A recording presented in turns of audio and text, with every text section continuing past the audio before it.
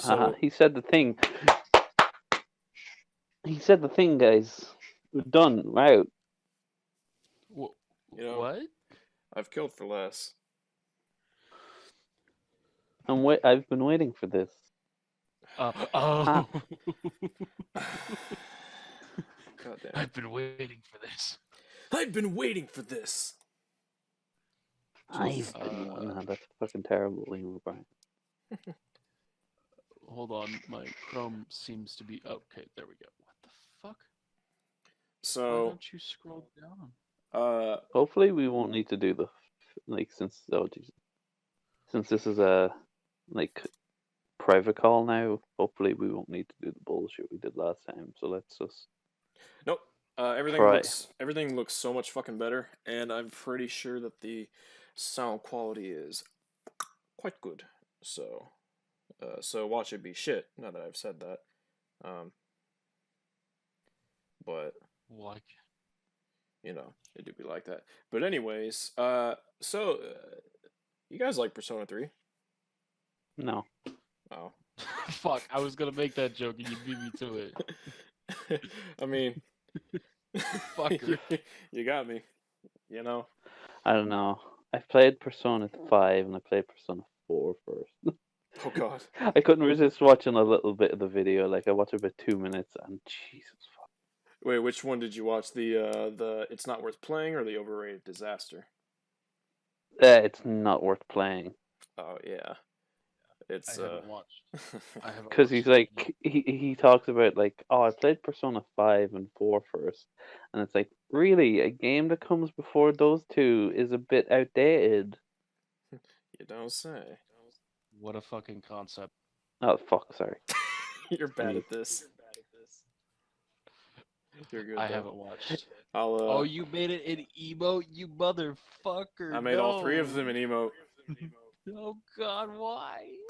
That's okay. I'm gonna bleep you out, and I'm gonna accuse you of calling me the N word. That's what I'm gonna do. It's No, gonna ruin your entire career. You're gonna get canceled, buddy. cancelled. But all my Twitter followers, I have 345 followers on Twitter.com. Shit. Well, God damn, I can't even say it. Okay, so, uh, I'm impressed. Arlo, I have a link to the watch together in the server thing. Oh, we're using that. Yes, that would be the case. Oh my God! You two have been waiting 2 hours for me. Wait, what? Have you two been waiting like 2 hours for me? I mean, we've just been chatting, playing some DMC5 and stuff. Yeah, I mean we've been. Yeah, It's not like we've just been sitting doing nothing. yeah. We've kept ourselves I went and got mildly lunch. entertained. No, I just fell asleep because I was kind of getting sick of waiting for like. Well, no, I wasn't getting sick of waiting for her to respond, my friends. But I didn't want to be. It's like time travel. Like sleeping is time travel. It's true. Yeah, No, I get that. It's all good. it's okay. In the meantime, I've been teaching Elle the beauty and galaxy brainness of Bringer Knuckle. I mean, no, I already knew Wait, about bring our that. knuckle. You Bring took. our knuckle is blue, and that's half of the color of purple. Oh Oh no, my no, God! don't do it. No, No, stop! Stop! Stop it! that arc is over. That arc of seas is It'll now. never be over. God damn it! No. Imagine, It's over. It's over when I fucking say it's over. Persona 3. imagine. Shinji's code. Oh God, no, no. Imagine Shinji's fucking code. Nick's. Oh, Imagine no, fucking. no, we need to get into this because I want to shit all over this video. Wait, hold on. Like, I want you all to think about like Nyx just coming down to Tartarus and being like, you know what? It's too much blue here. I don't like this place. It's like, oh Okay, shit. The so arcana is the means by which all is revealed. What the fuck? Purple? The moment man devoured the fruit of knowledge. Wait, what the fuck is I that? came here. I came here to destroy all life, and you have the audacity to greet me with purple. You fucking piece of shit. Okay, so are we watching Persona 3 as an overrated disaster first, or why you shouldn't play Persona 3? We will Why start. you shouldn't play. Yeah, we will start with that because I feel like the disaster video is way fucking worse and way more egregious. So. And also, this one's shorter, so it'd be Yes. easier to digest, I suppose. Oh yeah, it's a good Okay. starter course. So are both of you in the watch together? Is the image coming through and all that? I'm currently seeing the first frame of Persona 3's opening, so yeah. Yes. Yeah, play it a little bit, and we'll see, and then we can just start again. Yeah. Also, hopefully my TV doesn't come through. Tell me Oh, if it it doesn't? does, so I can edit my sensitivity. You're Okay. good. All right, let's go. Persona 3 has one of my favorite characters in video game history, a touching story with great resolutions, and an No sound. unforgettable soundtrack. No sound? Yeah. That's weird. Do you have your volume turned up on the watch together? Yes. That's weird. I don't know what to say about that. I've never heard of that happening. Play it again. Okay, yeah. I'll rewind it. Persona 3 has one of my favorite characters in video game history. Nope. Nothing? You still can't hear my TV, right? I cannot hear your TV. No. Okay. Let me open Sorry, I'm just this very- in the browser because since it's on my phone. Okay. Yeah. Are you gonna do like you did last time with the laptop and phone separate, or? Touching story I with don't know. great resolutions. The fuck? Why isn't it? Burp.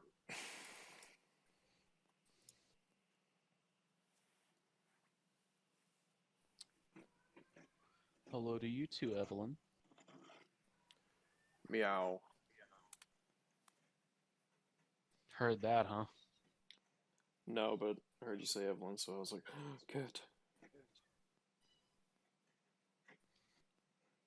My. Yeah, for my friends. my. Oh, kitty. What the fuck? I just got a Snapchat from my friend female saying shower time featuring Dante from the Devil May Cry series with the big sticker. Fuck yeah. It's dope. Wait, a femoid? I mean,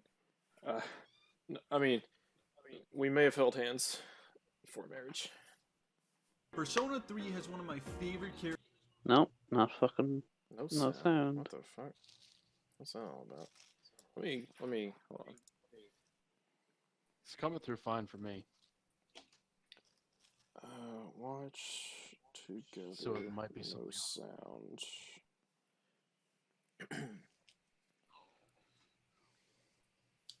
Might need to finagle. Wait, I can just get the watch TV up on my laptop. There you go. Yeah. Okay. And I guess like push to talk probably. I mean, it depends, I suppose, because I'm not using push to talk, so. That's true. Well, I have earbuds for my phone and headphones for my okay. laptop. Gotcha. Okay, that's fine. Yeah. Dude, Gatorade is so awesome. Just saying. This video is Is it? sponsored by Gatorade. Okay, Waterboy. Hey, I like Waterboy. So I think at least I watched it when I was like 4, probably. So Yeah. Bro, this is gonna sound. I'm gonna blow your fucking mind right now. But Adam Sandler Mhm. actually has this one really fucking good movie that's actually really emotional and really serious. It's called Rain Over Me. It's pretty fucking good. It's got Don Cheadle in it too. I think you mean it's called Uncut Gems. I like Happy Gilmore. What? Yeah. A lot of his old shit is actually really good. Oh yeah, like when he was actually trying to be funny. Well, Rain Over Me is actually one of his newer films, if I'm not mistaken. I heard that what was that movie about, like the diamond guy, cutting thief guy, whatever? I have no fucking clue. Guy's got so many movies I can't even keep track at this point. There was some movie recently that Adam Sandler did where he like, excuse me, where he like, he was some kind of like world class diamond thief or some shit. Uncut Gems. Yes, I heard it was really good. By the way, it is. I am getting sound. Persona 3 has one of my Persona 3 is one of my. You heard that? Yeah, I heard it like 5 times already. Epic. Before we start, obviously the biggest Chad in Hollywood is Marky Mark.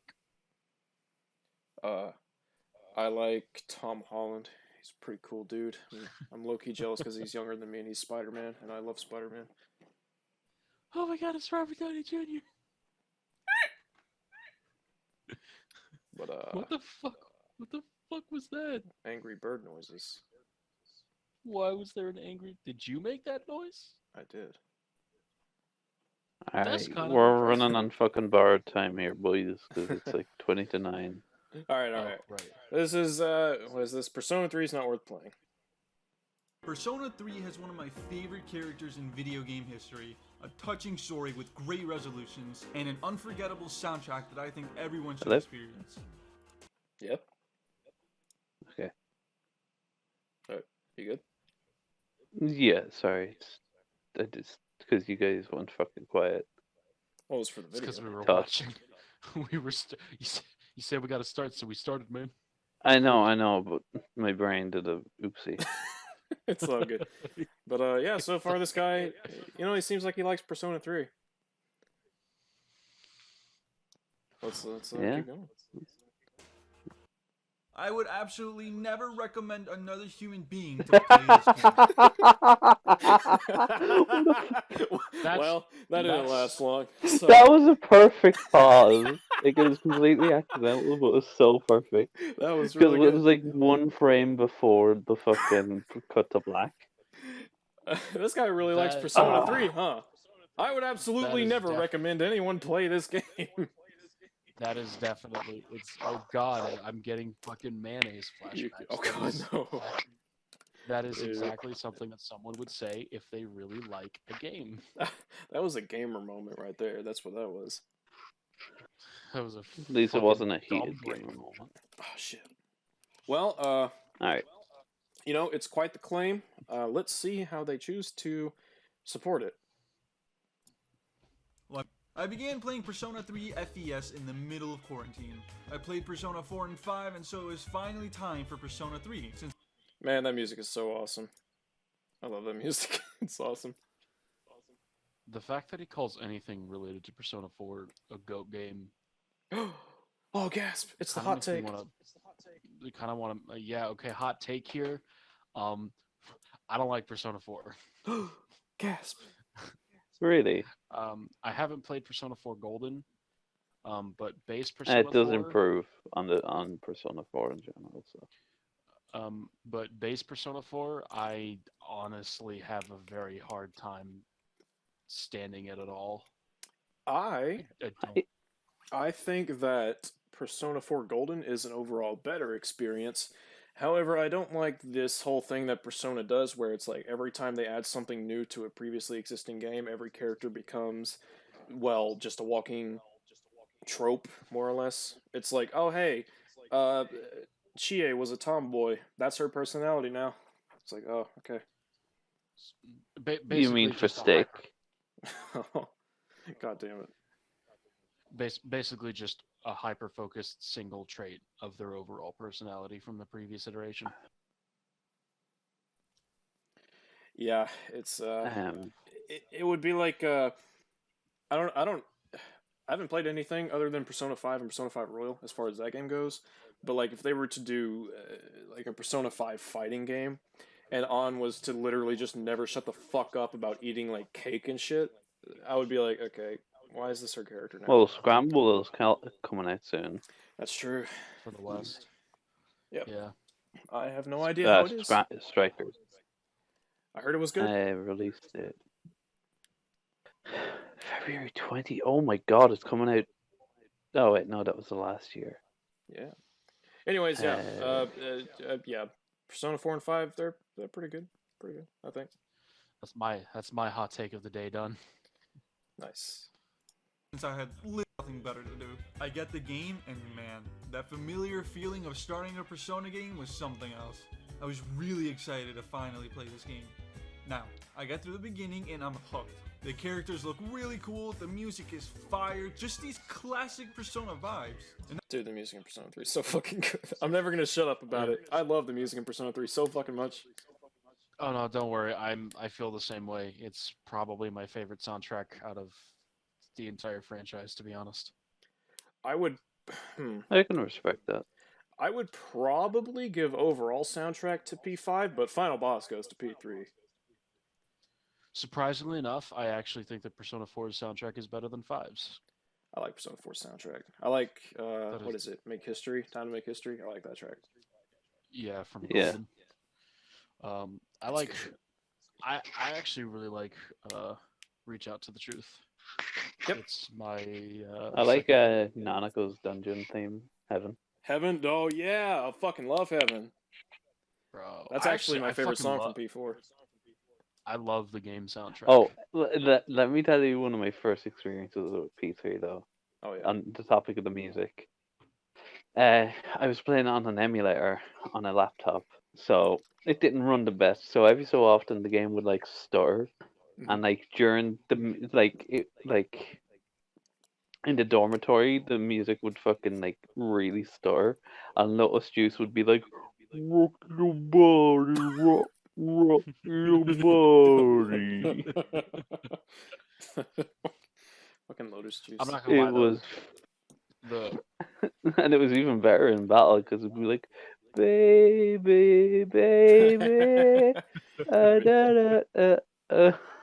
And I was like, "Oh man, this music isn't great." And then I heard it Feels properly. awake, anger beats loud, face reality.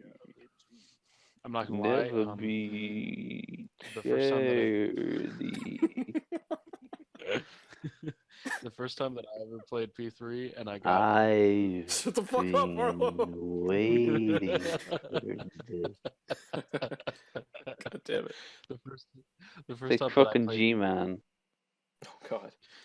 Anyways, what were you saying, first Luis? time that the first time that I played P3 and I got done with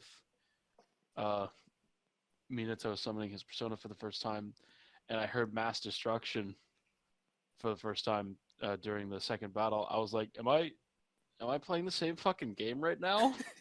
Yeah, no, Mass Destruction is really like kind of I love it. kind so of tone deaf in its sound. I love the jump But- from that cutscene. It's like to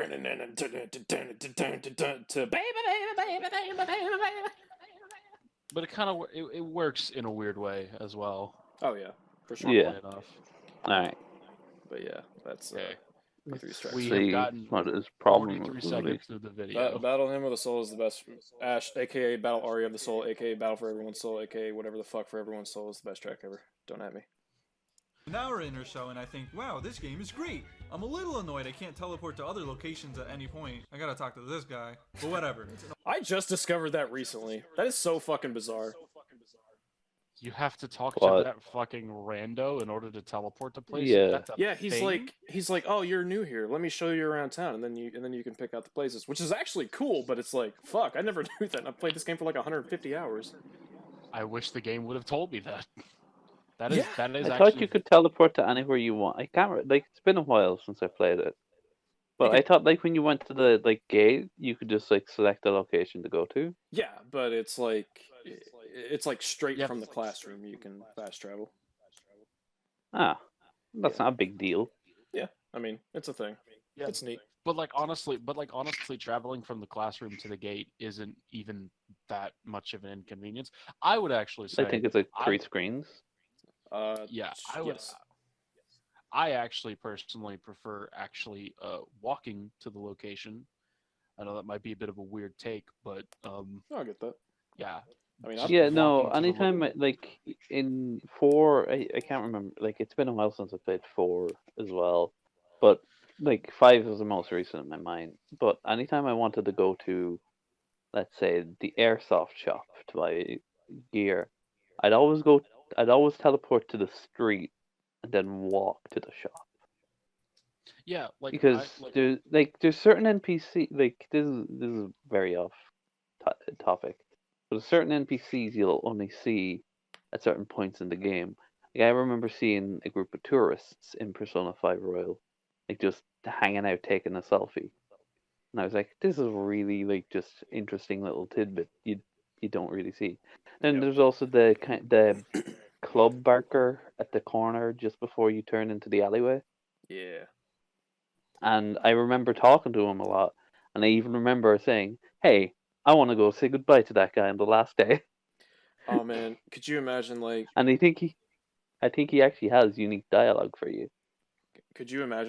if they did a Persona 3 remake where people are getting hit with the apathy syndrome, so like you start getting little mini events that happen on certain days. Oh, that'd be so cool. I know that'd be pretty fucking Man, dope. Persona 3 remake is a no, weird if they're gonna concept, remake but any, it could work. if they're Like, gonna remake any Persona game, it needs to be one or two. thank Yeah. God I'm not the only one who thinks that.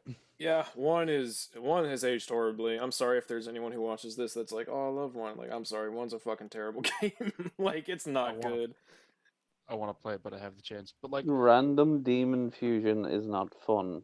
Yeah.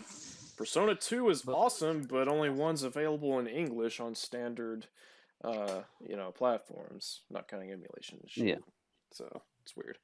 But Persona 2, ooh, that story is very good. but like, yeah, in Persona The games in Fuhrer. particular. Cool Fuhrer. Sorry, go ahead.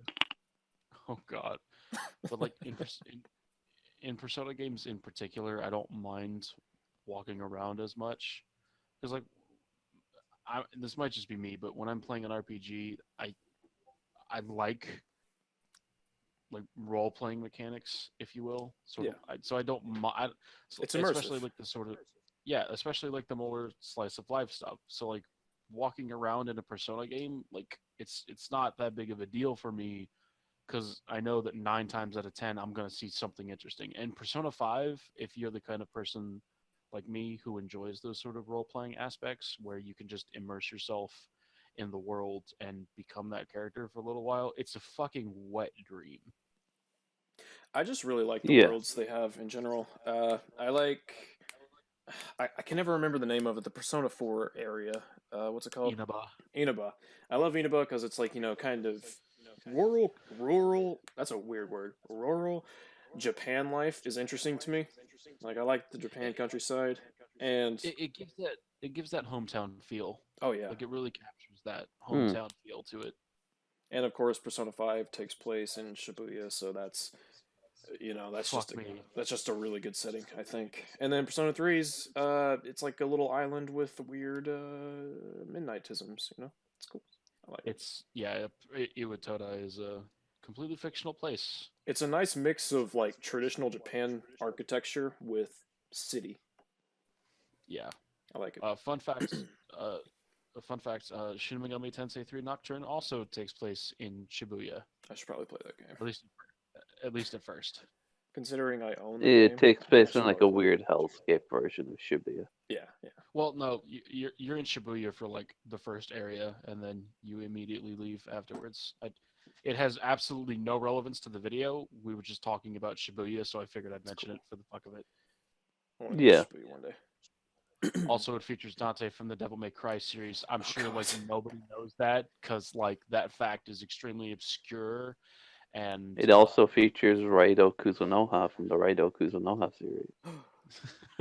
Oh, Luz, remember how I told you I was brainwashing Shelby into getting into Devil May Cry? Is it working? Please tell me it's fucking working.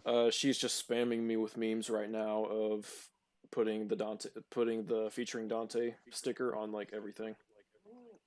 Does it feature Virgil from the Special Edition series? That's the real That's question.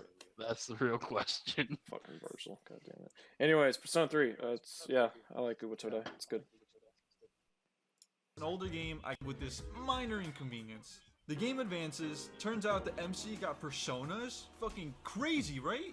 This is where we are introduced to Tartarus, the area you explore and grind in Persona 3, and this is where the game first gets into shambles for me. Now, the gameplay in Persona 5 and 4 were never the highlights of the game.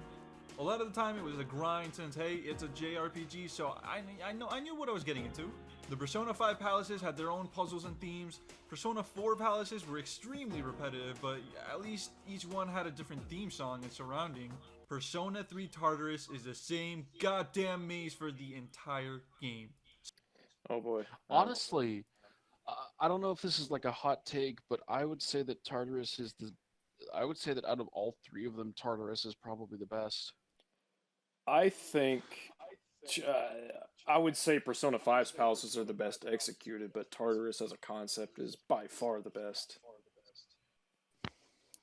Because like with Persona 4 and 5, it creates this feeling of sort of mini burnout because you essentially start out at the beginning of a dungeon and you essentially explore to the very end of the dungeon and that's your goal, and then you immediately have to start over. Like 4 and 5 get very repetitive because they're very clearly going through the exact same process when introducing you to each dungeon. But with Persona 3, it introduces you to the dungeon once at the beginning of the game, and it says, okay, this is your main goal.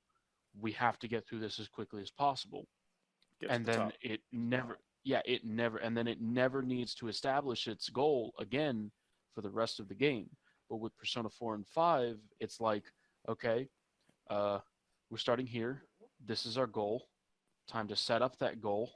Okay, now that we've had like 3 days of setup for that goal, time to get to the end of that goal again. Okay, we've got to the end of that goal. Time for a little bit of a lull period. Oh, hey, new goal. Time to spend 3 or 4 days establishing that goal. Like it gets very It's a very tiring It's the process same when it happens. formula for each palace, basically, with the Yeah, exception of But like mementos at the end of P5 and things like I that. was about to mention Mementos because you do need to get to the end of Mementos as well. yeah. Yes. Uh, So Memento is Um, just like it's essentially just a Tartarus 2.0 in a way. I mean, yeah, and I would say if P5 was built entirely around mementos, it would absolutely be my favorite.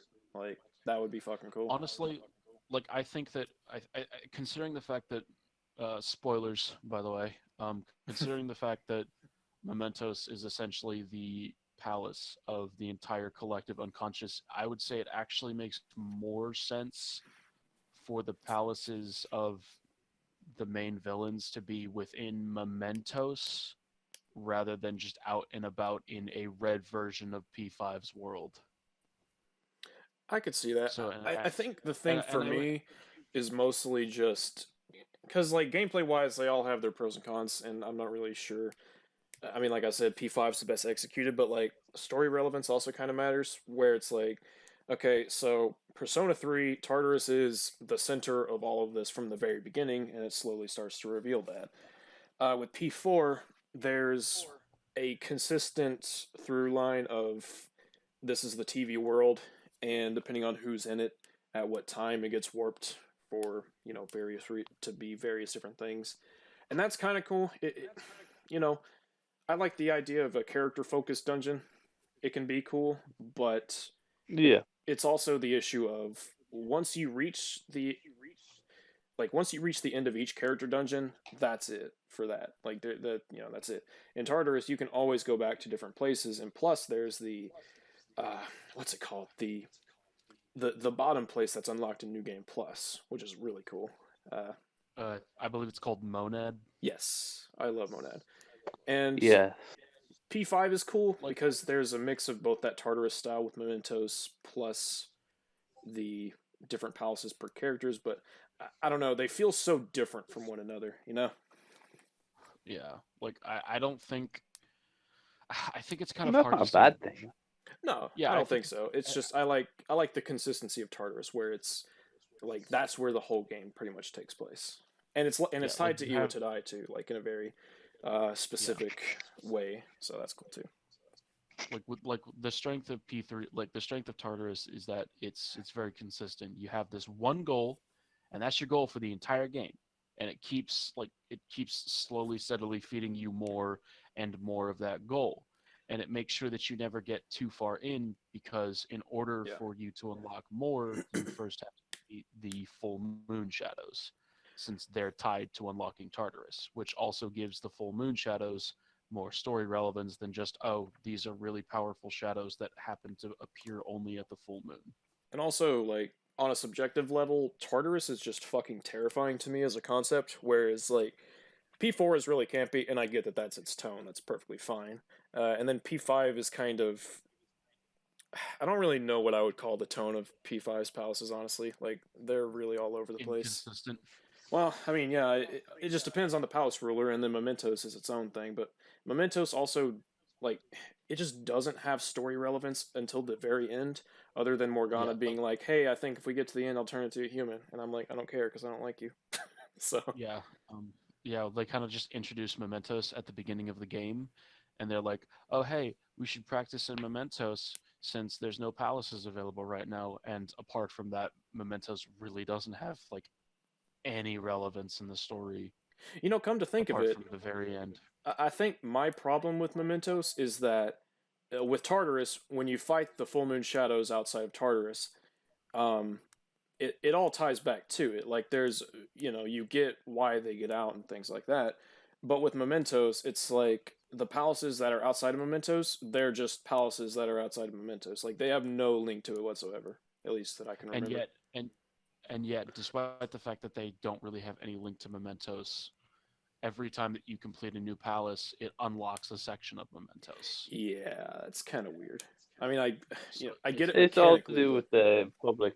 It's well, public perception of the Phantom Thieves. That's true. Yeah, and the palace of, like, as far as I remember, it feels a bit more coincidental though, palaces. maybe.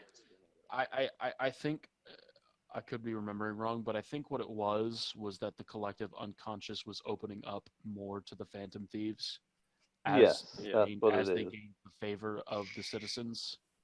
yeah.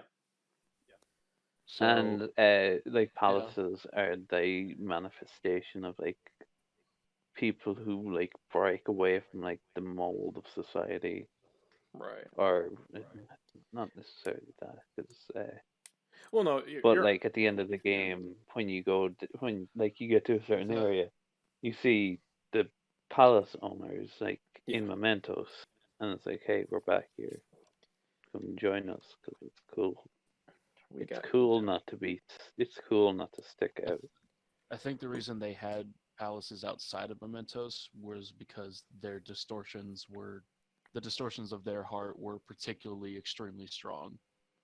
I think I would have just Yeah, liked some little allusion to mementos in each palace, like even a small kind of uh like some underground because I mean like Maruki royal spoilers royal spoilers for Oh, in anyone who that cares case, about that. Well, the oh final well, palace, Maruki's okay. palace is tied to mementos, so it's like that in a really cool way. Like I fucking love what they do in the third semester. And yeah. I kind of wish that more things like that had been done. Like, especially with fucking business guy. What's his name? Rivers in the Desert. Shido, It's Shido. Shido. Yes. business guy. He's a politician. Fuck.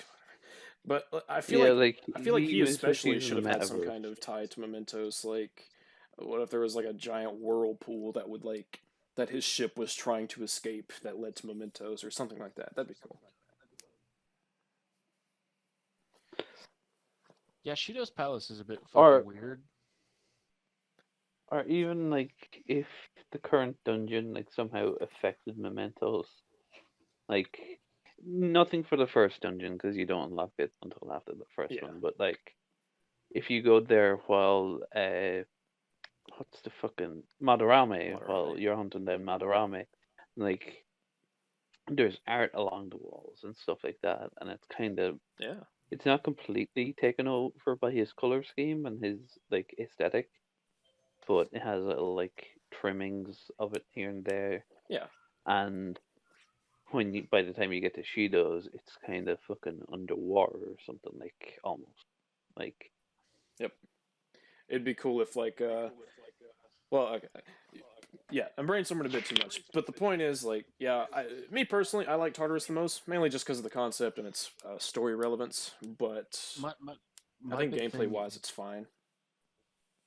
Yeah. My big thing is I think it's pretty hard to say which is objectively the best Yeah, definitely. method for each game. Absolutely. I think each game has their own strengths and weaknesses when dealing with each one. Um, so yeah, I think it's very hard to say like this is like Tartarus is objectively the best or uh, TV World is objectively the best because they're all so I think vastly different from one another. I think my argument would be that Tartarus as a concept is potentially the best, but Persona 5's overall the palaces and mementos were executed better Yeah, for what they were. So that's what I would say. I, gotcha. But anyways, I will. Mr. TC Nick can take it away. Sometimes the colors change, and they add an instrument to the same song every once in a while.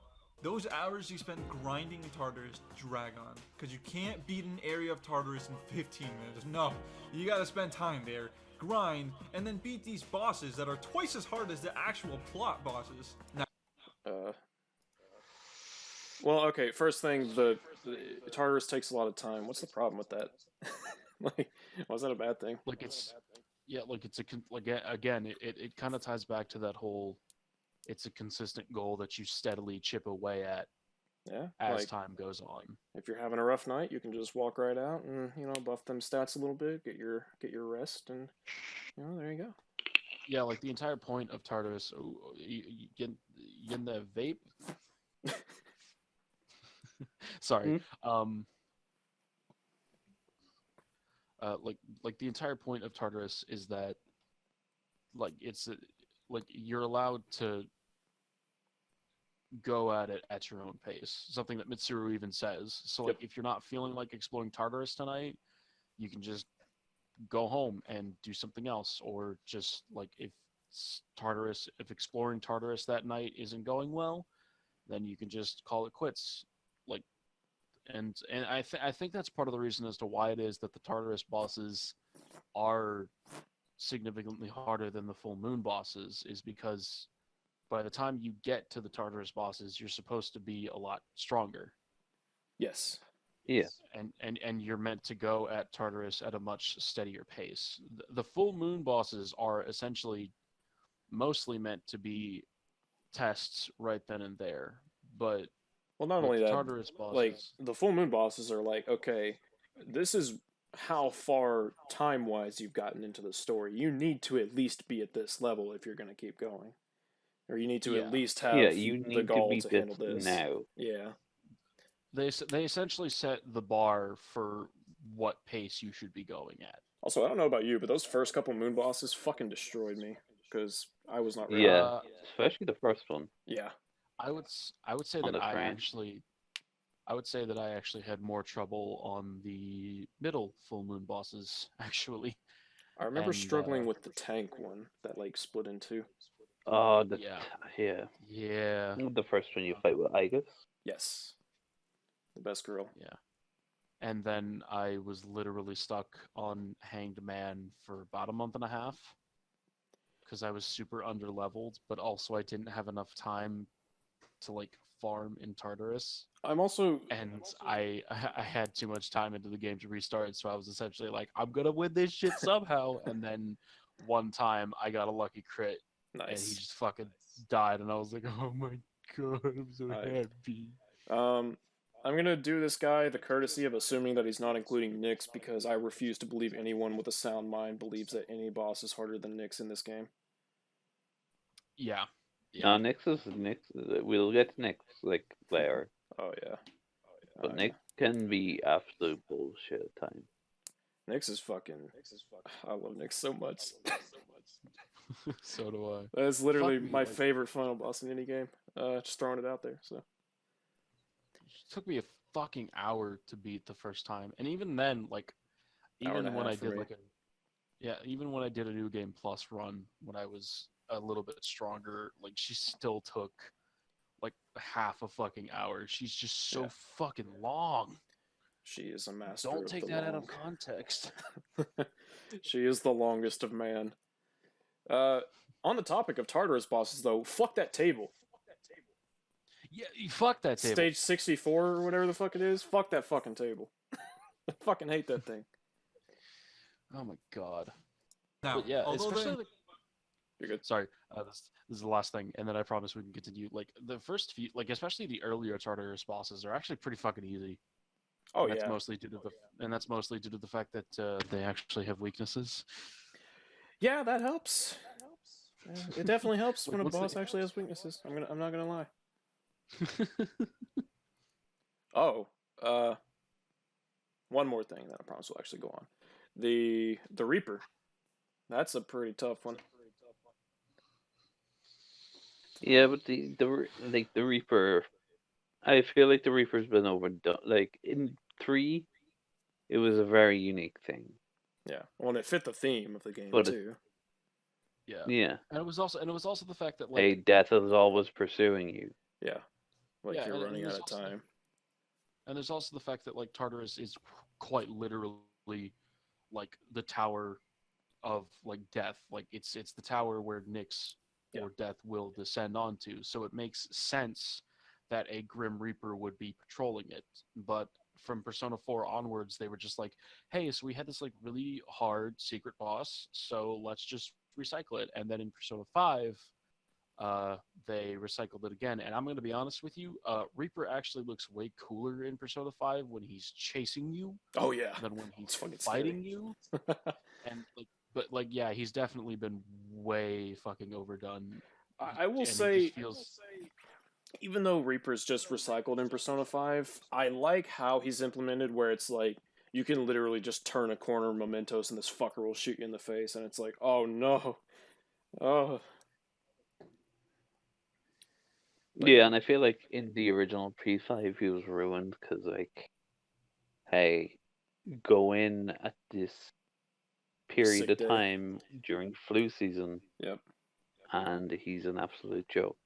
Yeah, my yeah. first playthrough, Whereas I stumbled across it and I was like, oh, okay. My first playthrough, I never used it, like, because I didn't know about it. I had beaten the game by the time I knew about it. Yep. But yeah. and like in Persona 3, you need like a specific strategy to beat him because otherwise he's virtually impossible to beat regularly. Dude, holy fuck. Like if Yeah, you but good don't, luck actually getting that fucking strategy out. Yeah. yeah, like if you don't get him with a Thunder Rain, you're basically fucked. Even if you do, like, he can really.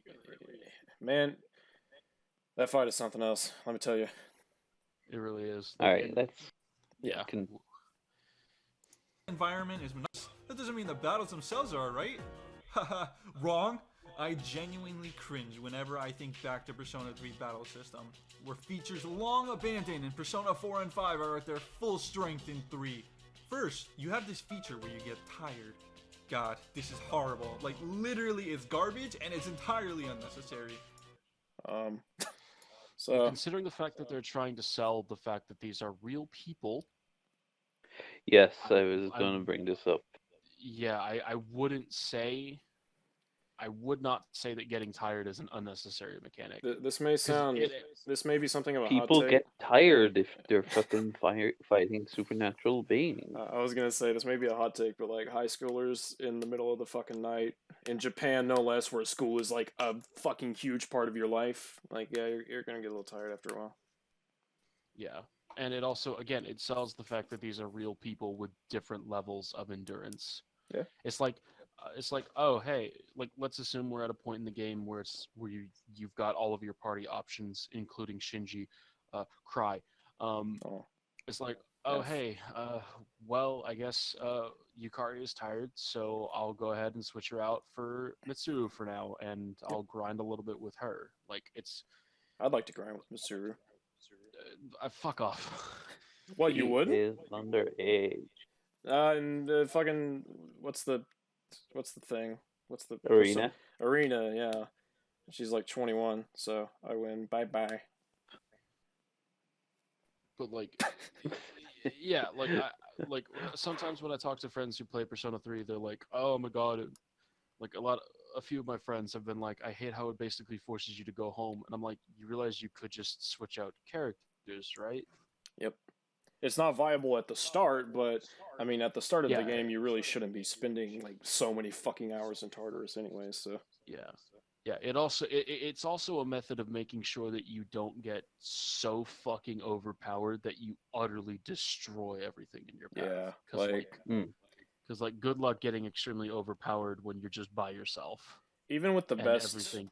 even with the best level grinding, like I got to Nyx at like level 92, and I thought I was gonna be OP because I fucking destroyed Strega, and then Nyx was like, "Nah, dude, lol." And even then, like becoming tired basically becomes a non-issue later on in the game because they don't get tired as often. Yeah, Like when I got to like the last like 3 areas of Tartarus, I very rarely had anybody say like, "Oh, I'm tired." So Are not you not saying only that it's almost like their endurance built up over time, over the course of this year they've been doing this? yeah, pretty much. guys, that sounds It's fucking that's almost stupid. What are you talking about? it's almost like it was a way of showing their character growth through gameplay naturally. Yeah, pretty much. Yeah, And because like, for me, real quick, just like one of my things is that whenever I go into Tartarus, and I've done this since pretty much I first started playing the game, I always play until, and I always grind until all of my characters are tired, and that's the point where I'm like, all right, this is where I go. And like by the end of the Yeah. game, like fucking hell, it takes forever. Yeah, because they're gaining endurance as they go on. Like again, Yeah. it's meant to show their character growth. And I would actually say I don't know if this is a hot take or not. I would actually say that the game is enhanced a little bit with characters getting tired Oh, definitely. because you get that sense of progression where it's like, oh, I can only go like 5 floors before my teammates get tired, and then by the end of the game, it's like, let's go, 20 floors. What's up? Yep. It's like, oh So it's shit, like fucking 75 floors. Psh, child's play. pretty much. I mean, fuck, and it's actually pretty effective. Oh yeah. But anyways, yeah, I think the tire mechanic is. I think it's good actually. Calling it I unnecessary just is. pre-ordered. Wait, Sorry, what? go ahead. I just pre-ordered Strikers Oh god. because if you Okay. pre-ordered the fucking, if you pre-ordered the digital deluxe edition, you can play it 4 days early. So Oof. Chill. this game, Chill. No, I'm joking. oh, we're shilling for Persona. Talking about Persona. What? What? What? What Hey, you guess think? what? You, Persona's a really good series. Shin Megami Tensei is a really good series in general. what you think? Just because I named this podcast after the fucking group from Persona 3, and that I've said that Persona 3 is one of my favorite games of all time, that suddenly I like Persona? What the fuck, dude? Oh, I thought that you called it seize because we seize with our eyes. Oh, see, there you go. I seize the bullshit in these terrible criticisms. Yes. But anyways, All right, we're already let's about I would we're actually. about move two and on a half to minutes that. in, so you know not too bad. Fucking hate this shit. Basically, you ain't tired in Tartarus. This means they're more likely to miss their moves, sometimes they'll knock themselves out, and they'll never land crits, which is the worst. Not only that, but let's say you want to go to the lobby, because you want to make a new persona, because the only place in Tartarus you can access the room to make personas in is in the lobby. Your tired party members will instantly ditch you. They're gone for the night, there's no getting them back, you're on your own. I So- wonder if that's because they're tired. I mean, just wait a little bit. Just wait a little bit. Like I don't know what to Like say. honestly, just like make your persona and then go home and then come back the next night if they're not tired. If you're making so much progress that like your people are getting tired, then you're probably doing fine without Weird. getting that Sorry fusion. about that. I must have accidentally hit the end call button. Oh no, you're good. But did you catch what the guy in the video said? Yeah, no, but again, it's just reiterating an old point because like it's almost like these are their own people. Like you can't force them to stay. Yeah. Yeah. Like I I get like it's a that, video too. game and you should be allowed to, but I no, they wanted to go for something very unique with this game and they hit it nail on the head. I will These say characters I completely get why someone playing a turn-based game where like strategy is a big thing would want complete and total control, but I also appreciate a game that's willing to say, "Hey, these characters have agency to a degree. So like you're their leader, you're the point man, but that doesn't mean you can just force someone who's fucking sick and puking to go fight a reaper." Yeah, like Persona 3 essentially tried to put a unique spin on a turn-based RPG, and I would say for the most part, it stuck the landing. Yeah. And again, like it also makes sense that like because like why would they force them to stay there when their lives are at risk Yeah, and they're tired or they're P3 sick? It's both of the P3 pro tags aren't exactly like aggressive people anyway, so that would be just kind of weird. yeah, and even Mitsuru would be like, hey, they're tired. They're just going to be a liability in battle. They need to Yeah. go home. It's also worth Or noting that like the Persona 3 protagonist isn't like the leader of Seas. Like that title goes to like Ikutsuki. And when he's yeah, gone, maybe Mitsuru. Like Protag is just the point man. Like they lead the yeah. charge, but they're not managing intel and they're If not they're not the leader per se. Yeah. Whereas like in P4 and 5, like no, you're everyone's boss. Or so they tell you. Yeah. And even then, if Akutsuki were to find out that Minato was forcing people to be there while they were sick or they were tired, then Somehow. probably, yeah, then he would probably be taken off as the leader, even if he has the unique ability to wield multiple personas. Yeah. Like the cool thing about Persona 3 characters is that they don't take shit from one another. So if you were to They be really like, don't. if there were an option for the player to be like, no, you're gonna stay, the other character would literally just be like, fuck you. Pretty much, and that's what I like about the Persona 3 characters. They literally don't take shit from anybody. They're awesome. But Unlike fucking Morgana, who just insults Ryuji the entire game, and whenever Ryuji decides to defend himself, he's just like, "How could you do this? I'm leaving the Phantom Thieves forever and making one of the I fucking worst hate sections of the Morgana. entire game." Fucking hate Morgana so fucking like much. you have to fucking track down. Like I don't mind Morgana, but I will agree that that fucking point in P5 made me like Oh yeah. Morgana a whole lot less than I should have. Because like I get the fucking like it's fine to have like that kind of banter between two characters. Oh, and It's kind of like like I think as soon as Morgana experiences any kind of pushback, it's like Morgana's a petty character. That's not a bad thing, but it's annoying.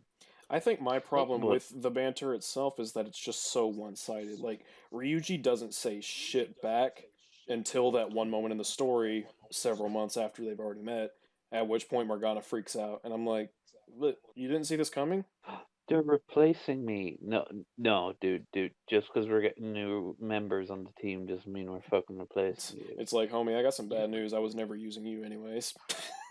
like for me, These, it kind it's of not like we actively s- seeked out these people. Yeah. like for me, Like it kind of. Sorry, go ahead.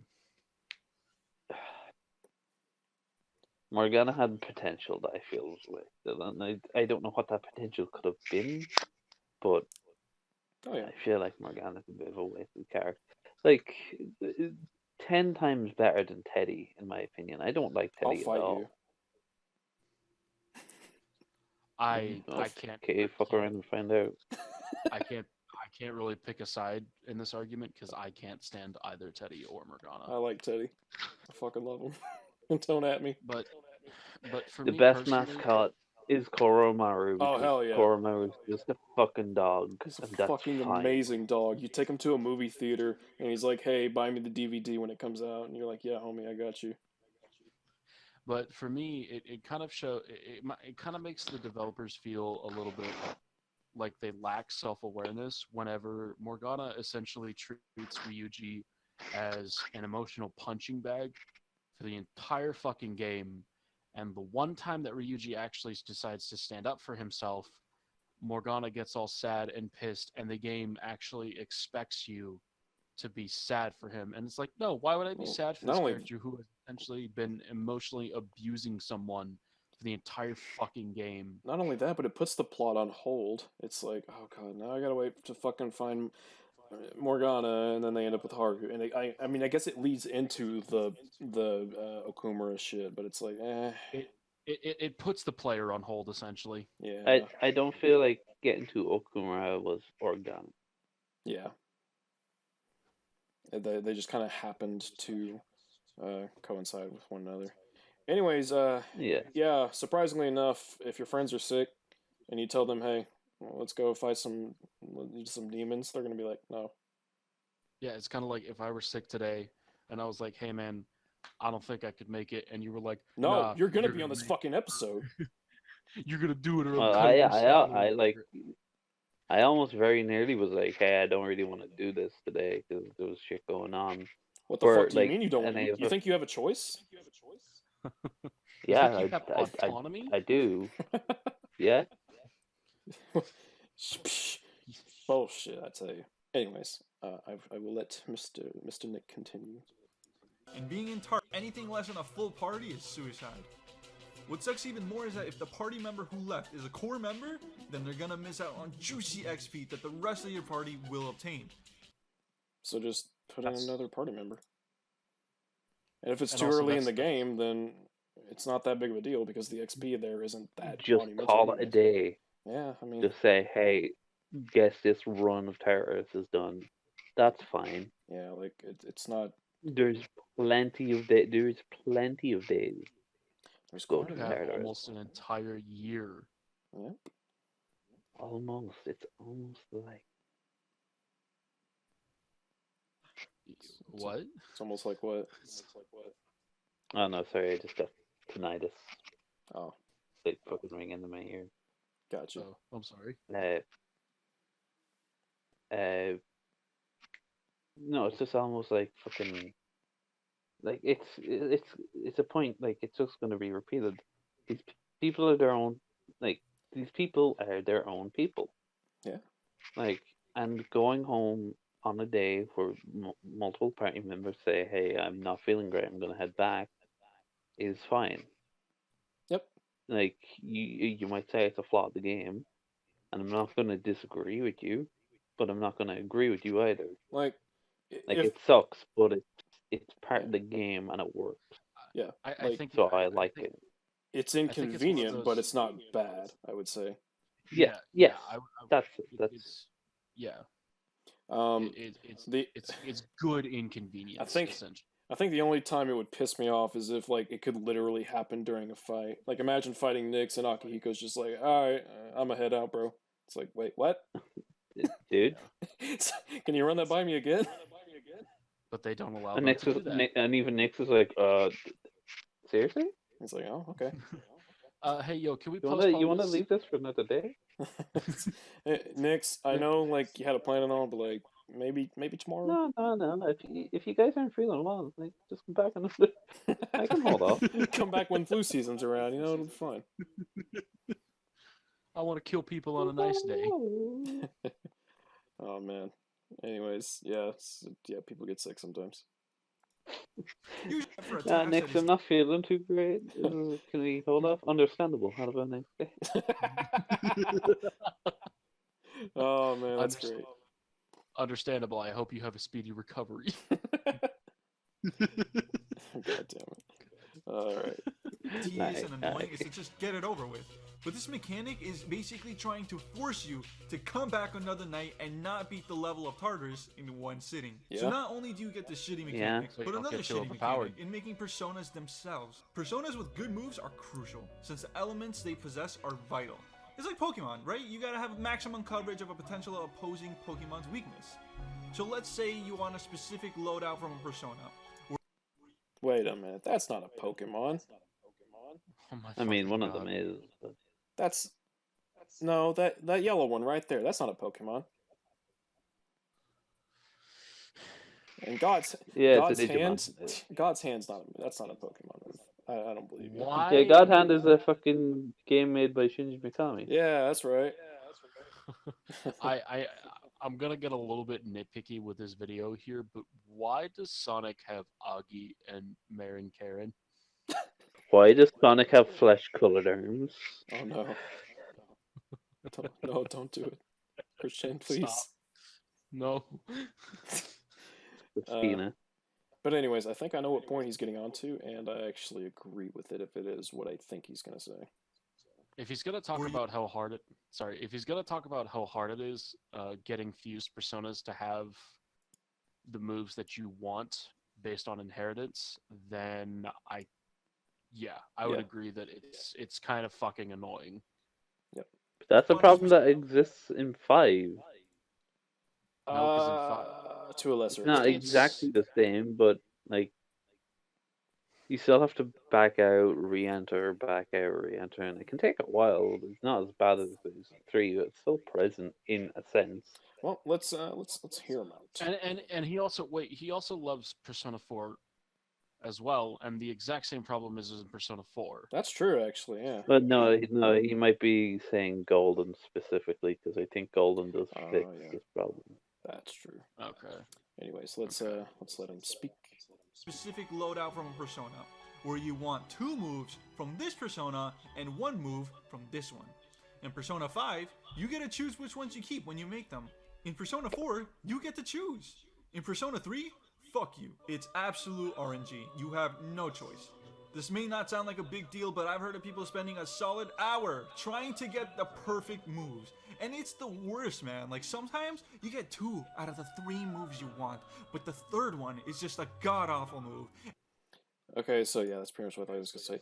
I am inclined to agree. I hate the re-rolling in Persona 3. It's a fucking pain in the ass. I don't like it. Yeah, okay, I was mixing 5 and 3. Yeah, it's this I would think of.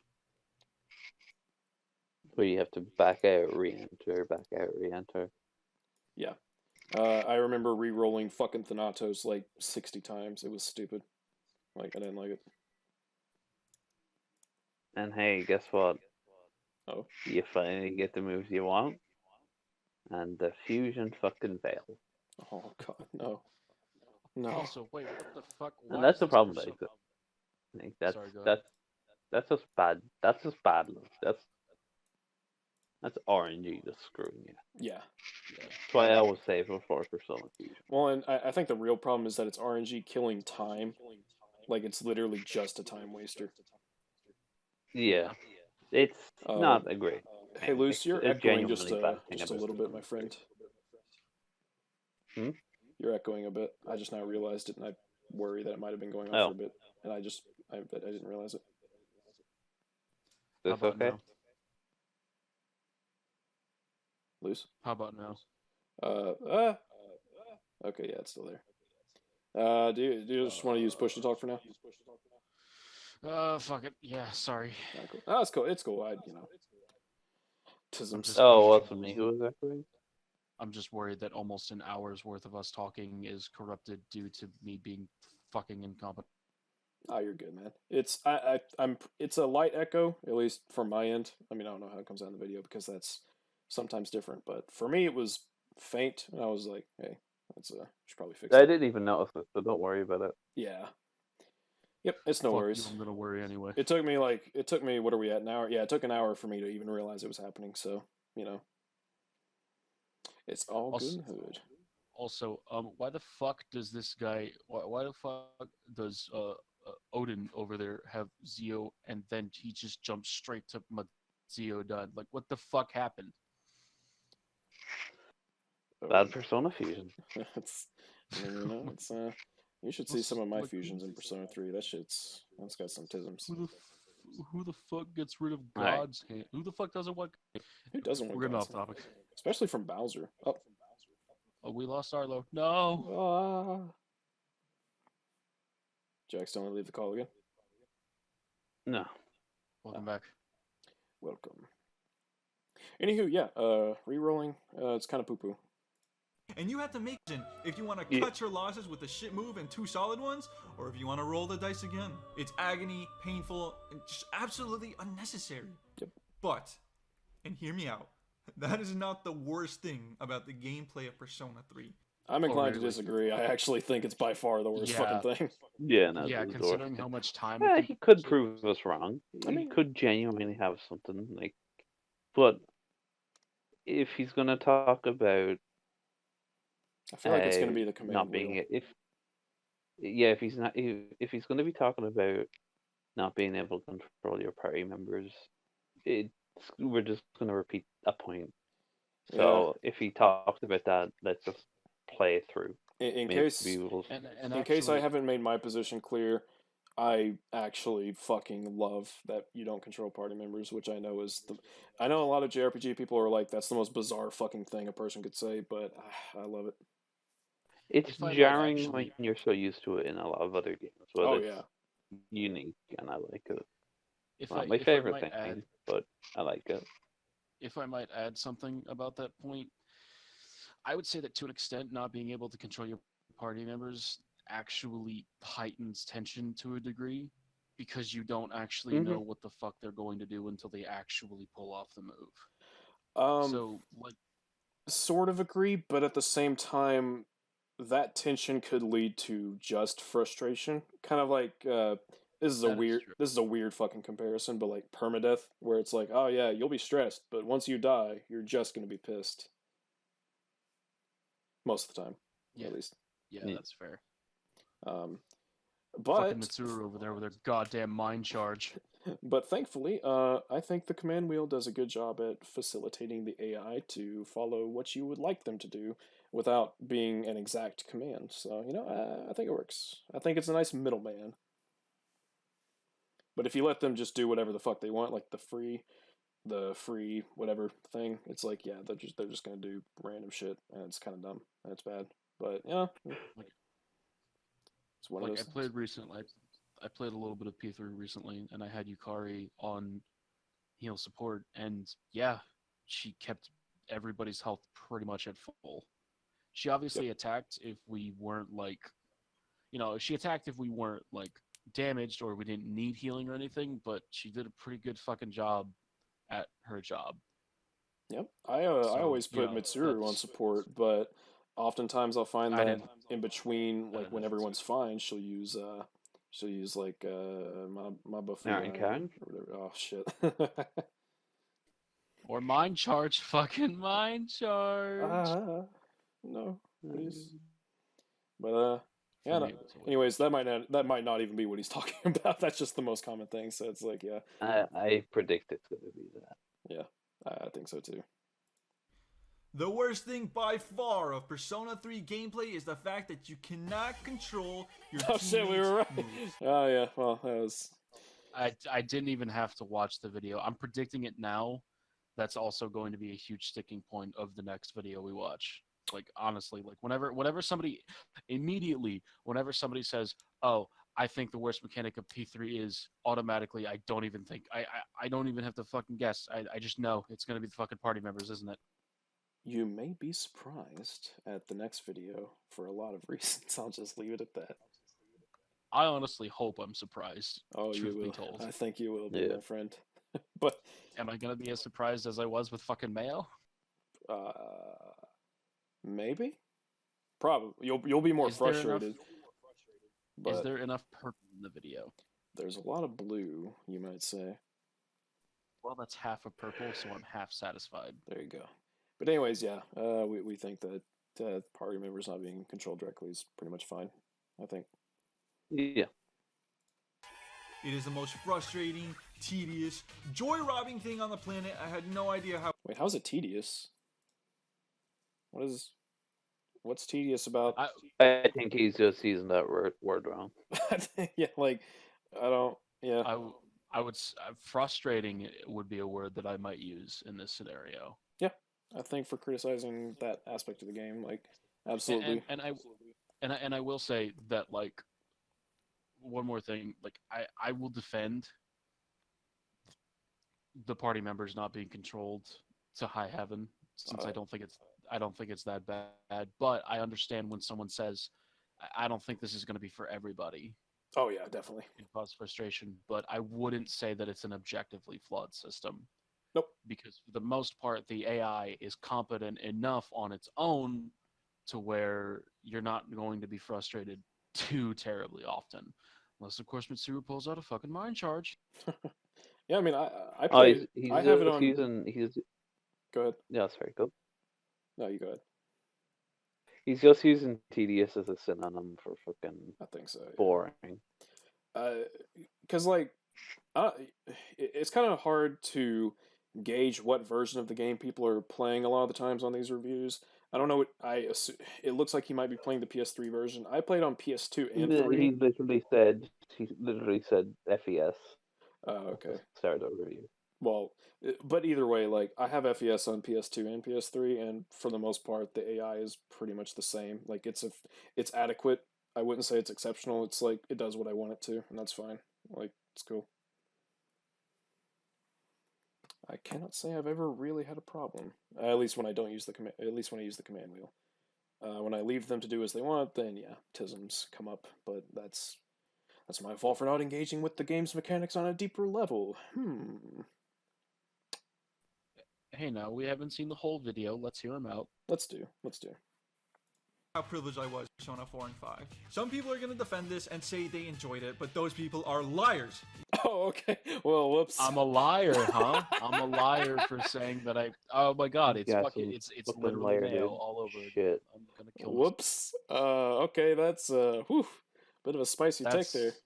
That's a huge blow to your credibility when you literally just say that an entire section of your audience Part of me lied. feels like he's being hyperbolic on purpose, but at the same time, it's like if you're gonna even if you're gonna joke about something like that, you really need to be careful about how you word it.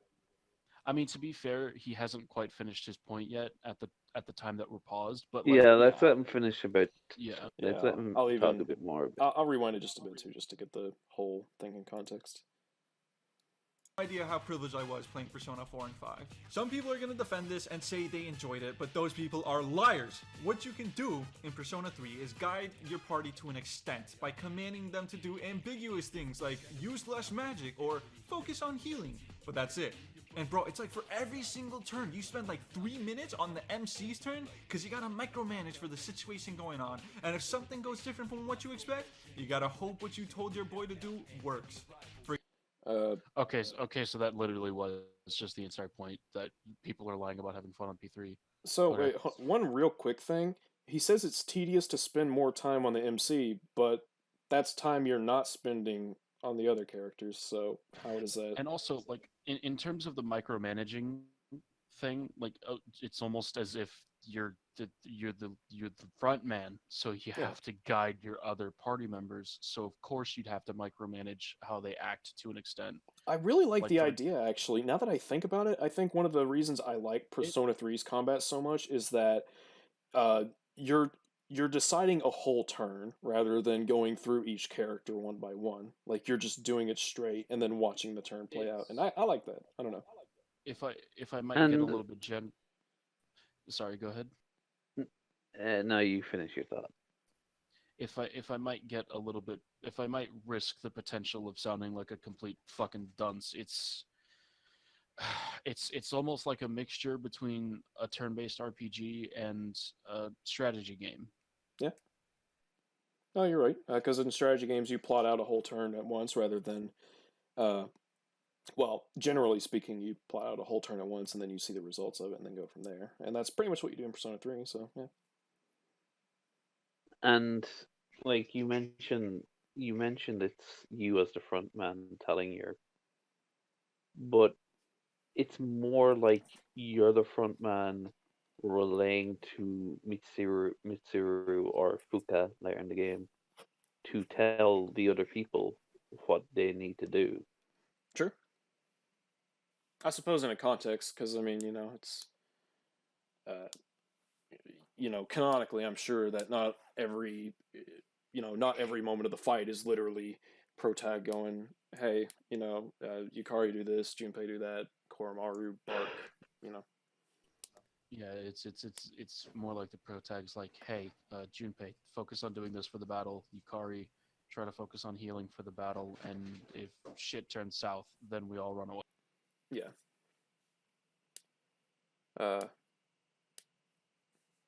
Arlo, your thing is just kind of lighting up green. Eh? That's weird. Oh, I guess it was just a little That's- glitch on my screen. Anyways, yeah, you're coming through fine. It's just, I don't know, that was weird. But anyways, yeah, no, I think it's fine. For example, a simple situation. There's 5 enemies, all weak to ice. Your homie has a move that uses an individual ice attack that costs 12 SP.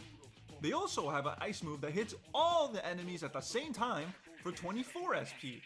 Now, for those who've never played Persona, SP is just stamina, right? It's like the limiting factor in battles.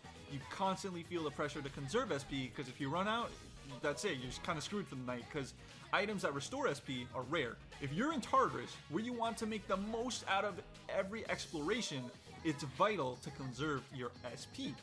Now, back to the example. Anyone with half a brain would use a move that costs 24 SP to just get it over with, right? Well, the AI refuses to be optimal and would much rather use the individual move 5 fucking times, using over double the amount of SP necessary. I actually agree with that. That happens a lot, and it annoys the piss out of me.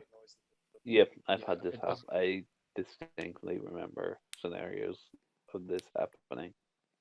Not just for like elemental weakness, but like healing as well and stuff like that. Yep. Actually, come to think of it, I've also had situations where like all but one enemy will be weak to ice, and then they'll use the hit every enemy with ice, and I'm like, dude, why? Come on. I don't think it's a huge detriment. Like, it's never caused noticeable problems for me. Yeah, But- it's not fucking game breaking. Mildly annoying, yes, but it's not such a huge issue that it completely and totally like breaks the fucking experience for you. It's also uncommon to experience like so many enemies at once. Like most of the time, it's 2 or 3. Most of the time, at least in my experience. Does anyone else have to wanna add something? No, I don't I really mean, have anything to add. Like Yeah, it's just a shitty thing that happens Yeah. often, and it can't be controlled. Yep. Unfortunately. It's I fully agree, but I don't think it's as bad as he's making it out to be. Yeah, it's not an inherent flaw with the system. It's just how the execution was done. No, it's a flaw with the system. I But, would say it's Like, the system was flawed. I'm not gonna say it's a perfect system. oh yeah, definitely. It's shitty when it happens. But it is But, hey, circumstantial. to live with it. So, and there's ways to work around it anyways. So, I mean, Yeah. it's just one of those hits. Other time, want your partner to use a move that buffs the speed of the team. But meh, they might not feel like it, and they'll buff your defense instead. And it's random shit like this. I mean, I don't know that. I can't really think of any situations in Persona 3 where I wanted a specific buff. Maybe it's just because I haven't played on hard mode that much, but I mean, to be honest with you, like, it could just be me, but considering the fact that I was the one person I was able to control, I was generally the one mainly handling stuff Yeah. like buffs and debuffs, because yeah. I knew I could guarantee that they'd be a thing, and even healing to an extent, I mostly handled a lot of the time. Well, even extending that to like items, whenever I would cast a like a magic shield around the entire squad, like yeah, that's normally what I did. But during the next fight, when fucking Igus does it, I'm marking out. I'm going crazy because I'm like, oh my god, it's so cool. It was cool. I don't rely on the team for that, which I mean, I guess you could say that's a flaw with the game, sort of, but I don't know. That's a very specific complaint, I would say to an extent, it's again you being the front man and managing the team as a whole. So like you're the main guy who uses items because of the fact that you're the pseudo. Right. Or like yeah, I mean, I don't know. It's just such a specific complaint. It's hard to really. It's like, yeah, you're right, but I don't know. It's like, yeah, you're right, but it's not a big issue. Yeah, it's like, yeah, it's a weird point to me. This that could literally cost you the battle in Persona 3. And if you lose the battle in Persona 3, you reload from the last time you saved. And you can only save at the base of Tartarus. Welcome to the PlayStation 2, buddy. I mean, Not it's kind even of the PlayStation 2. This was Persona like 4 did the exact same thing. And even actually no, even in Persona 5 to an extent, the exact same thing is true. You can only save at certain points. Isn't Persona 2 also that way? It's like PS1. Like, That's just how a lot of JRPGs are. yeah, yeah. it's kind of like complaining that, I mean, this isn't even a JRPG, and I hate to reference Dark Souls because everyone does it, but it's like complaining that it takes you all the way back to the bonfire. It's like, well, yeah. It's Well, like it's we're creatively bankrupt now. You just fucking Fuck. the Dark Souls. I have a Dark Souls reference in my Devil May Cry 5 video. Because why not? Devil May Cry 5 and Dark Souls are basically The same game. They have purple in them. I can understand why. They But, have like, yeah, free it's- roam it's- cameras. They're the same game, dude.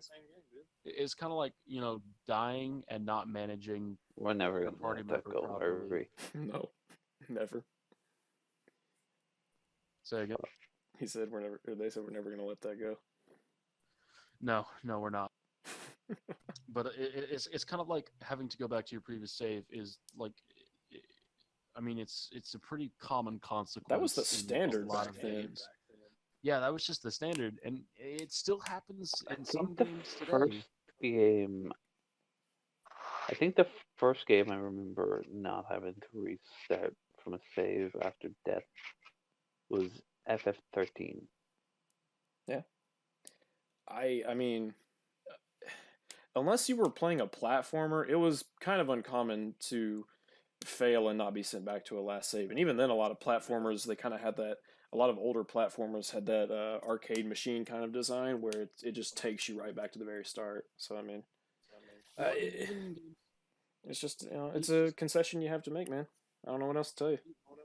Well, even in more recent games like Prototype, where it's a free roaming game that you can save at any point in time, like, despite that fact, if you go into a mission and you die, you start the mission over, because losing your progress is a consequence of dying.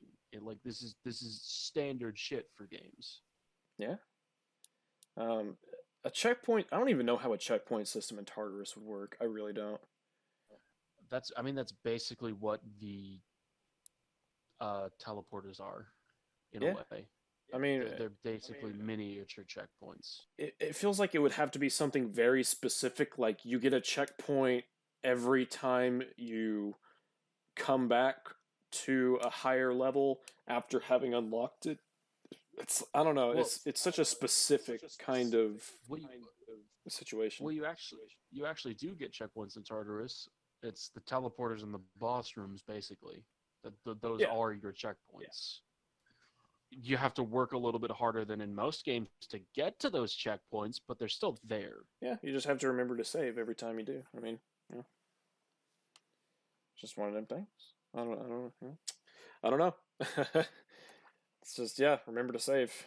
It sucks when you don't, but yeah, it's I just mean, that's just how the game works. like, I think I've had more progress lost to a power outage than I have had to Oh, same.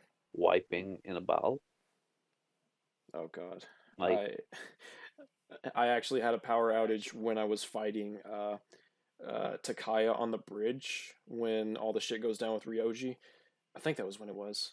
And yeah, I was like, oh fuck. It was such a pain in the ass. You good, Luce? Yeah, sometimes when I'm using Discord on my phone, it just decides to crap out and not transmit or You're good. output audio. It's all good in the hood. But yeah, we're gonna go ahead and just keep on going. We're halfway through the video, guys. Woo! Also, I feel personally attacked because I've lost a lot of progress to dying through P3. Same. So you can have, since you've just spent the last 45 minutes grinding, your entire team being tired, so you're not able to save, since your squad, they'd leave you. But you just want to get this level of tart over with, so you head in a battle, you lose because your teammate used the wrong move, and all that progress you had, gone. This is the type of shit that creates serial killers. Oh my god. All right. If I Okay, buddy. if I first of all, that's taking hyperbole to a next level, to another level, and It's also shit like this that caused Columbine. Like, don't you know? if I might say something about I ain't, this I ain't point, fucking touching that. neither am It's I. good. Go ahead, Luce. Um, he specifically mentioned your party members being tired. Um, if you lose progress because you're fighting with tired party members, at that point, it's hard for me to feel sympathy for you because it's Yeah. your fault, because you refuse to go back because you want to keep your party members there. I understand why you would, but the game is literally giving you a warning in flashing lights saying, hey there, hey buddy, you keep using this party member, you're going to be at a serious disadvantage during your next fight.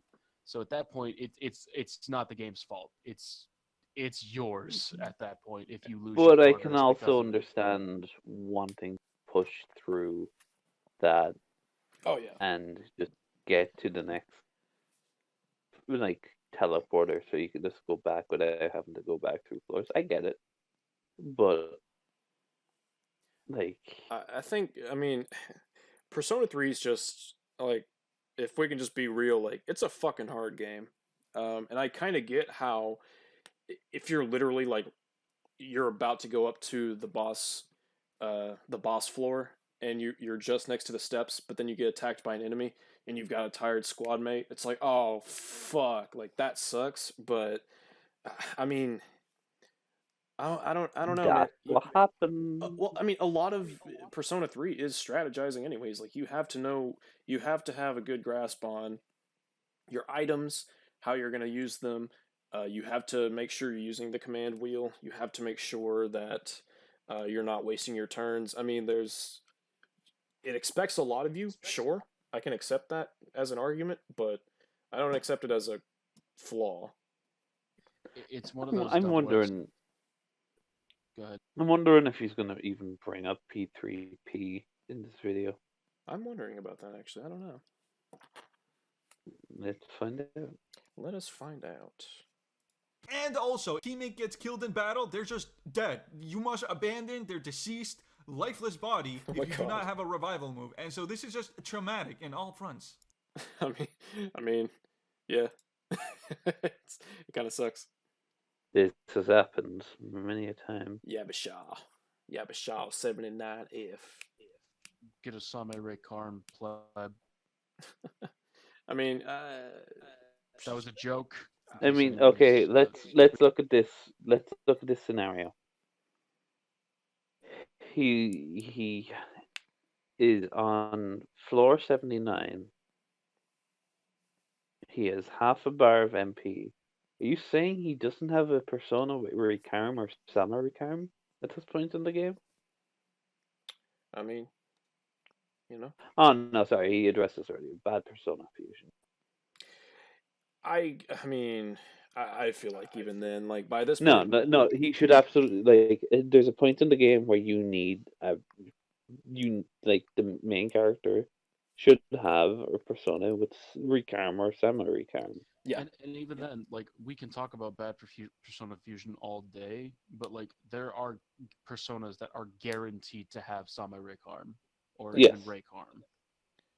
But also, like, at this point in the game, like, he mentions them being tired and stuff, but like at floor 79, the party members are very unlikely to be tired. So like, how much are you fucking exploring, bud? not only that, but like, I hate to, I really don't want to be the guy who's like get good, but like, what are you doing during your fights? Like, I get the game's hard, but like, holy fuck, you are in a pickle, my friend. So you've either just been going at this way too long, or Okay, you're goofing around.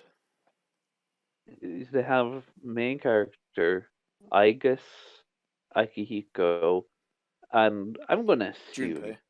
Because it'd be common. No, I'm gonna assume because it'd be common sense to have Yukari or Mitsuru. No, it's Junpei, the one below the pro tag. You see the hat and the chin hair, the goatee. Oh, Yeah. why the fuck isn't he using a healer? Akihiko Akihiko and I guess has both have healing healing, don't bonus. they?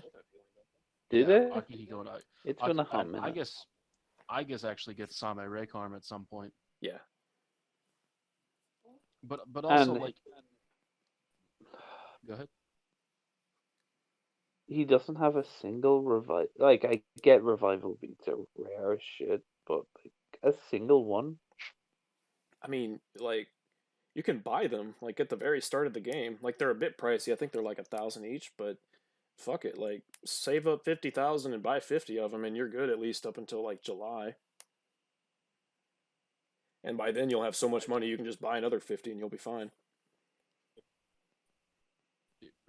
Pretty much, yeah. Like revival beats at some point in the game are not that hard to come across. They're not optimal. Like, I'm not because gonna. they're- This yeah. isn't a criticism of the 4 and 5, but I feel like he was just too used to the hand-holdy nature of them. Like, they're Almost. still difficult games. 5 vanilla But was pretty hard, but it was also my first game, so yeah. Yeah, but 3 is on a bit of a different level compared to. Well, actually, compared to base 4, I would actually say that base 4 is a little harder than 3 to an extent. But Really? golden, No, base 4, like, you can still control your party members in base 4. yeah, but at the same time, you also have enemies randomly getting second turn cycles. So That's you true. know. I will say 4 vanilla was pretty hard, but when I played golden, it was a joke. It was so easy. Real quick, okay. I'm gonna let this next bit play out, and then I'm gonna talk about it a little bit, and then I gotta use the bathroom, but I'll be real quick. So. Cool. Now let's say you're a determined or psychotic person and won't let the gameplay bother you. Or you find a loophole by playing the game on easy mode, thus not having to worry as much. Well, there's another problem. Or you could just get good. Oh, all right. I'm shitting, but yeah. Persona 3 is flawed in the sense that the calendar system it has going on depends on the moon cycle, and so the story's juice only happens once a month. Calling bullshit on that one. I'm just gonna leave you all with that while I go real quick. I am calling mad fucking bullshit on that point.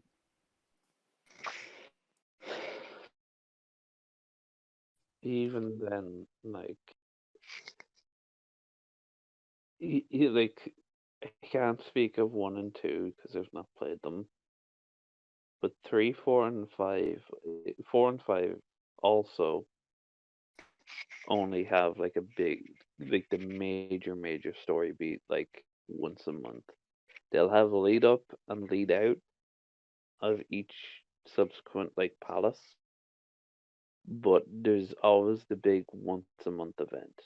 That's usually the change of heart in 5, or the resolution to what happened in the TV world, which would be like Yukiko recovering, Kanji, like basically your party members recovering, joining your party. Pretty much. Alright. And It's What have I not missed? a big deal. And just talking about like how 4 and 5 also share like the once a month like kind of big story thing.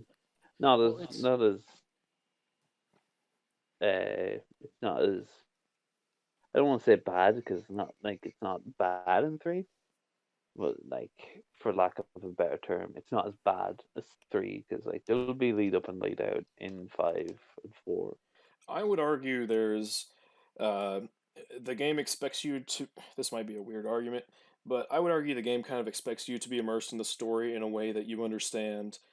Since the start of the game literally tells you in a year you're gonna die, that this downtime is extremely important, not only for training but for like just spending time with your mates.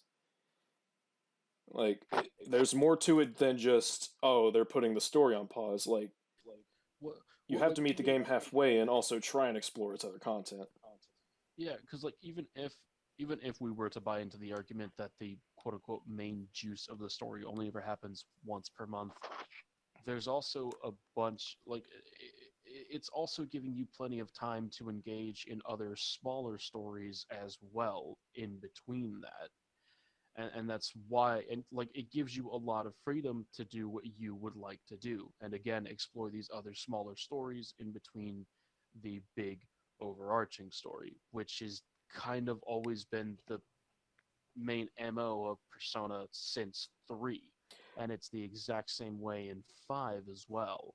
It's also worth noting that um, the members of S.E.E.S all have interesting dialogue throughout the months during the downtime. I get that there's not much of it because, PS2 game, there's only so much content they can fit in. But, like, Junpei when he meets Chidori, or like Mitsuru when her father dies, or when Akutsuki's gone, like, there's quite a bit of little snippets you can pick up that can help kind of fill the gap. I get that it's not like a whole cutscene or anything, but you know, Or like how Akihiko is basically always talking about personas and shadows, like for a good like 30% of the game. That's like all he talks about. Jesus Christ. yep. But I can kind of get it because he's really enthusiastic about doing it. So it actually kind of makes sense. I kind of just invalidated my own point. I mean, it's that's part of discussion is coming to an understanding. That But is fair. I mean, but Arlo, any further analyses? No, not on this point, Dude, really. Are you wondering if he played the game yet? Huh? Are you wondering if he played the game yet? I'm wondering if he paid attention. Oh snap! And just so we're clear, I'm not trying to shit on him. Like I'm genuinely curious as to how much he paid attention. I'm more just memeing because we kind of did that with Mayo, and Mayo very clearly like fuck Mayo. I will say it's interesting to note that a lot of this guy's gameplay is from the earlier parts of the game, and he's complaining about being out of party members. So I'm just thinking to myself, I mean, how far did you get exactly? Because When by the time Shinjiro comes into the party, you are fucking spoiled for options in terms yeah, of party members. Like honestly, like there's a lot. like as long as you're not letting any specific character fall off, Yeah. then characters becoming tired is basically a complete non-issue. Except for Shinji. Alright, so, like, by the time you get Shinji, you have everyone, right? Yes, he is the last part. So Is your he the last part? yeah. So your potential party members are, you'll always have main characters. So you'll have Junpei, Yukari, Akihiko, Mitsuru, Koromaru, and Shinji, And Aegis. and Aigis. Yeah, like that's. And there's no one else in the game who could ever be considered a useful party member, because no way in hell would anyone ever want to use a little shitbird called Ken? I'm sensing a lot of animosity towards Ken. Ken should have taken that fucking bullet. Oh my god! He's a fucking child. Oh my Jesus god! Christ. Holy He shit! should have taken that fucking bullet. Shinjiro did not need to die for Ken. Hot For take, Ken. maybe. For Ken. If it was for Akihiko, yes. If it was for if it was to save Koromaru, absolutely. Oh yes. man, could you fucking imagine how sad it would be to watch someone die saving Koromaru? Oh my god. But for fucking Ken? No, I get that, like, Shinjiro was responsible for his parents' death, and that was his atonement, and that's fine. It's thematic. It's appropriate. But fuck Ken. I hate Ken. I like Ken. I mean, I don't like Ken. I think he's fine. I didn't really. You're dancing a dangerous dance there, my dude. Here's my take on Ken. I don't think he's poorly written, but No, I think he's fantastically written. Yeah. I just don't like kids. He's a fucking shitbird, and I hate his guts. And he gets a fucking glow up in the arena. Do you think he'd be cooler if he had a hat that said "Get Smoked" or "Big Smoked" or whatever? No, I think he'd be cooler if he wore some fucking pants. I mean, true. I think it'd be cooler if he was a good character. I And think he's a good character, but I think it'd be cooler if he didn't get my favorite character killed. I think it'd be cooler if you were not able to romance him in the portable version, but that's just me. That's a little weird, not gonna lie. I'm just so grateful that 4 and 4 Golden never lets you fucking go after Nanako. God. But then they run that back in 5 because you can go after Futaba. I mean, Futaba's at least like 1 year younger than Protag, so it's like fine, Yeah. but it's still weird to me. I go after the people that are actually my age because I'm actually their age. So Or older than me. yeah, there you go. Anyways, How it can be best. what the Cowkami is best. What the fuck was this guy even talking about? He was talking the full about moon. how the main juice is only once a month in terms of story. Right. Okay. And that kind of ties into the fucking thing I was talking about, because like stuff with Shinjiro and Ken is tied to a full moon event. Yeah, I Isn't think it? it's. I mean, I get why they had it happen on a full moon because it's convenient to, tying them in with Strega and and keeping the party away because of the full moon shadow and all that. But it's like, I mean, not everything needs to happen on a full moon, and not everything does. Like, there's times where other things happen, and that's fine. But, I don't know. I think it works overall. Teaches explicitly not a full moon event. Yeah. Also, the social links are a thing. And I may be in the dark, I may be a lone wolf here, but Persona 3 social links are pretty fucking good. There's a couple of stinkers, but Hierophant is the best. Hierophant's fucking awesome. Sunboy is best, though. Akinari. Sunboy is Oh, the guy who's a big foodie. The, the sick boy. I don't want to call him fat, man. Oh, I yeah. don't want to be fucking rude to the guy. Nozomi, the fat boy, he's unlikable as fuck. Like, he's just unlikable. I can't remember. Is the French guy in 4 or 3? 3. 3. Bebe. Bebe. Yeah, Bebe. Bebe. I never did that one. I heard it was bad. It's not the best. But yeah, Akinari is the best social link in this entire series, and I will shun anyone who dares say otherwise. So, but yeah. Anyways, maybe a few days that month. So literally, you go an entire 3.5 in-game weeks without anything advancing plot-wise. Not only does this make you forget some key aspects of the plot, but it just results in poor pacing of the story. I mean, if you're forgetting shit, that's on you, buddy. I don't know what else to say. Yeah. No, like, I get it, like, stuff can be paced far apart, but placed far apart, but it's on you to remember stuff. Yeah, I mean, it's like it's like when, for instance, when oh god, I'm scared to go into the subject, but when Donkey was talking about The Last of Us Part 2, he was like, I remember what happened in this game. I don't remember what happened in Doom or Sekiro, Ghost of Tsushima, and it's like, well, that's on you, buddy. Like, I don't know what else to tell you. Like, that's your problem. Or it's also like, if we're talking mechanically, it's also like when you don't play a game for a while and you forget the mechanics. It's like, that's not the game's fault, that's yours. Yeah, I mean, it's... Or like how Mayo forgot to actually play Devil May Cry 5. Oh, snap. You just snapped the lid right off of that. I'm gonna stop talking about him one day, but that is not today. He's the arch rival of S.E.E.S. He's Takaya. He is the rival of this arc, if you will. But yeah. I got about like 30. I got about like 30 minutes left. All right, before we'll try and power through this video. Yeah. It's key, since it's what lets you get invested in the story and actually care about it and its characters. When that gets ruined, you can ruin the entire game for you as a whole. Now this is extremely notable in Persona 3, where like I said, nothing can go on for weeks at a time. Well, you might be thinking, at least they have the social link stories you can work on in the Yes. meantime, and this is true. The social link moments, which is basically, chilling with the homies, is one of the most notable things about the Persona series in general. Persona 3 is also known for having the best social links in the series for people outside your party. Hey, at least you However, said that. there is a flaw to this. There are 20 social links in the game. Out of those 20, only 2 you can do at night.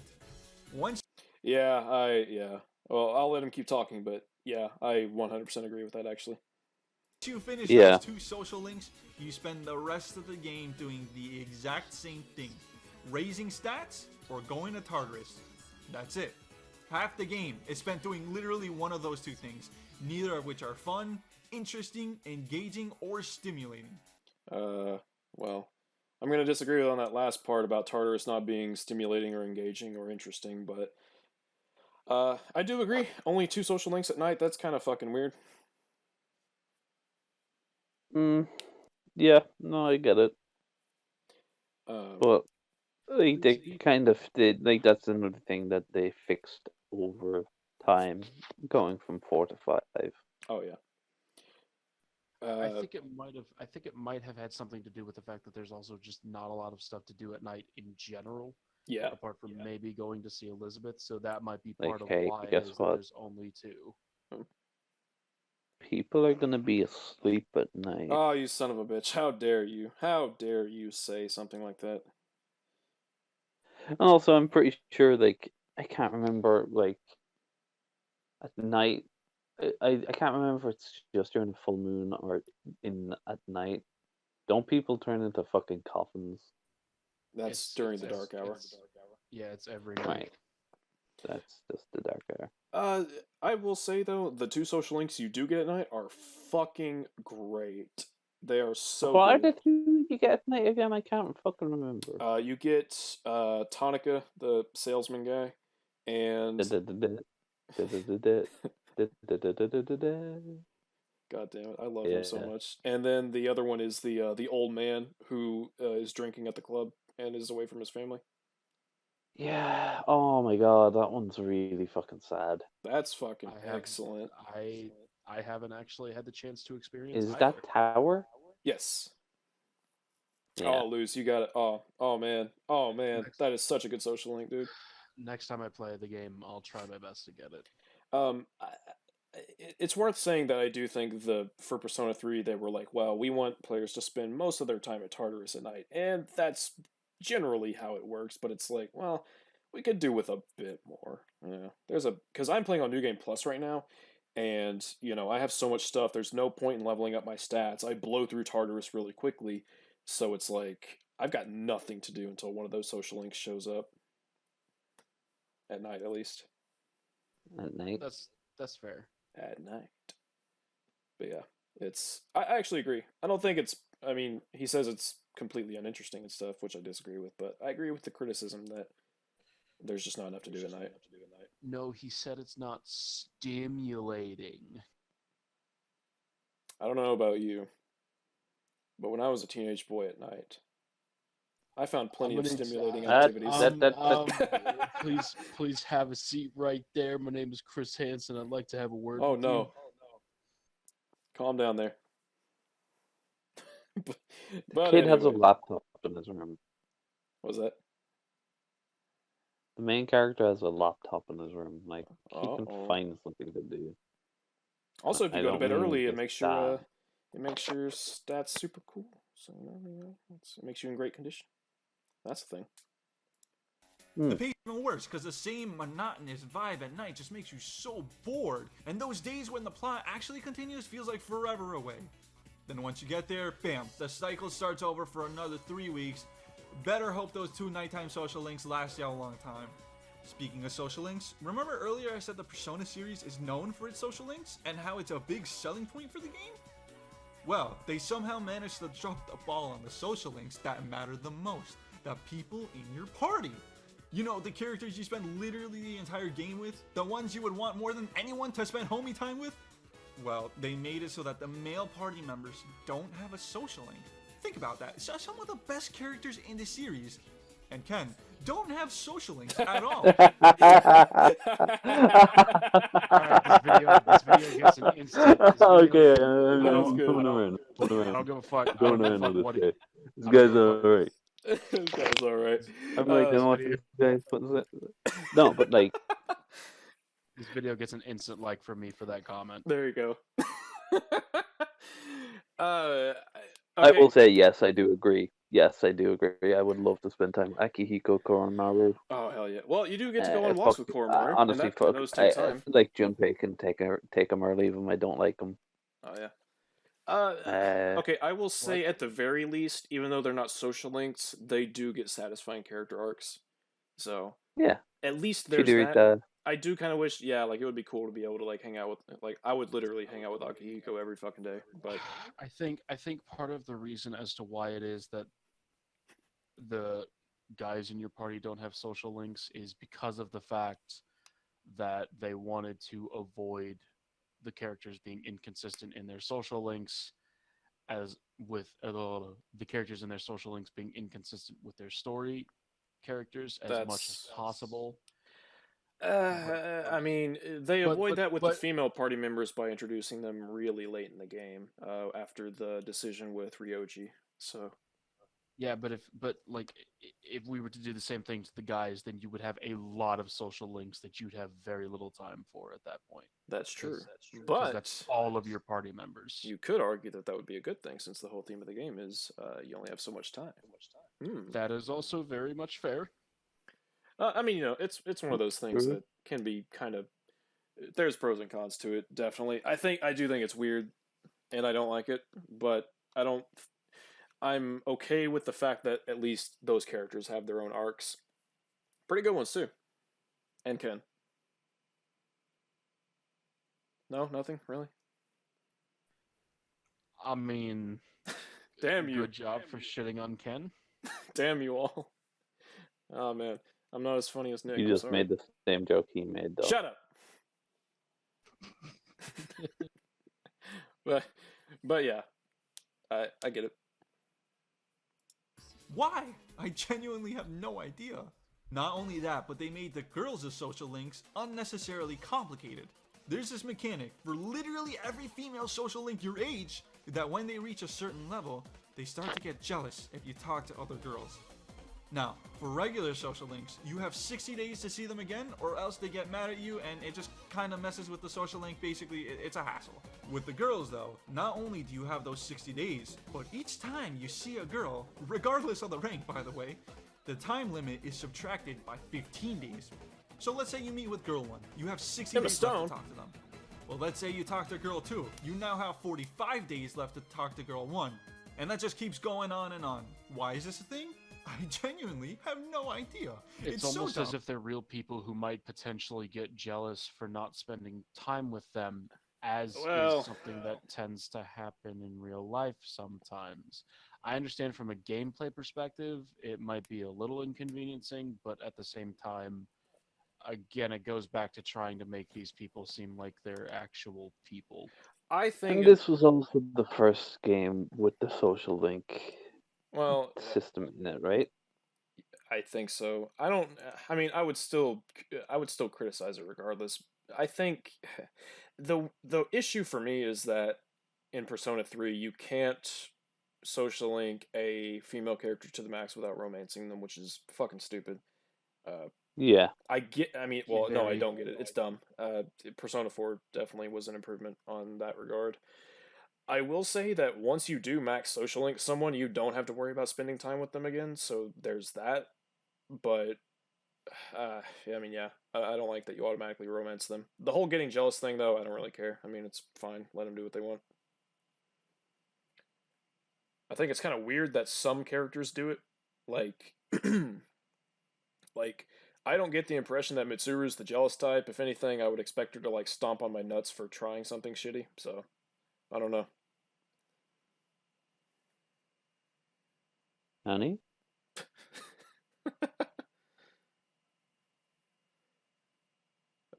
Anyone?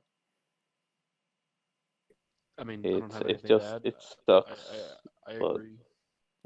Okay, Hey, what can you do? that's good. Yeah. It's so dumb, and not only that, but if you reach level 10 with a girl, you automatically romance them without any say, making you a bit of a hoe if you reach level 10 with a couple girls. So consider all this. Consider the game is already a decade old. That's 3 days before my birthday. No one cares. Persona 3 days before my birthday. That's 11 No days and 1 cares, month El. before my birthday. Nice. You're just jealous, Arlo. You're just jealous.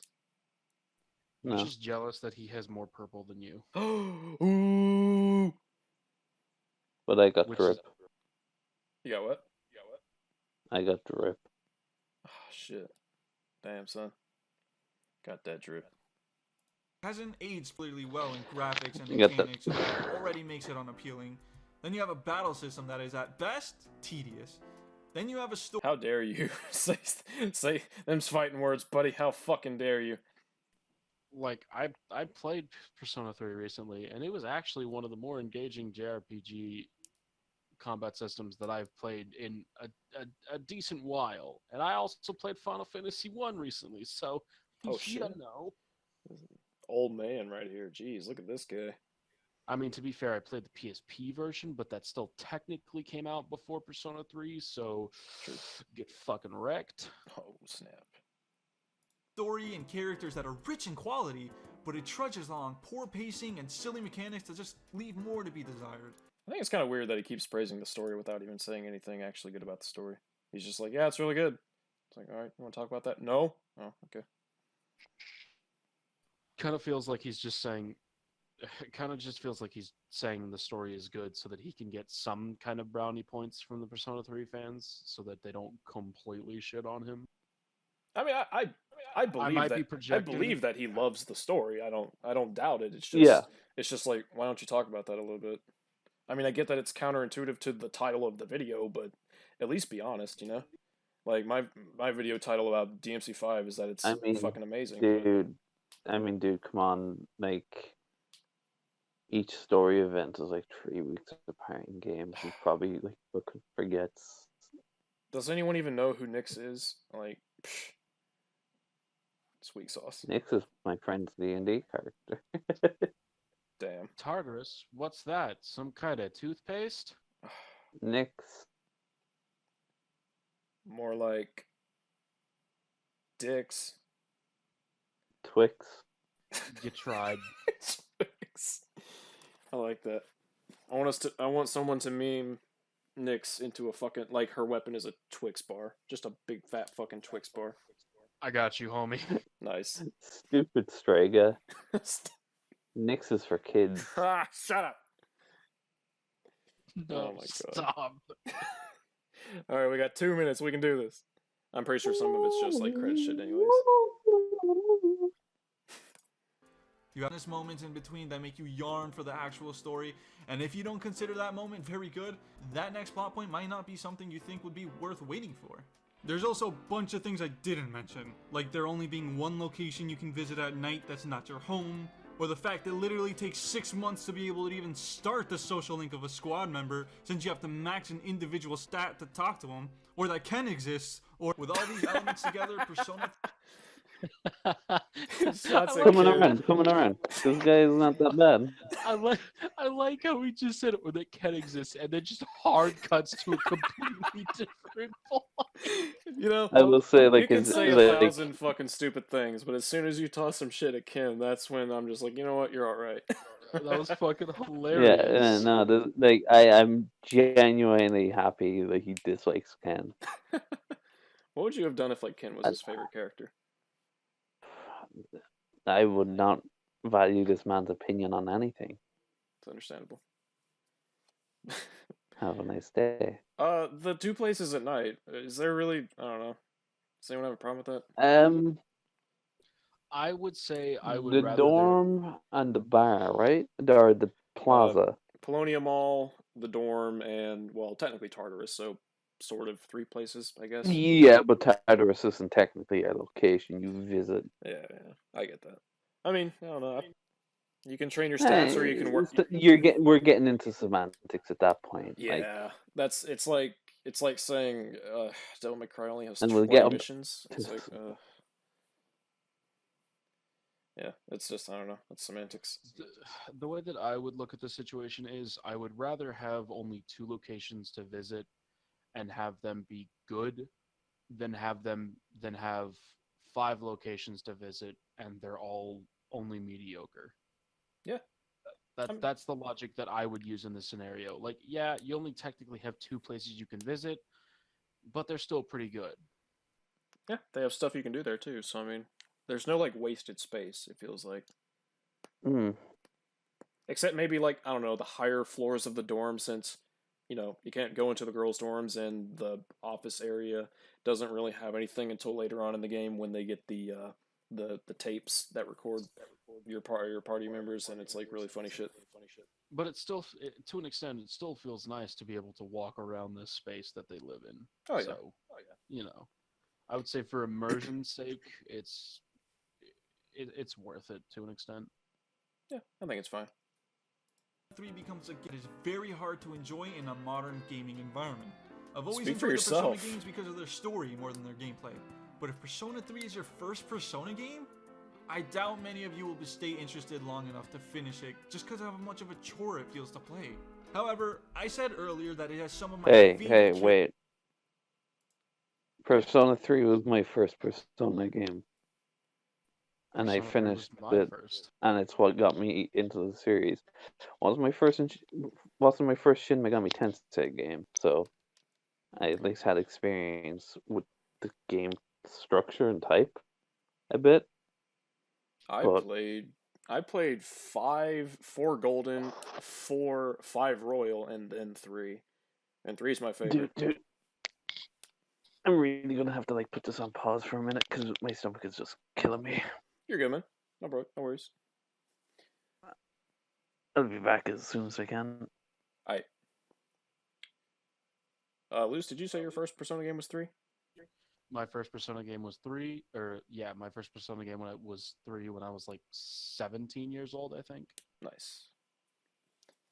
I played it for the And first it time is, last summer, and it had a pretty huge impact on my life. Let me just say. yeah, and I've Yeah, also wait, I'm just gonna leave the call just so I can actually bring my phone with me. Okay, yeah, no problem. I don't know if we're still recording or not, but that was a very good pee. Nice.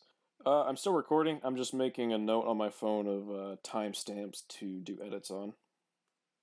Swank. Yeah. Ready when you are. Alrighty, let me just fiddle around with something here real quick. Are we doing P3 is an overrated disaster directly after this? Oh, hell yeah. Swank. I am fucking eager to get to that fucking shit video. Well, it's almost 5 o'clock. Should I bust out the fucking whiskey in advance? Oh, I say hold off on it, and once the video starts, you can just kind of decide for yourself. Oh boy. Am I gonna make a... I might have to make a fucking drinking game if it's as bad as you said. Oh, dude. Oh my fucking god. Is it that fucking bad? This video's fucking terrible. I hold no punches. That video fucking sucks. Great. I hope I never make a video as terrible as this one supposedly is. I promise you won't.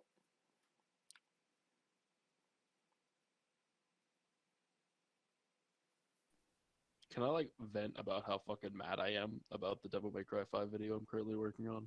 Do it. Okay, so like I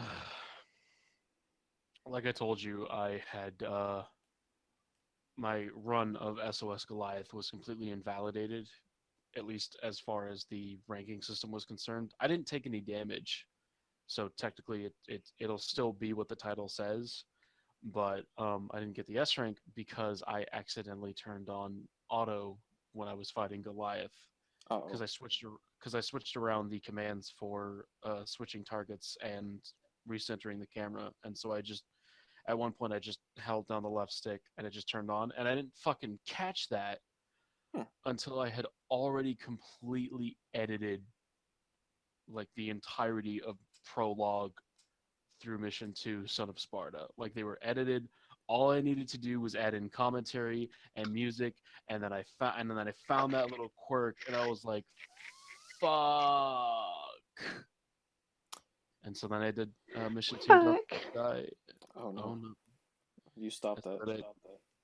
So then I did mission two. Must die with no damage to Nice. vent my fucking frustrations. I have been. Friendly reminder that Go ahead. sales of the Yakuza series went up 700% after the Super Best Friends LP. Ooh, that's cool. The what? The Super Best Friends. Sales of Yakuza went up 700% after Super Best Friends did their Yakuza 4 LP. That's dank. Yeah. Super Best Friends are based. Also, what was I gonna fucking say? Oh yeah. Lately I've just been recording. Right now I'm recording a Legendary Dark Knight playthrough with Virgil, and then after that I will finally have all my fucking footage. Jesus Christ, I have so much footage. Nice. Yep. But anyways, I suppose we'll get right back to it, because this video's about over. So let's just hop right in. Characters in video history, and that the story itself is phenomenal despite the pacing issues. And this is true. I think you should absolutely experience Persona 3. The best choice in my opinion would be to watch someone else's playthrough. They'll likely know what they're doing, and not only that, the most important part, you'll be able to skip the unnecessary Tartarus grind, which is a massive chunk of time saved. You'll be able to experience the story better since you won't have to wait as long, all while enjoying the amazing story the game has to offer. So watch the cutscenes, is what you're saying. So yeah, just So watch it. take out all the charm of the game. Hey, look, you could just play like For Honor, and you can just pull up a picture of a victory screen on Google. You get all the joy of winning, but you don't have to play. You know, it's like these characters that you grow attached to over the course of this game, and like that thing, the thing that really makes the ending as good as it is. Fuck that. Just watch the ending. You're fine. You know that thing that helps to make this one of the few instances where a friendship is power moment is actually earned. Yeah, just don't fucking do that. Yeah, fuck that. Just watch it. Don't actually experience and grow with each of the characters that motivate you at the end. Just fucking watch them, man. Fuck that. Who has time to play video games? Fucking lame, loser. You play video games? You probably romance Maya. You fucking nerd. Who has time to play video games and watch anime? Yeah, it's don't watch the cutscenes, just fucking go play the game. It's really good. You'll be happy you did. Yeah, pretty much. I have not met a person who's actually okay. I have not met a person who isn't a terrible YouTube critic that has played Persona 3 and gone, man, I wish I didn't play that. So Is the terrible YouTube critic the person that we're currently covering? he is one of them, I think. I don't know if he really said that outright, but he said he wouldn't recommend it to anyone, so I don't know, it's more or less the same. Okay, but can we consider him one of the lessy shitty ones because of the Ken comments? I will say he's by far the funniest, that's for sure. Good. I feel like him and I could just chill out, have a drink, and talk about fucking, I don't know, Persona 4 and how goofy it is. Oh! Okay, we have like 42 seconds left. Okay, yeah, I'll say that.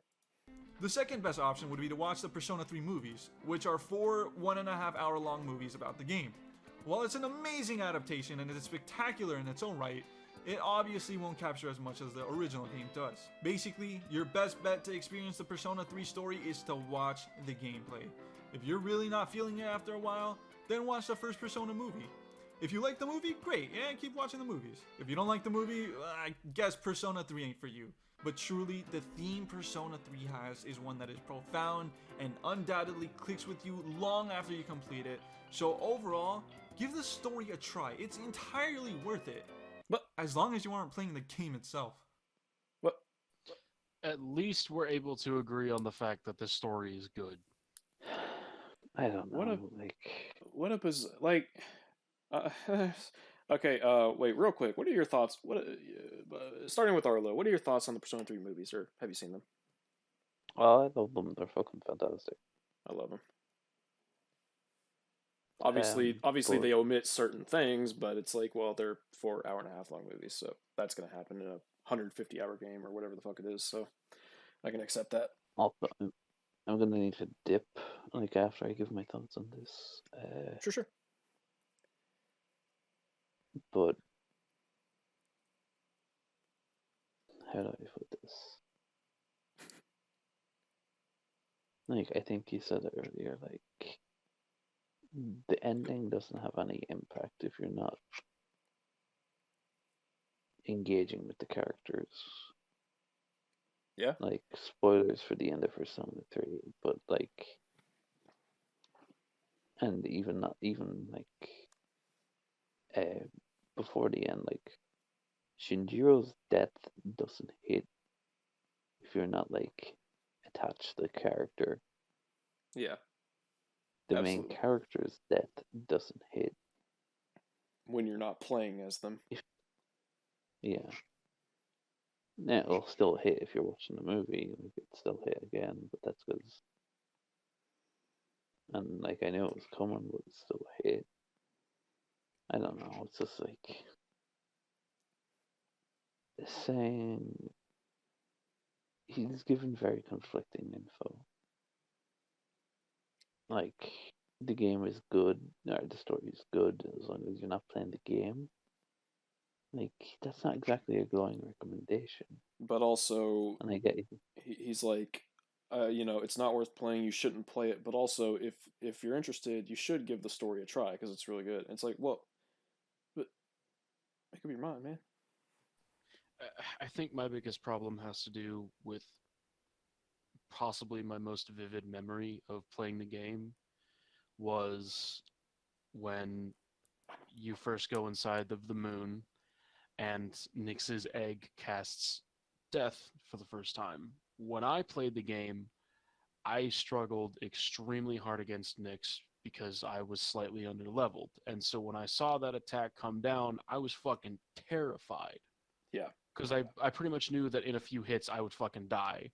And then when I saw the main character had 1 HP left, it fucking hit different. Like that entire battle, it hits fucking different whenever you're actually playing it. It doesn't have the same impact when you're just watching somebody else because when you play it, you fought to get here. You fought to have your friends motivating you and fighting for you. And it's not the same when you just watched it. Yeah, I can't sing the praises of the Nyx fight enough. It's so goddamn good. You get to the next fight, and there's 5 words that just always stick with me from Persona 3, and it's alright, let's do this. There are 4 words. Yep. Yeah, it's just here. It's not just Shinjiro though; it's everyone. They're all there. Fucking. The moment that sticks with me is when all your friends are talking, and then Koromaru barks, and I'm like, dude, my dog. I think the line from that scene that sticks with me the most, and it definitely has to do with the delivery as well, is Junpei's "No, he's not alone. I'm not letting him die," and it's definitely partially due to Vic Mignogna's delivery. Like even now, just reciting it deadpan, it's fuck me, my eyes are tearing up a little bit because it's just such a fucking wonderful line and it's delivered so well. Goddamn. That man, Nyx is so good. Play this game. Fuck what these YouTubers say. Go play Persona 3. It's excellent. And then you got fucking Lotus Juice basically wrapping the entire fucking game story and theme in the background, and it's just fucking great. That last battle mix is fucking fire. Especially the movie version. Holy shit. I actually prefer the simpler version from the game, but like the movie version is still fucking great too. Oh man, that's like actually one of my favorite songs ever. It's so kick-ass. It's fucking great.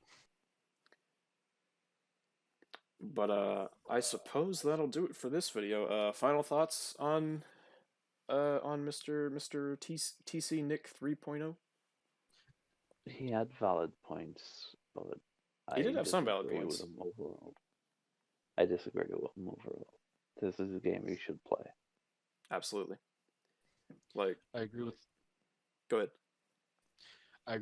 Arlo, and out of the two people that I have covered on this show so far, he is definitely the infinitely more endearing person. Oh yeah, like I like him. I don't have a he's- problem with him. Yeah, he's got very good delivery. He's very endearing and he's very funny. I think He apart- had a apart- few points that were a bit like, but overall, like, he was like, his logic made sense. It He felt wasn't flip flopping. to me. It felt apart like he from at was. the end. To me, it felt like he was taking a lot of very, very subjective and a lot of almost semantic and specific points that he had contention with, and he was like, "This affects the whole experience." And I'm like, "Wait a minute, hold on, whoa." I think my biggest thing is that despite the fact that I disagree with him, I don't think any of his points come from It a will place of yeah, I don't think any of his points come from a place of condescension, definitely not. and so that that makes me like him a lot more, even if I disagree with him. Oh And yeah. so I'll definitely give points for that, especially after the last fucking video that I helped cover on this channel. Oh my fucking god. Yeah, no, I honest to God, like, this is such a great cushion for what's to come, because goddamn. It's a good palate cleanser compared to what we covered last time. Oh, you should Mhm. you should watch this next video. I'm gonna with you, Arlo. Save me. Mm. No, No. that comes for everyone. Fucking Nobody Nyx will. comes down, Akihiko's like, nah. It's just like, nah, dude, I don't wanna. No, what actually happened canonically is that Nyx came down and Akihiko was like, "I've been waiting for this," and Nyx was like, "Okay, sir, you're being a little too overbearing. I'm gonna have to leave. We had a moment, but you just ruined it." Alright, And- bro. I'm about to head and- out. And then the world was saved. Okay, no. Here's what really should have happened. Minato is raising his finger to do the Great Seal, and then Akihiko stands beside him, and he's like, "Excuse me, is this woman bothering you?" Is this egg bothering you, sir? and then he just punches the egg really fucking hard, and Nyx is like, all right, I get it, I'm leaving. Honestly, God." that should be this, like, the super secret ending where Akihiko just fucking punches the egg, the cosmic egg, and breaks it. Also, And also Ken dies. my final thought, and it's not P3 related. It's about PQ. Oh. That's not a great game overall, but it did let me use Shinjiro for the entire game. True. Based. Persona 3 Portable does. You know, because Okay. you give him the fucking pocket watch and it stops a bullet somehow. We're not gonna talk about that. No. We're not gonna talk about how that completely and totally invalidates his entire sacrifice. Yeah. But anyways, Now, if the pocket watch made the bullet ricochet and hit Ken, You're not gonna let this Ken shit go, are you? what if the pocket watch was a Persona user and shooting it caused a Persona to appear and the characters are like, wait, what? What the fuck? That would be fucking The great. pocket watch's Persona is like the Greek embodiment of time. And it's like, wait a minute. Now, what if Nyx came Promise? down And Nick was like, "Okay, I've got two options for you. Either you can fight me in vain and I kill everyone, or you can offer up the worst character in the game Oh no. and I'll leave peacefully." And they all just fucking throw Ken at her. No, no, kid, no.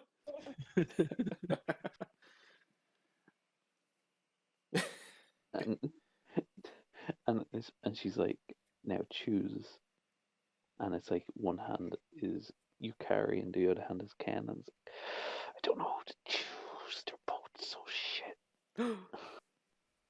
I like I'm Yukari. sorry, what? Okay, now if it wasn't for that choker around Yukari's neck, she'd be a way worse character than she is. I don't think my Yukari's a bad character, but I can see Okay. how her voice can be a little annoying sometimes. True, true. No, I like Michelle Ruff. She's great. Okay, but I do really need to go now, so Okay, it's cool, man. Hey, it was great having you. It was fun seeing you. Fun talking. Let's see me. You can see me. Arrivederci. Have the good sleep. Have the happy. Where is fucking hell? Well, I suppose now you and me have the final boss of this little game. You're not prepared for this. Wait, are we still covering those videos? What videos? Sephiroth? Sephiroth, the 1-minute melee, and Cloud and Link. We will do that next time. For now, I just want to stick to Persona 3. Cool. So, if you could describe Persona 3 in 2 words, what would those words be? Fuck.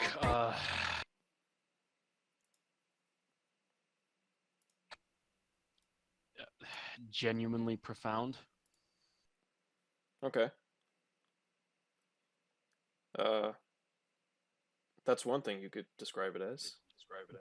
That's just off the top of my head. If I had a little more time to think about it, I could come up with 2 words that are, one, less potentially hyperbolic, and 2, a little more specific. But if I had to say off the top of my head, I would say it's one of the most genuinely profound games that I have ever played in my life.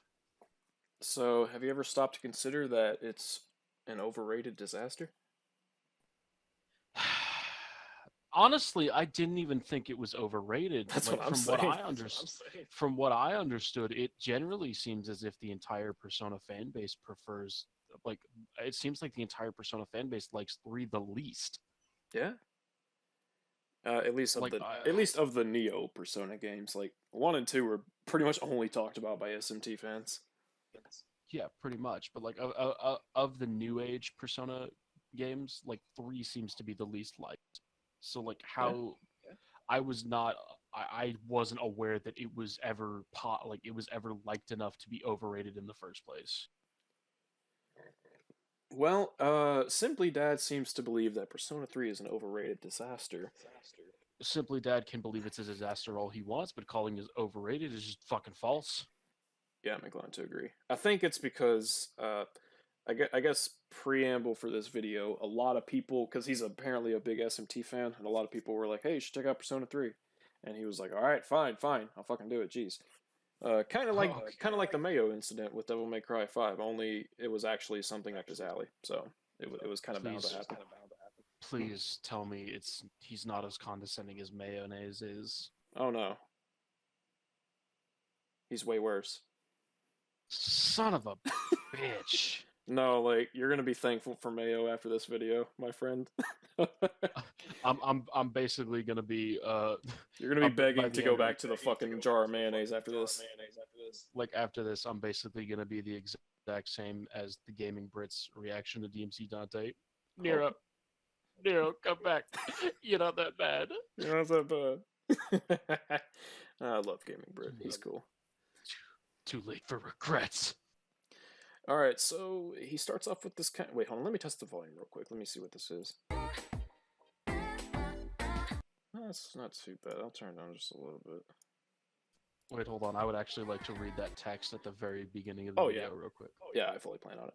So, Simply, Dad, you have no idea how hard it was to edit this shit. Like, bruh, apparently audio can be cut and cropped to the smallest millisecond, but images like text are restricted only to milliseconds, so that makes editing the to audio actually the hardest fucking thing in the universe. I'm sick of this shit. I just want to go home, bruh. I hate Persona so much.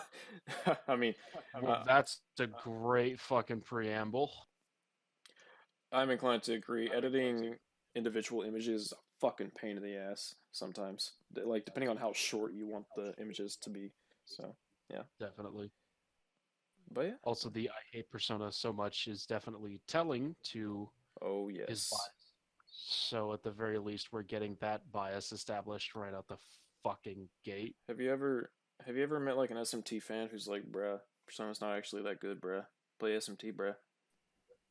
Uh, no, because I've never met another. Well, I've met like I know one other SMT fan, and Fair enough. surprisingly enough, he actually loves both Persona and SMT equally. Fair enough. Fucking surprising, right? Right. It's kind of a, what's the word? It's almost like a stereotype at this point that SMT fans fucking hate Persona, and I feel as Much. though I feel as though this gentleman is kind of the embodiment of that, and you'll see why. Like I've only played a little bit of Nocturne, but I'm a huge fucking fan already. And like fucking seriously, like It's good. they're both good series in their own respects.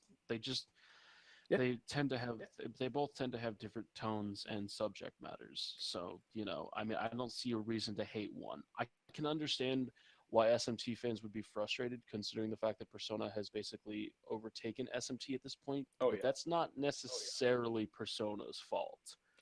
At Well- that point, you have to fault the consumers, not Persona. Well, and there's also it kind of reminds me of, in a weird way, even though there's never, at least to my knowledge, been a situation like this, kind of like Nier Automata versus the original Nier games, whereas Automata is just a completely different fucking beast of its own, and like the classic Nier games are just like they're nothing like Automata. Haven't played the classic Nier games, but Automata is fucking delicious. It's pretty juicy.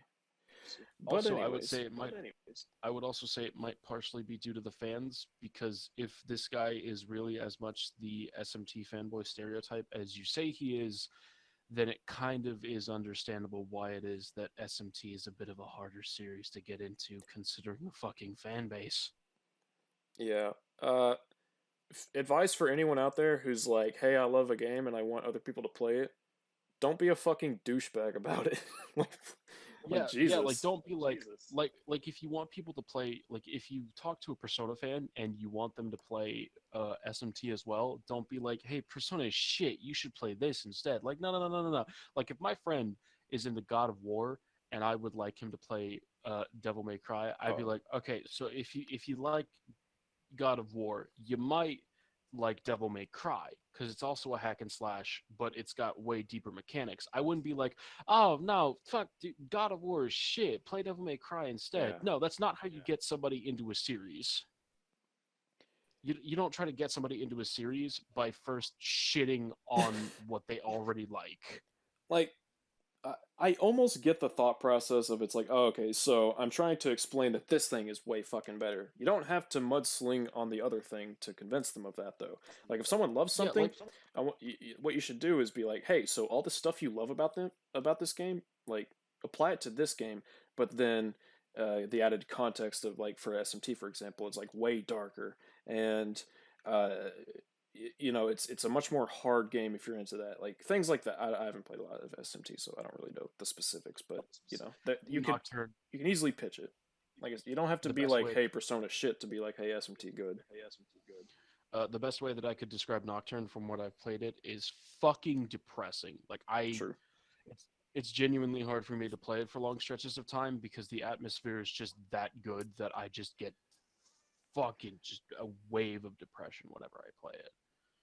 I feel. But like also if like you're discussing something with your friend, then maybe you could be like, I think Persona is kind of shit. I think SMT does things a lot better. But like if you're just trying to get somebody into something, don't be like, yeah, Persona is fucking shit. Play a real SMT game. Oh yeah. like I know that's a big meme, but you know, it seems as if some people actually like genuinely believe that. And again, Well, and that's not how you even within go ahead. reason, you could be like if you're going up to a Persona fan, you like SMT, but you don't like Persona, you could be like, hey, so I see you love Persona. It's not really my cup of tea, but SMT over here is really fucking cool. Now it does have some similarities with Persona, and I think you might like that. But there's other stuff that I think makes it better. So why don't you check it out? It's like, yeah, sure, no problem. It's better than being like, fucking anime, fucking bitch. Yeah, like if you're trying to share something, or if you're trying to maybe convince somebody why it is that something is better than something else, you'd be surprised how far you can get by simply being understanding Yeah. and not being a condescending prick. Like I have a friend who could not stand playing Devil May Cry. And recently they tried playing Devil May Cry, and it seemed as if, from my perspective, that they were actually enjoying themselves because, they were actually playing the game. And also, I wasn't like shitting on them because they weren't that good at the game. Like, if I had been like, oh my fucking god, like they had to play with auto on, and I'm not the biggest fan of auto, but they felt the need to play it. And so I wasn't like, oh my god, you're playing on auto. What the fuck? Like, no, fuck that, Yeah. you goddamn casual. I was like, okay, well, as long as you enjoy yourself and we both like the game as a result afterwards, I'm willing to accept that. I don't agree with it, but Yeah. you're still experiencing the game and you're still becoming a fan of the game. And that's what matters. And I think that's the biggest reason as to why it is that there's this divide between SMT fans and Persona fans, is because they're both being elitists to an extent. Yeah, I have spent some time in the Persona fan base, and I can say that I don't enjoy it. I like the artists, though. Man, some people, there are some artists on the internet, man. Let me just say, they draw some good shit. And I'm not just talking about the Rule 34. I hope to be one of them. The good artists, not the Rule 34. I mean, why not both? I mean, if I get paid enough. But anyways, without further ado, let's let Simply Dad take it away.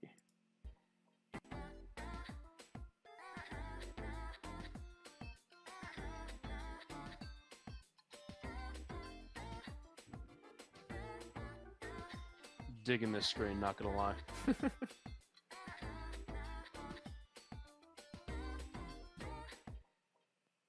Yo, this game sucks ass. Strong start, strong start. All right. Maybe when you're trying to go for an introduction, don't immediately show your bias right out the gate in such an extremely harsh way. I don't know why I thought that was so funny, right? Because I've seen it before, but like, goddamn.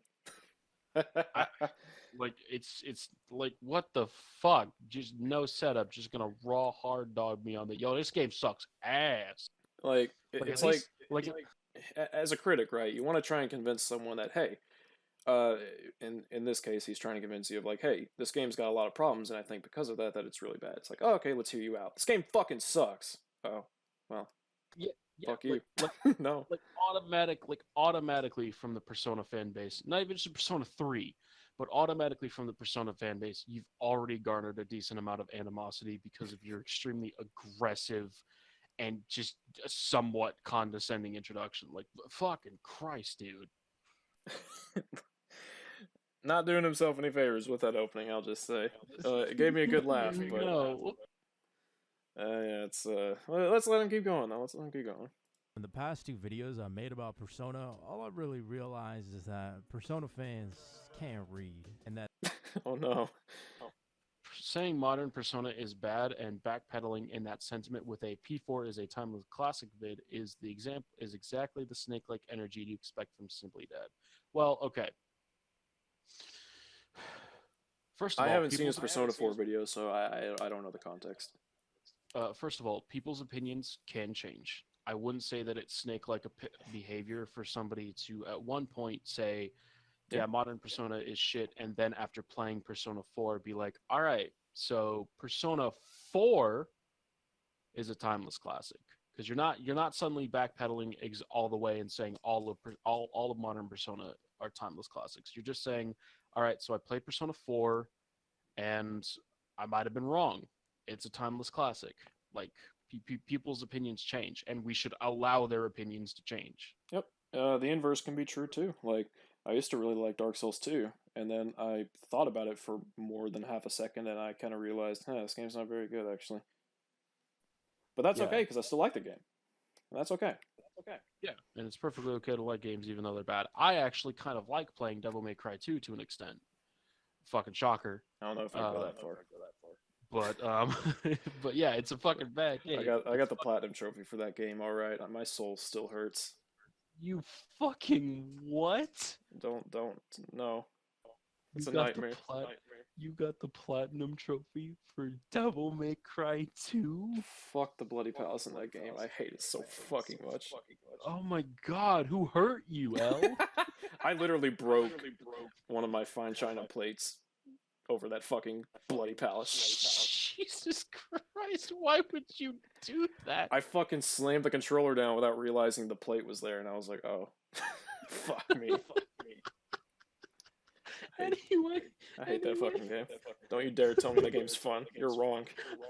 I didn't say that the game was objectively fun. I just said that I kind of enjoy it. You're wrong. How can I be wrong about whether or not I enjoy something? Because now I have an uneven amount of plates, and it bothers me. Whose fault is that? The Devil game? May Cry 2's. You're the one who slammed the fucking plate. I blame, what's his name? Kamiya. Blame him. Mayo? Oh god. No, Mayo came afterwards. I can't do that. Mayo thought that Mayo thought that the plate was too purple, so he had you take it out. Oh no. No, it was red, so he would have liked it. Anyways, so Persona fans can't read, I guess. That's what we're getting from this. Twitter.com gets real mad whenever I breathe in their direction. And if these motherfuckers got mad at me for saying that Persona 4 ain't that bad, but it's still pretty damn bad, then, man, I can't wait to see what the fuck they gotta say about this shit. But Wait, honestly, hold on. Pause real quick. Okay. You good? Oh. Apparently all the cutscenes and openings are being flagged for demonetization, so I gotta do this stupid shit with the color, sorry. That's cool. I understand. Yeah, I'm good. I'm just checking something. You're good.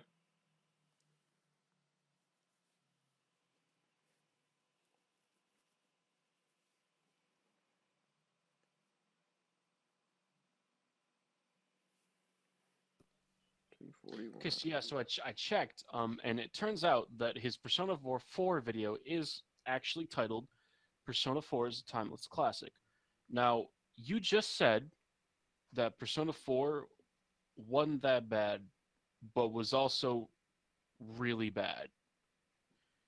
How the fuck does that equal Timeless Classic? Yeah, I mean, okay, I get that this isn't his Persona 4 video, but it's like, that is a inherently oxymoronic thing to say, so it's like, I need you to at least tell me a little bit of what you mean, you know? It's like me saying that, Dark Souls 2 is bad, but I still like it. It's like, alright, I need to explain why I like it now, even though, you know, it's just my like. Yeah, it's sort of in the same vein, in a way. Yeah. But anyways, he changed the color because demonetization's an issue, and that's fine. Yeah, that's fine. It ain't gonna bother me at all. if I've been saying I modern Persona for this long, it's literally no surprise to anybody that I think Persona 3 is by far one of the worst Megaten games I've touched, if not one of the worst games I've ever played in my entire life. Oh my god. That's a pretty harsh thing to say That's pretty about Persona 3. And it's a bit hyperbolic too, because like my guy, it ain't that fucking bad. He's starting off with some pretty strong declarative statements, and it's like, all right, buddy, you better. You're doing real good at making yourself seem extremely hyperbolic right now. Yeah, it'd be like you so hyperbolic. It's like you're in a goddamn time chamber right now. you know, uh, that was funny, but also, Thanks. like a game that I would say is overrated as fuck would be like Resident Evil 4. And if I was to make a video criticizing Resident Evil 4, the last fucking thing I would do is start off by saying, bruh, Resident Evil 4 fucking sucks. It's like, no. Also, how fucking dare you? It's I'm sorry, it's not that good. Okay. I'm just saying fighting words. But yeah. There's better ways of being like, hey, contrarian opinion, but hear me out. Anyways. Yeah, it's. Right down with Sonic Heroes. Oh my god! I don't really play a lot of bad games, if you couldn't tell. I've been reading all the comments I've been getting on my recent videos, and there's a gang of people in there trying to compare the games I like to Persona 3, or say. Oh yeah, I'm not going to take the time to read all of them. But if he puts them on the screen, like this one, then I will happily read them out. The reason why Persona 4 is not a perfect game is because Persona 3 is the best Persona game out there. Some people just don't realize it. All right, now when you show a very hyperbolic and somewhat unreasonable comment like that, like, yeah, no shit. Obviously, this person, like, their point is a little shaky because of, like, they're being very hyperbolic. That doesn't tell me, like, that doesn't help your situation, because that's one kind of unreasonable comment. Part of me feels like the commenter's just joking too. It'd be like if I were to go to like, I don't know, fucking like a video on the haunting of Bly Manor, and I'm like, yeah, Bly Manor's really good, but Persona 3 handled death better. I mean, did you hear that final boss theme? It's like, well, like here's the thing, it's even structured like a lot of joke comments on Yeah. YouTube. It's got a huge space right before what you could assume is the punchline. Yeah. So, like, it almost seems like this person is joking, like you said. Yeah, I kind of get, as a content creator, some comments stick out more than others, but at the same time, you need to understand that even a single comment, even a group of comments, isn't necessarily reflect. It's kind of like Mayo with the whole Devil May Cry community. Like, apparently 2 people told him that, it's not about challenge, it's about style, and from that he extrapolates that the entire Devil May Cry player base doesn't want a challenging game, and it's like, well, no. Fuck off, I guess. Yeah, I mean, would you mind rewinding a little bit? Yeah. Let us go back just a wee bit. I don't really play a lot of bad games, if you couldn't tell. I've been reading all the comments I've been getting on my recent videos, and there's a gang of people in there trying to compare the games I like to Persona 3, or say that the only good modern Persona game is 3. And from what I can understand, y'all think this is the best Persona game because it's got the best writing, the best characters, and the best plot. And well, I didn't pause on those comments, but I mean, he pretty much went over what they said, I would guess, about the story. Like, he highlighted one of them. So, yeah, I mean, yeah, I just want to make it clear that he shows a lot of comments in this video. I really don't want to take the time to read out literally every single fucking one of them, because I just don't, I don't have that energy. I'm sorry. It's fine, and you shouldn't, and I would say that if you're going to try and make a video like this, you probably shouldn't rely so heavily on showing comments so often to make your points. I mean, I guess because he's calling it overrated, it's like, well, he wants to show that people really, love the game, and it's like, all right, I get it, but I don't know. I don't know. But we'll just keep on watching. Sometimes, even if I don't agree with people's opinions, I just assume that maybe they see something I don't in the games that I don't like particularly. But this time, I was just looking at my screen like, bitch, what? This is straight up probably the hardest video to write for, since the core issues I got with Persona 3 are so basic, so astonishingly apparent. First time I played the game all them years back, I already seen issues with the game, and replaying the game now with friends who don't even know shit about Persona or Megami Tensei in general, they already see the issues with the game. The hardest part for me right now is trying to figure out a real proper way to get into this whole discussion, you feel me? And I don't really know where to start. Alright, anime. Okay. Okay, all right. Now, I want to mention I'm not the hugest anime fan myself, but I've got a feeling that based upon what he just said, he fucking hates anime, doesn't he? Oh, most definitely. Oh, great. I should also throw it out there that me personally, I can probably count the amount of animes I actually enjoy on one hand. Like, I get the idea of like, anime's not my thing. Sure, fine, but like, I, Okay, then why would you play an anime-based game? And also, why would you denote a game simply because it's anime-based at the same time? Like, yeah, it'd be like, it, it's. This is such a fucking bizarre comparison, but it's like when like a religious person is like, Doom, too much Satan in it, and I'm like, well, I guess. I mean, sure. That's a weird fucking comparison. I get it, but you know what I mean. It's like I just kind of because see what you're saying. it's not like your flavor artistically, it's like that doesn't really say anything about the game, though. You know? Yeah, it's a very odd way of structuring your. I just like, what the fuck are you saying? How do I? What's going on? Also, he's saying this while showing the best girl. So what the fuck's going on? I don't know. But there was fuck. I was just about to say something that totally slipped my mind. It's like, okay, so like Junji Ito, for example, writes fucking amazing horror stories. But if someone were to look at that and be like, "No, I don't want to. I don't want to get into it." Why? Oh, because it's a manga. It's like, fuck you. Read this shit. Like it's good. What is like? I don't care. Like, I mean, I'm not gonna like like seriously, literally make someone fucking do it, but you know what I mean. like my man really out here just completely and totally dismissing an entire fucking medium. Yeah.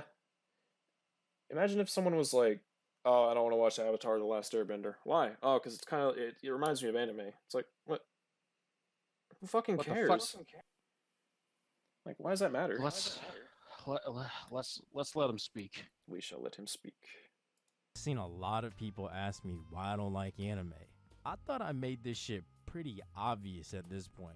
You know, like I make it pretty damn clear that when I say anime, I mean the shonen anime power of friendship, you're the good guy, they're the bad guys type shit.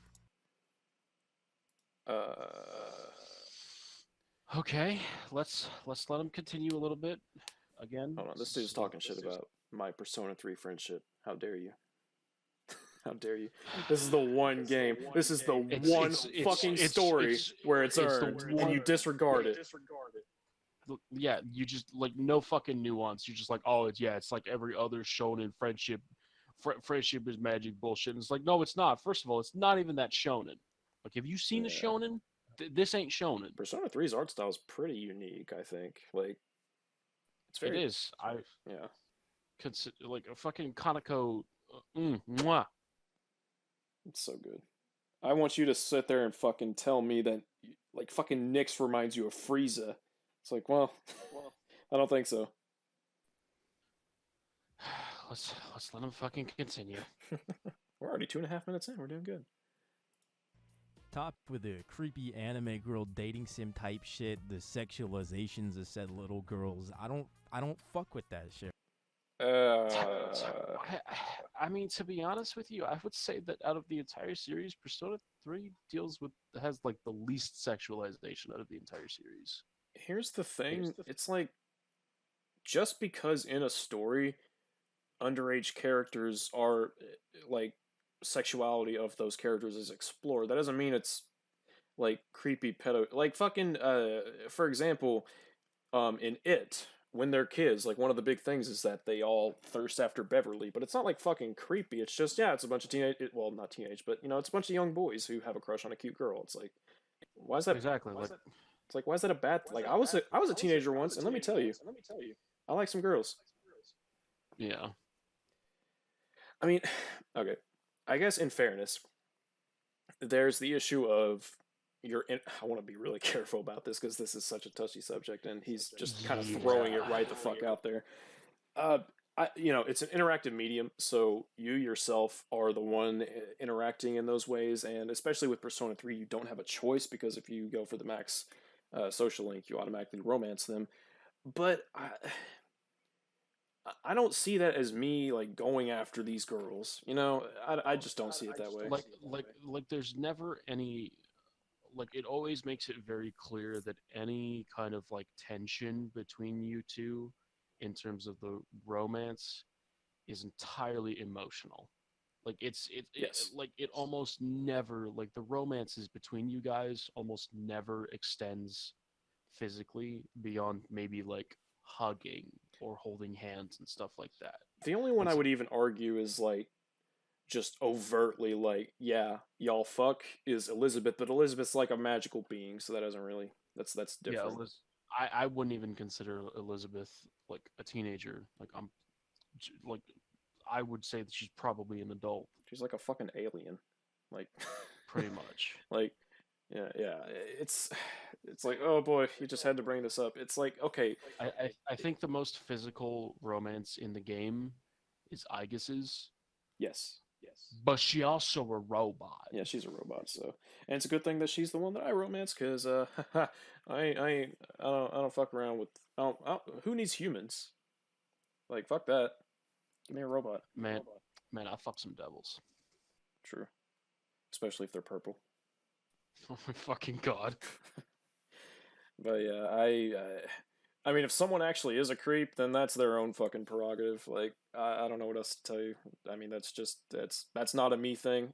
I'm assuming it's not a loose thing, and I'm assuming it's not a simply dad thing. So I don't see what the problem is. Yeah. Yeah, bro. Like the shit ass sense of humor that boils down to, whoa, look at this anime girl naked. It's funny because it's perverted. Whoa. I thought that scene was funny. Okay, you're also completely and totally stripping away the entire context of that scene where they were all charmed. Yeah, they were like brainwashed, and then they come to, and it's like, oh fuck. Yeah, and Yukari has the wrong idea because she's completely dazed from her brainwashing. Yeah. So thank you for showing this scene with absolutely no context. Yeah, and you know, if And, it's and in fact, Yukari actually apologizes, if I'm not mistaken. She actually apologizes to you for like slapping you and shit because she realized, oh hey, it wasn't necessarily your fault as well. yeah, and it's worth noting that I you don't have the option to like fucking grab her ass or some shit. Like I know that's a weird thing to bring up, but it's like you're not being encouraged to interact with this in a sexual way. It's just, oh hey, these characters are in a predicament. Well, I would say it isn't actually a weird thing to bring up when he's talking about, you know, I mean, people being sexualized. well, So in it's this it's case, a it's weird not. subject, and I just wish he wouldn't bring it It's a up. weird, yeah, it's a weird and touchy subject, but I wouldn't really say that any characters in the game are really like sexualized at all. Like the only one that I have a problem with, even though I'm pretty sure I haven't seen all of it, I haven't played it, so I don't know, is the Ken romance. Because then it's like, okay, you're kind of, even if it's not sexual, you're really stepping over a line here. Yeah, the Ken romance, I would absolutely say steps over a bit of a line. And if he talks about that one, which I don't know if he will, but if he I think talks he about that one, does. I'm not sure. if, yeah, if he talks about that one, absolutely, that one starts to step over a line. Yep. But then again, I don't really like Persona 3 Portable anyway, so Yeah. fuck it. I mean, even what's her name?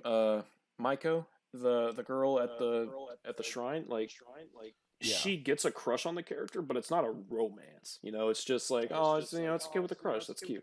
Yeah, like she's just a little kid who has a crush on somebody that's nice to her, and Yeah. she has some problems at home. He's got some So swaggy it blue makes- hair. Yeah, and she has some problems at home, so it makes sense as to why it is that she would get so attached to somebody that's so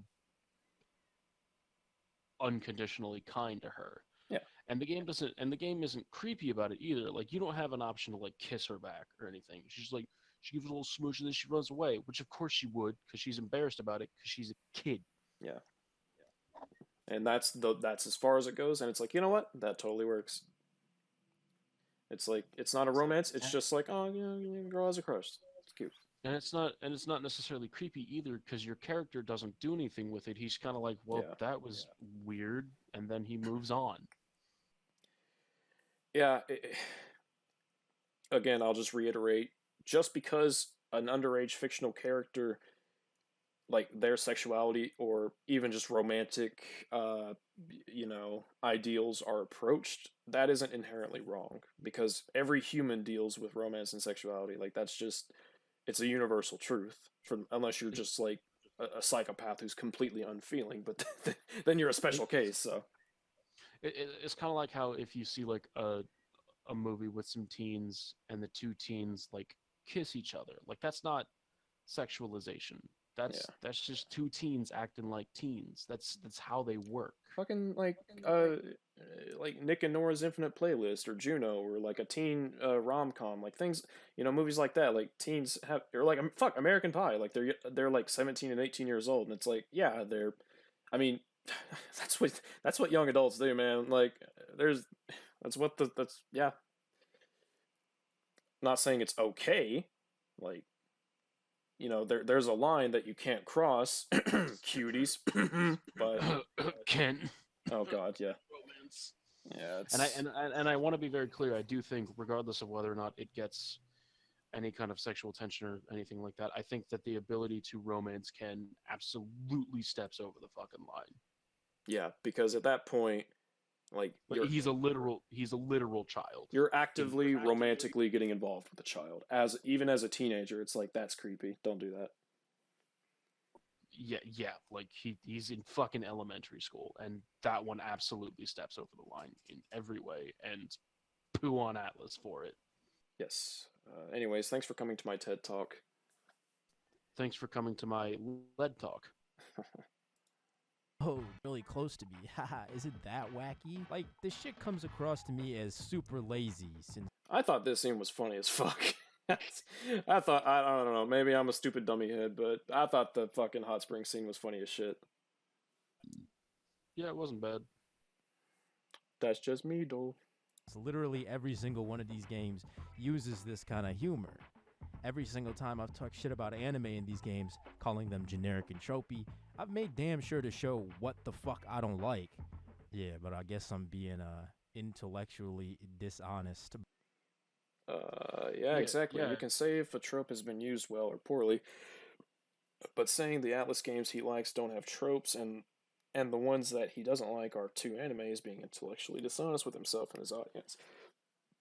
I mean, I would say that to an extent this is correct, because when you can't exactly say something is quote unquote too anime, because anime tropes are a dime a fucking dozen. yeah, like there's more overt ones, like oh, character does awkward thing, other characters do the big square mouth and the no pupil eyes and the lines on their head, and it's like like yeah, that's a fucking stupid trope. But like a teenage character having like exploring romantic interests, like that's not a trope. That's just that's a universal writing. That's a universal thing. Or like a female character who just got out of the shower, seeing a male character and suddenly snapping out of a daze and freaking the fuck out. Like, no shit, I would freak out in that situation too. Like, what the fuck is happening? Yeah, like I can't really And think of again, many stories that I've seen where a a brainwashed character comes out of a shower and is freaked out because they see another character. Like that's very I don't know, maybe because I don't watch a lot of anime. Maybe that is a trope. I don't and fucking and, know. and and even then, the perceived pervert, which is essentially sort of what that trope is, uh, it's a pretty common trope. But one thing that rarely happens in the perceived pervert trope is the character who perceived them actually apologizing, which Yes. Yukari does because she feels bad because she knows it wasn't your fucking fault. Yep. I mean, the joke has a sexual, I guess, well, not even undertone, but like it has a sexual reference to it, but just that doesn't make it some creepy trope. There's a bit more. There's more to jokes than that. Even the worst jokes, there's more to it than that usually. But anyways, Oh god, we're only 3 minutes in. oh, it gets so much better. By choosing to respect the intelligence of my audience and hoping that when I say anime shit and show I'm the anime ready. shit, that they pick up on what the fuck I'm talking about. Uh, You're synced up with me, right? You're on the 320 mark. I'm on 310. 310. Oh, here, let me back it up to 309. Is it on 309 now? No. Is it on 310? Yes. Okay, I just matched it up, so we'll just go from there.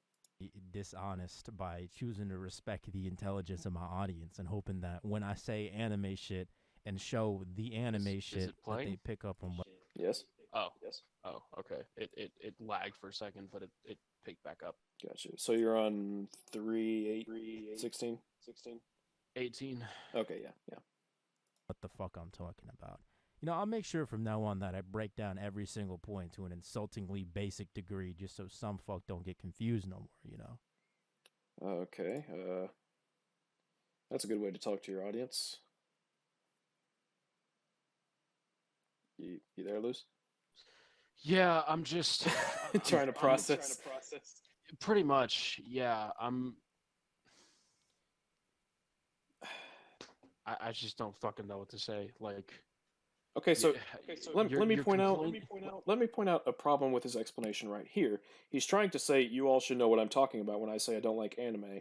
And then in this image he's talking about specifically sexualized girls, and it's like, wait a minute, hold on, those aren't necessarily the same thing. What and he's like, oh, I gotta break it down to an insulting degree. It's like, no, you need to explain yourself because you don't make any fucking sense because your presentation is bad.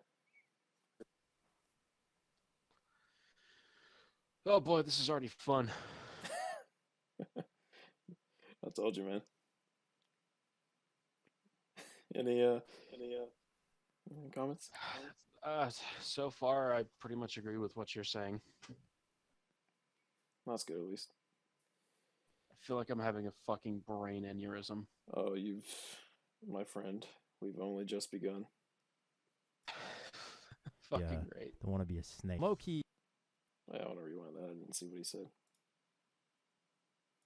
Don't want to be a. I don't need to condescend my viewers to make them understand what I mean when I say I don't like the anime shit in Persona or just anime in general. Also, lol, intellectually dishonest. So, all right. Okay. No, you can say you don't like anime in general all you fucking want. That's fine. Okay. But when you say you don't like the anime shit in Persona, yeah, at that point you have to be specific because again, anime tropes are a dime a fucking dozen and they can be used interchangeably. So yes, I do think that people are being reasonable when they say, okay, well, when you say you don't like the anime shit in Persona, what the fuck do you mean? Yeah, it's completely different from just being like, yeah, I just don't like anime in general. Because at that point, you're just being like, okay, yeah, this medium ain't for me. But when you're just being like, I don't like the quote unquote anime shit, that's when you start to become, again, hyperbolic, and when I start to have a problem with what you're saying, and other people do as well, reasonably so. Well, not only that, but like, okay, so let's assume that you're just some person who happens to be watching this video on whatever you're just showing out. So this guy says, I don't like anime shit, therefore I don't like it in this game. You then have to go, wait a minute, what is the anime shit specific? Like, you can't just say anime. Like, that would be like me saying, I don't like The Last of Us because movie shit. It's like, well, wait a minute, hold on. What does that even fucking mean? Like, you have to explain yourself other than just comparing it to that medium. Like, there's more to argumentation than that. And plus, you have to tell what the problem actually is. Like, for example, he goes, hey, I don't like the idea of teenage characters having their sexuality explored. It's like, okay, now I need you to explain what the problem is. What the fuck? Why would I do that? I'm not being intellectually dishonest, lol. It's like, well, okay. I don't want to condescend. I don't want to explain. I don't want to condescend. That's my favorite part. I don't want to condescend to you as I'm being condescending in the exact same fucking breath. Yeah. Also, imagine like you're someone who doesn't even like you've just never watched anime, but that you have an interest in this Persona game and you look up a review, and this guy's like, "This fucking anime shit's bad," and you're just like, "Wait, what's the anime shit and why is it bad exactly?" Like, it looks kind of like those animes. Yeah, What does that even exactly. mean though? Yeah, it's again, it's like if anime's not your thing, cool, fine, sure, no problem. No one cares. It's not a problem that you don't like a medium, but it is a problem when you say this game is bad because it relates to this medium I don't like. And it's like, wait a minute, you need to I explain. wouldn't. I wouldn't necessarily say that simply saying you don't like the anime shit in Persona is intellectually dishonest. I would say, however, that it's a poor way to explain it. I just think it's fucking.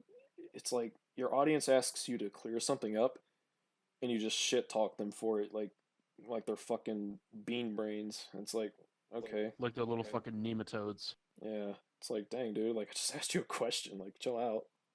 Yeah, like I'm just trying to understand your point of view, and you're fucking insulting me for it. Like, Yeah, like, jeez. and you're the one who's telling me you don't want to be condescending. Yeah, don't present a point. Future advice for anyone who wants to make a YouTube video. This also goes to me. I need to make it a point not to do this. Um, if you're gonna present a point, don't fucking condescend on people just because they don't immediately pick up on what you're putting down. It's like people are allowed to ask questions. That's how discussions work. I don't know about you, but If anything, it's actually better if they ask questions yeah, because for one, they're taking an interest, and two, they're taking an active attempt at understanding your point. yep, So you're insulting people because they want to understand you better. yep. And even Doesn't it's not a good look. and even if someone puts excuse me, puts it harshly, and they're like, "What the fuck are you talking about with this stupid anime comment?" That's when you go, "Okay, well, hold on, chill out. What I mean is, blah blah blah anime, blah blah blah." You don't just go, "Fucking Nimrod." It's like, well, okay, Yeah, yeah, and if the person is very obviously being unreasonable, then yeah, fuck them. But when there are people yeah, who are simply like, I don't understand what you're saying, can you please fucking explain it to me? And you're just like, well, I didn't want to have to explain it in a condescendingly simple way. Like that's condescending, you jackass. yeah. It's like answering someone's question is not condescending.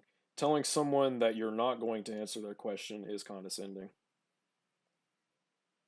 It's also just an admission that you have no interest of actually being as concise as possible. So get fucked, I guess. Your argumentation fucking sucks. Is what I'm basically trying to say. I mean, But I was trying to be civil, but there you go. fuck it, I don't care. I'm mad. He's using fighting words. But anyways, now we'll let him continue. Snake. Low-key, I think that could actually sum up my feelings on Persona 3 pretty perfectly. Insultingly basic. A while ago, I made a poll asking folk what their favorite modern Persona game was out of 3. And Persona 3 held a first place spot pretty convincingly, with most people complimenting That's the story fucking and the surprising. characters. I'm really surprised at that. I mean, well, I guess Yeah, a lot of his audience almost is the more hardcore SMT fan, so I guess that makes some sense. Yeah, it is. Persona 3 is the closest to SMT out of all three of them. Yeah. Yeah, I can't I believe think Persona Persona started with 3 the third game, just like Fallout. It's so weird. I think Persona 3 works so well compared to other modern Personas is with how tight the theme is portrayed with just about every character in the game Every mechanic in the is game. portrayed with how tight the theme is portrayed with just about every character in the game deals with the concept of death in some way and how they all individually react with it. It comes across as stronger compared to Persona 5, where I feel the devs tried to bite than too much than should with the whole corrupt society angle. I don't know. I think Persona 3 feels a lot more personal, if that makes any sense. Yeah, absolutely. P3 P3 because it changed up the series in a very new and great way. Best story out of the modern games, and although I liked 4's and 2's characters a bit more, 3's characters were super memorable and well developed in my opinion. I agree with both these comments. I mean, yeah. As do I. Definitely feels like the most personal out of all three of the modern games. So yeah, I really don't get how you can look at the story of Persona 3 and call it incredibly basic. That is, oh, oh my god, that does it, not ac- compute. it deals with some heavy shit, and I would actually say it deals with its heavy shit way better than Persona 5 does. Like, god damn. I'd say it deals with its heavy shit better than most other stories I've ever seen. Like, It's fucking imagine looking honestly. at like fucking, it's such I don't know, like Terminator, Terminator 2 specifically, and you're like, the story's so basic. It's like, well, hold on, let's actually look at what's going on here, and you'll find out that the story's actually really fucking good. I don't think anyone actually complains about the story of Terminator 2, but it's just an It's just example. kind of like when people are like, "Oh, Devil May Cry is just campy and cheesy. I don't need to take the story seriously." And it's like, Yeah. no, but you're devaluing all of the work that the writers put into making this actually good. Yep. Broad generalizations. I don't I, like I them. also think I also think that calling something insultingly basic is just fucking reductive because that doesn't mean that it's bad. Yeah, like DMC3's story is really basic, but fuck, it's good. Like, it's really good. Hell yeah. It's But it's execution that matters more than anything else. Like execution and honestly. characters. You can have a, you know, I'm gonna I'm gonna self promote here. I don't care. It's just an example that I can use. You know, I'm working on a short story, and literally all it is a dude's last day alive, and he doesn't know it's his last day alive until the very end of the story. That's all it is. It's just a dude. He spends the day with his daughter and with a friend at the park. That's all it is. That's basic as fuck. But I can do a lot with that. Not because I'm like so good, but because it's basic. Because there's so much you can do with the characters within that. Yeah, in fact, I would say that having a more basic concept for a story is actually better because basic tends to be a hell of a lot more flexible. Yep. Not every complicated story is as good as fucking like Sons of Liberty or Death Stranding. It's one of those things where I think Matthew Matosis said it best, complexity does not equal quality. Hell yeah. I could not Shout agree out, more. shout out to my boy Matthew Matosis. Here, take this extremely minuscule amount of traffic, my lord. He's unironically the best critic on YouTube. Like, hands down. Yo, like straight fucking up. Like, he's the best. But anywho, Which P3. Wait, okay. P3. It has the overall story that actually manages to convey its theme without getting lost. Looking at P5, the best music. I agree. The best concept overall. IMO. I don't think the characters are really good in any Persona game, but 3 has some of the best in the series. Yeah, I mean, I agree with most of that statement. yeah. I don't necessarily agree with the characters in the Persona games not being good, but Yeah, I agree with everything but that last piece. yeah, pretty much. Oh, other than 3 having the best characters in the series, because I agree with that. Yeah. Like, P3 has some, goddamn, P3's got good characters. Anywho, is at least some of the worst I've seen in a fucking video game. wait, hold on, in a let me long rewind while. it, so I Their don't want to. favorite that could actually sum up my feelings on Persona 3 pretty perfectly. Insultingly basic. A while ago, I made a poll asking Insultingly folk what basic. their favorite modern Persona game was out of 3. And Persona 3 held a first place spot pretty convincingly, with most people complimenting the story and the characters, which is probably some of the worst I've seen in a fucking video game in a long while. You start Woo! Okay. Let's let him continue. Yeah, Because the audience obviously already knows that we disagree heavily with that point. yeah, I just wanted to let that sink in, because it's like, ooh, oof. Oh yeah, believe me, it fucking sunk like a giant goddamn axe. Damn, Or I should probably say it sunk like a fucking rock. nice. the game and you're immediately thrusted into this loud ass, weirdly composed anime cutscene.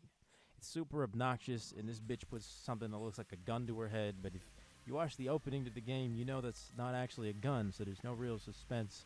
Why is she doing that in the What? It's not. I would say that just because, first of all, that's if you even watch the opening. Yeah. I didn't even know that opening. I didn't even know that the Burn My Dread opening existed until like a month after I started playing the game, where I just so happened to leave the attract modes, or I happened to leave the title screen on for a long time, and then it played.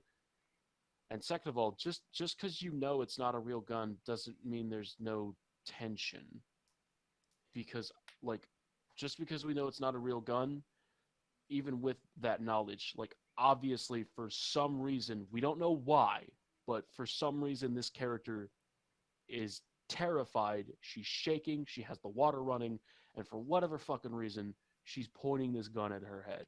I don't even Why? I don't even know if I would say that tension is the point of the scene. It's just a I mean, it's part of an artistic opening. It's introducing you It's to it's something it's without well, it does what Persona 3 does best. It's introducing you to something without fully explaining it, and then later on you pick up on it. Later on when you meet yeah, like Yukari and and the full moon shadow comes up and she goes to point the thing at her and she can't do it, and then you're like, "Oh, yeah, okay, it's that's what she was doing earlier. Oh, it awakens your persona. Okay, so she hasn't awakened her persona at that point. Okay, cool. well, no, she has. She's just very Well, scared, and yeah. that's what this scene establishes. It plants the seed of Yukari being extremely afraid of actually summoning her persona. Yeah. And Akihiko even makes a point of this by saying, "Okay, we're gonna appoint Minato as the leader because he's able to summon his persona without even the slightest shred of hesitation." Yep. So it's planting a seed, and then it's giving a payoff for that scene not that long after. I thought that Yukari's persona awakening was one of the more satisfying ones. One, because I like her and Mitsuru's dynamic, but that's more or less just me, I guess. But also because when she awakened her persona, I remembered this moment, and I was like, "Oh man, she's come a long way. That's pretty awesome." Yeah, I agree. I mean, yeah, it's just I don't know, man. I don't know. In the first place. So what was she even trying to do here? What Awaken her was the persona. what was the goal? But Summon a suddenly, persona, dumbass. shit starts getting interesting as the scenery around you gets darker and more mysterious with these big ass coffins all around. It's a gigantic contrast to the first half, and it's honestly pretty enveloping. But then I it's all agree. ruined because literally nothing happens. Oh, But then wait, hold on. What? Literally nothing happens. Are you, well, hold on. You I meet can't help but Pharaohs. notice. Yeah, I can't help but notice that you completely skipped Yuri Lowenthal and falsetto. Or how about when a protag is walking through the dark hour, even though he's not attacked, you hear like screaming off in the distance, so you're like, "Oh fuck, something's amiss." Like that's literally all it is. It's a few seconds of a shot, so it's like, "Hey, shit's whack." And it hints towards the functions of the dark hour because the music player stops working, the clock stops going, the train stops going. Like I mean, it's showing you quite a bit that you pick up on throughout the story. It's pretty fucking good. Yeah, I would say this is a pretty good opening because much like the Yukari scene, it plants a lot of seeds that come into play later. Yep. Especially the train stopping because that has a big thing to do about a month later. So yeah, Exactly. but you know, then something happens. Takeba, wait! But then it stops again. but And that's it. Every night. what? Okay, but I fail to see the problem here. He's You skipping so say much then- stuff. He's skipping so much stuff. Okay, so your criticism is that uh, the opening is confusing at first, then the opening gets interesting, then nothing happens, then something happens, and then nothing happens again. That's literally it. What the fuck does that mean? Uh, so it's like, okay, stuff that happens. You arrive at Iwatadai, the dark hour happens, and you see sort of how it works, and you recognize that, hey, shit's bad because people are screaming off in the distance, but you're fine for now. You arrive at the dorm, you meet this Pharaoh's kid, and you're wondering, what the fuck's your deal? Then you see Yukari, and it's like, oh fuck, she's got a gun at you. Oh no, what's gonna happen? And then Mitsuru comes down, and quickly they establish that Mitsuru is pretty much her senpai. She's her And boss. and then there's also the fact that Pharos makes you sign a contract, and it's like, Yep. wait, hold on, what the fuck? Why do I have to sign a contract? What's going on here? I thought this was a school dorm. So it plants another seed of why would I need a contract here? And it also, and it also plants the seed of nobody else knowing who the fuck Pharaohs is except for the protagonist. Like there's a lot happening in this Yeah, opening. you can and, ask and there's Yukari about it. You're like, hey, what about that kid? And she's like, huh? What the fuck are you talking about? and you can even ask Ikutsuki about that kid a Yep. few days later. Like there's so much happening here, and for you to just, oh, actually, hold on, I've got something to say. There's so much happening in this opening, and for you to simply say nothing happened, or for you to simply say it's confusing, then it gets interesting, then nothing happens, then something happens, then nothing happens. I'd say that's insultingly basic. Oh, snap, crackle, and pop. I mean, yeah, you're right. We're not even 5 minutes in, but fuck you. Oh no. That's all I have to say so far. Your points are making basically no fucking sense, and I would say that right now, yeah, you're being intellectually dishonest. Absolutely. Night at midnight. A special 25th hour of the day called the dark hour occurs, only accessible to people who have the potential. You know, the Persona users at your school form a group called S.E.E.S that explores Tartarus, a tower that forms during the dark hour and fights shadows. Since your main character's arrival back to your hometown of Tsutsumi Port Island, on every full moon, a larger, more dangerous shadow escapes Tartarus, and it's up to you with your newly awoken Persona power to team up with your friends and stop them while exploring Tartarus. Yep. And literally nothing else. Wait, what? What? Well, I had to hold the fucking phone. You're acting as if nothing. Like that implies that nothing happens within the story. Okay, so let's just go. Actually, Let's go one by. actually, Well, okay, go ahead. actually, before I'm okay with you. Like I think you should say what you need to say, but we might want to let him continue for a moment because we did stop very suddenly before he said something else. Fair enough. Well, you know, if he responds, or well, if he continues in a way that negates what I say, then hey, good for him. That's that's him backing up what he says. So far, he has not done that. So well, I'd say. But okay, let's go through. Let's just go through each character. With Fuka, you help her out with her friend, and she ends up awakening her persona, becoming your new tactician. Mitsuru is tied with her father and Ikutsuki ends up betraying you all. Igus is a robot discovering her what it means to be alive, basically. Junpei's romancing Chidori. Akihiko and Shinji and Ken all have their own pretty much separate arc going on. I mean, there's a lot going on. Like, Akihiko, Shinji, and Ken basically have their own miniature story within the overarching story. yeah. I mean, and then there's all the social links. Like, I get, I know, not the main story, but even still, it's like there's a lot of story in there. They're still part of the game. Yeah.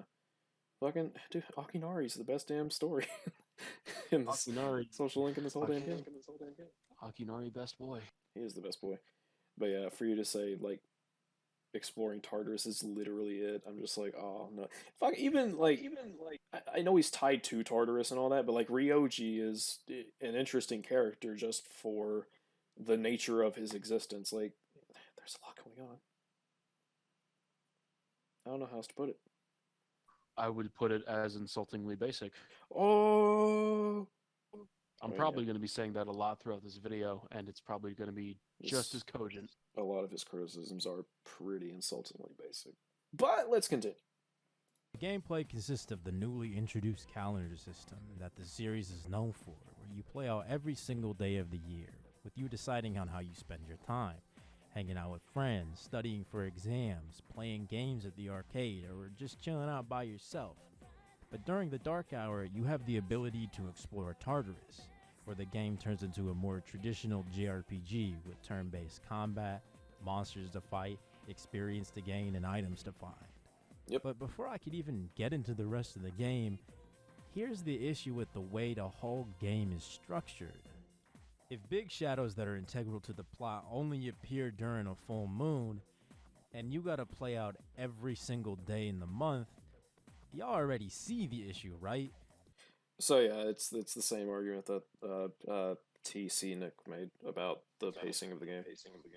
And even then, I would still say the argument isn't entirely valid Yeah, because there's still stuff that happens in between there, and there's a lot. And believe me, like there's a decent amount of shit to keep you busy. Trust me. there really is, especially towards like August where Ryoji comes in. Like, Jesus Christ. I mean, okay. It's just the thing about the full moons. It's just the key, like, I don't borderline climactic story events. It's like, okay, this is the next big thing, but that doesn't mean there's nothing in between. It just means that there's a bit of a lull. There's an ebb and flow to it, and it's consistent, Yeah, which I would actually argue makes the pacing really good. Exactly. It's selling it fucking short and acting as if literally nothing happens except on the full moons. And it's like, no, There's there's a bit shit in more. between there. You can't just not talk about that. That's intellectually dishonest. Oh, snap, crackle, pop. I'm gonna be honest with you. I'm probably gonna be a lot meaner than I was in the last video. Good. And by last video, I mean Mayo. Yeah. I just gotta read this message real quick.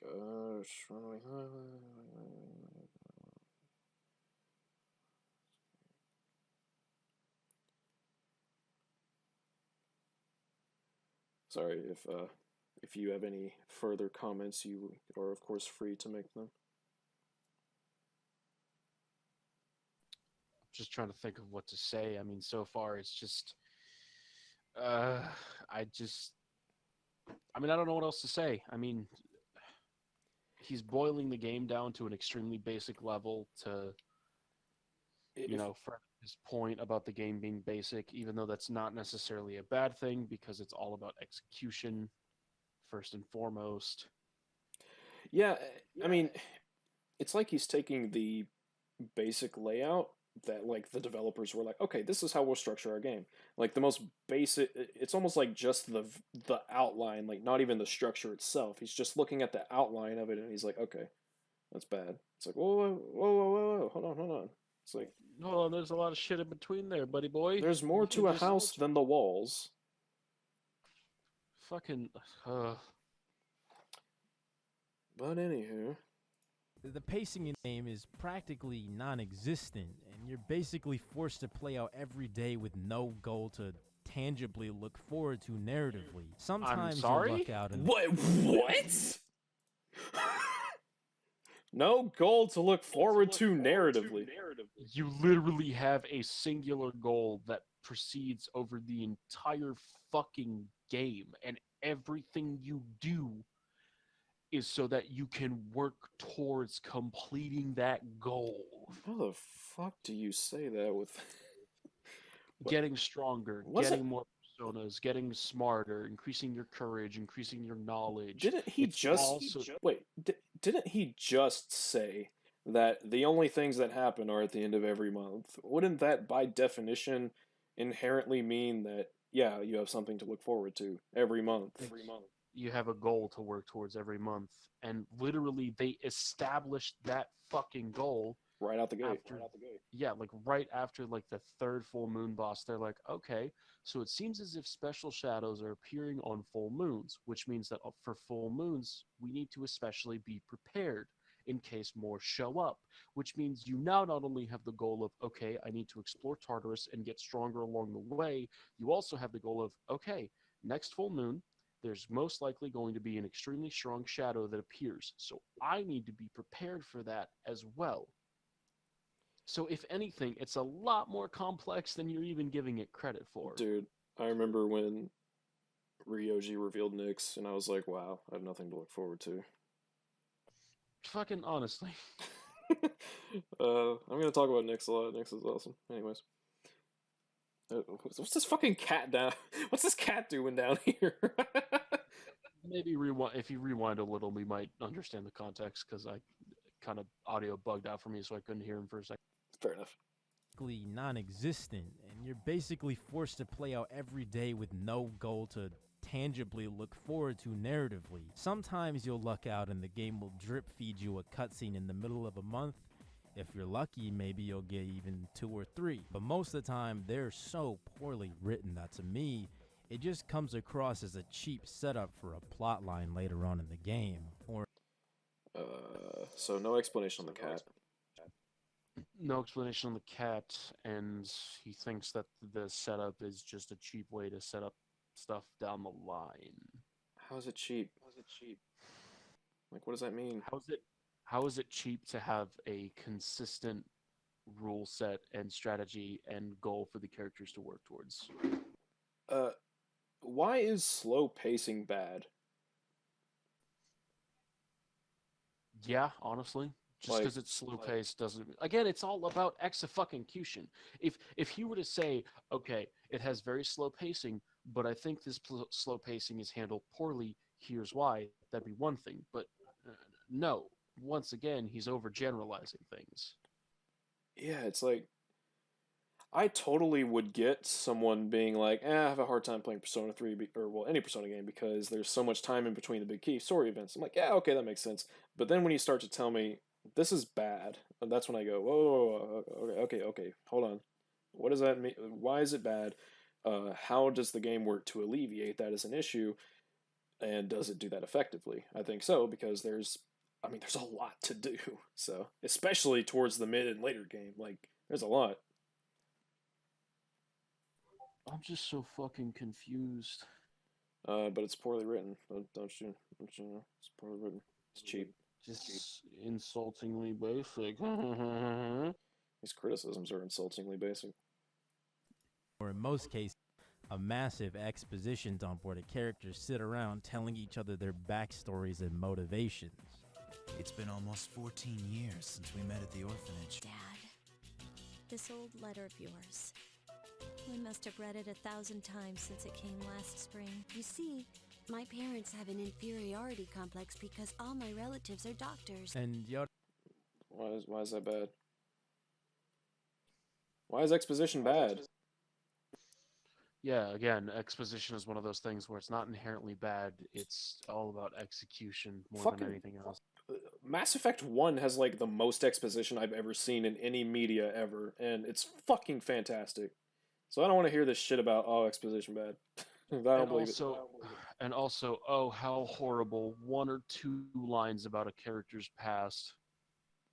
Yeah, it's like literally, each of those clips that you just showed was maybe 2 seconds to 3 seconds long. I think he just put that there for shits and giggles. I think so.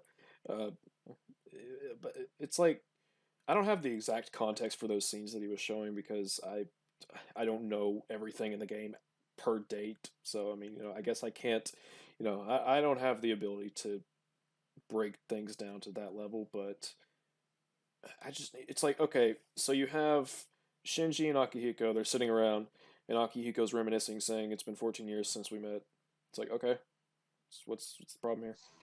Or you have Yukari looking at her dad's letter, also reminiscing about her father, and then you have Fuka, who is clearly okay, the first one and the second one specifically, I have particular problems with because they're conversations. Yeah.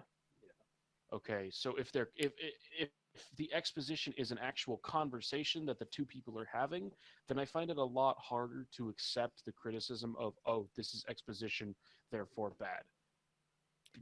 Because it's just a conversation. The one with Yukari, I can sort of get where he's coming from on that one. But even then, not necessarily, because if his criticism is that, oh, she's talking to herself, I talk to myself all the time. Fuck off. Teenagers talk to themselves. But with Fuka and Mitsuru and Shinjiro and Akihiko, I find it a lot harder to swallow that pill because they're having a conversation with one another. Yeah, and especially if Mitsuru asked Fuda or not Fuda, Fuka. Whoa. Especially, let's not read too much into that. Especially if Yukari asked Fuka about her Mitsuru? Especially if Mitsuru asked Fuka about her parents, then yeah, of course Fuka is going to explain. Why wouldn't she? She was asked a question. Yeah, I mean, I don't know how else to put it. It's like, yeah, they're having a conversation, and there happens to be exposition in there. It's like, ooh, Like people, like in real life, like honestly, exposition gets a bit of a hard, like a hard knock, because like people in real life exposit and explain shit all the time too. Okay, so yeah, just because you have exposition in a scene with two characters doesn't mean it's not natural. It being exposition is not, again, it's one of those things, it's down to how you execute it. Saying, oh, there's a lot of exposition doesn't fucking tell me anything about how it's written or how it's implemented. yeah. Like, going back, and I know this isn't Persona. Well, okay, no, I'll try and stick to Persona 3. Okay, so Ryoji's telling you, hey, the fall is coming. Nyx is gonna wipe out all life on this planet. Like everyone's gonna die. And if you try and fight it, you're gonna be miserable as you die a painful death. It's like that's exposition, but when this cosmic entity tells me this, I'm shitting myself. I'm not thinking, oh wow, fucking exposition. Exactly, and it Like, builds up a lot of tension too, because it's like he literally just gives us an ultimatum: we either yeah, suffer horribly or we die peacefully. yeah. I mean, yeah, exposition's not bad. It's really good. Play Mass Effect 1, you'll figure it out. It's pretty good. Again, it just depends on how it's fucking executed. Execution Yeah, in and of itself, exposition. Saying something is bad because it's just exposition, that's reductive. it's almost as if describing something and then insinuating that that thing is bad because of the description of it is insultingly basic. Oh my fucking god, we're gonna be using that a lot in this video. I can Well, already it's like tell. that's what a lot of YouTubers do though. They'll describe something and they'll be like, "Yeah, it's shit." It's like, "Well, what? Wait a minute, what?" Pretty much, kind of like Critical's review of Devil May Cry 5. Sorry, just had to get that just Oh. just had to get that pot shot in there. Yep. In fairness, I love Critical, but I mean, yeah, the I love DMC5 review is I bad. love I love Critical too, but that's an oofy take. It's pretty oof. Anywho, I'll rewind just a wee bit. My parents have an inferiority complex because all my relatives are doctors. And yo, that's just the entire story. You're expected to be enveloped in the world presented to you and be interested in what the fuck is going on, but the way the story paces itself, any kind of suspense just deflates until you stop caring completely. Speak for yourself. Yeah, I'm definitely not feeling any suspense or tension from that line that's currently on screen from Junpei. Remember that time when you were told at the very beginning of the game, you're gonna die?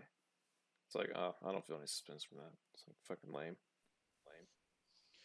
Oh boy, this one. Oh fuck, Persona 3 has no suspense. I'm grabbing That's the fucking whiskey. good. Good. You might need it. Fuck, I have some whiskey actually left over. I might just go with that. But anyways, you good if I go ahead and continue? Oh yeah, I already had it with me. Okay, cool.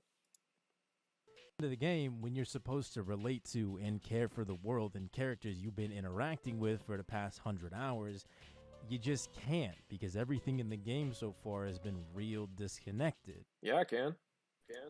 He's making it seem as if almost every single conversation or almost every single line in the game is nothing but disconnected, clunky exposition, and that could not be further from the fucking truth.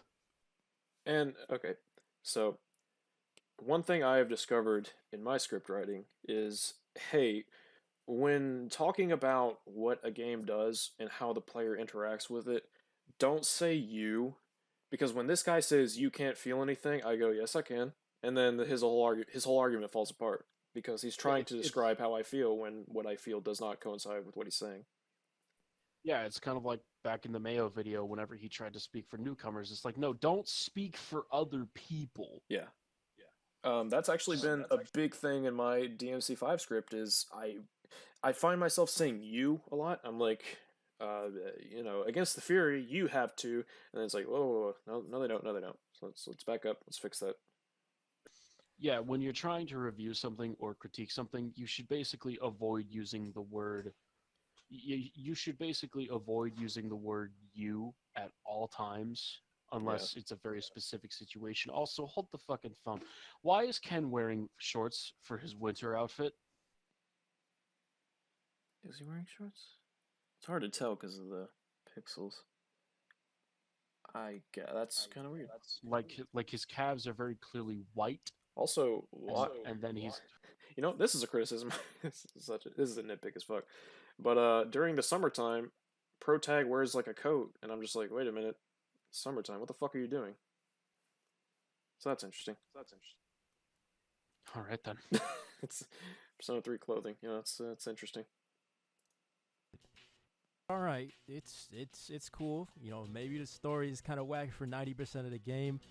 Most Megami Tensei games are still pretty great if you exclude their narrative, I guess. So even if I didn't like the way the game Just is had to bring structured, Megami Tensei, huh? maybe You really just had to. It's like, oh, okay.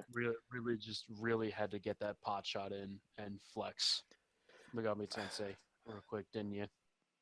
Yeah, I'm just wondering if like, let's say I haven't played Nocturne yet. I have it, and I'm gonna play it at some fucking point. I have it, but let's say I play it, and I look at the story, and I'm like, this ain't very good. It's like, what then? But, yeah. And I'm also wondering how much he's going to bring up other Megami Tensei games in this video, to be honest. I think he talks about 3 and 4 a bit, but this fucking cat. Do you want in? Alright, then. Do you want in? I'm gonna. Okay. Anyways, let's just go ahead and continue. narrative, I guess. So even if I didn't like the way the game is structured, Oh fuck, it's lagging maybe for me. the way Rewind. the game plays. You good? Hello?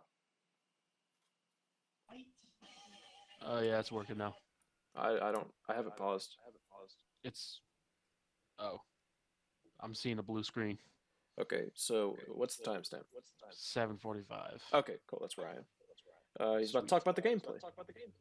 Awesome. These might be right. All right, so I'm gonna keep it as real as I can be. The biggest criticism of Persona 3 I've seen on the internet is that the battle system is not fun. It's broken, the AI don't work properly, and it makes every version of the game that is not the PSP re-release inferior by design. And I gotta say, that shit is probably the most incorrect, stupid-ass assertion I ever did see about a video game since y'all motherfuckers try to tell me that this game is good. So I Okay, agree then. that the gameplay's good.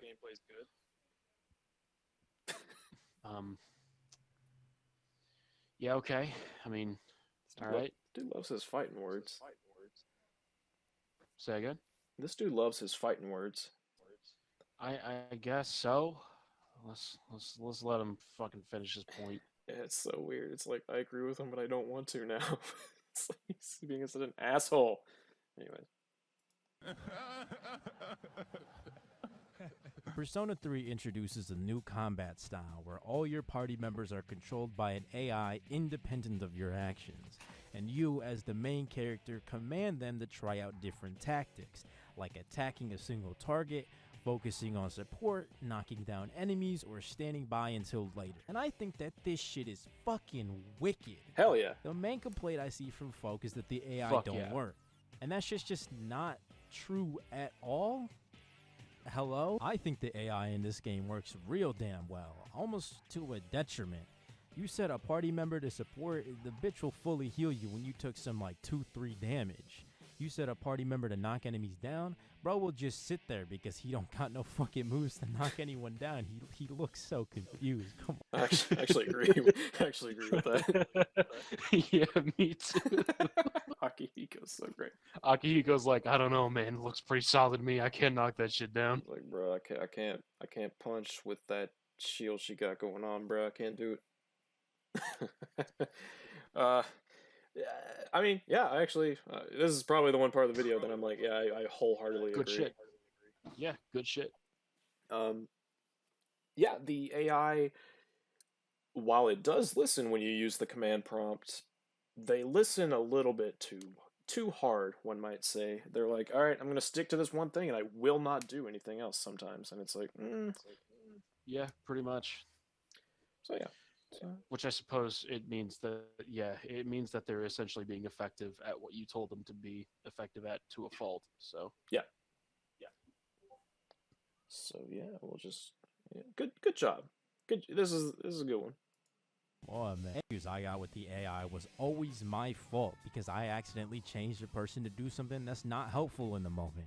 Or maybe because I changed someone to only use physical attacks and forgot to change it in a fight where the enemy reflects it.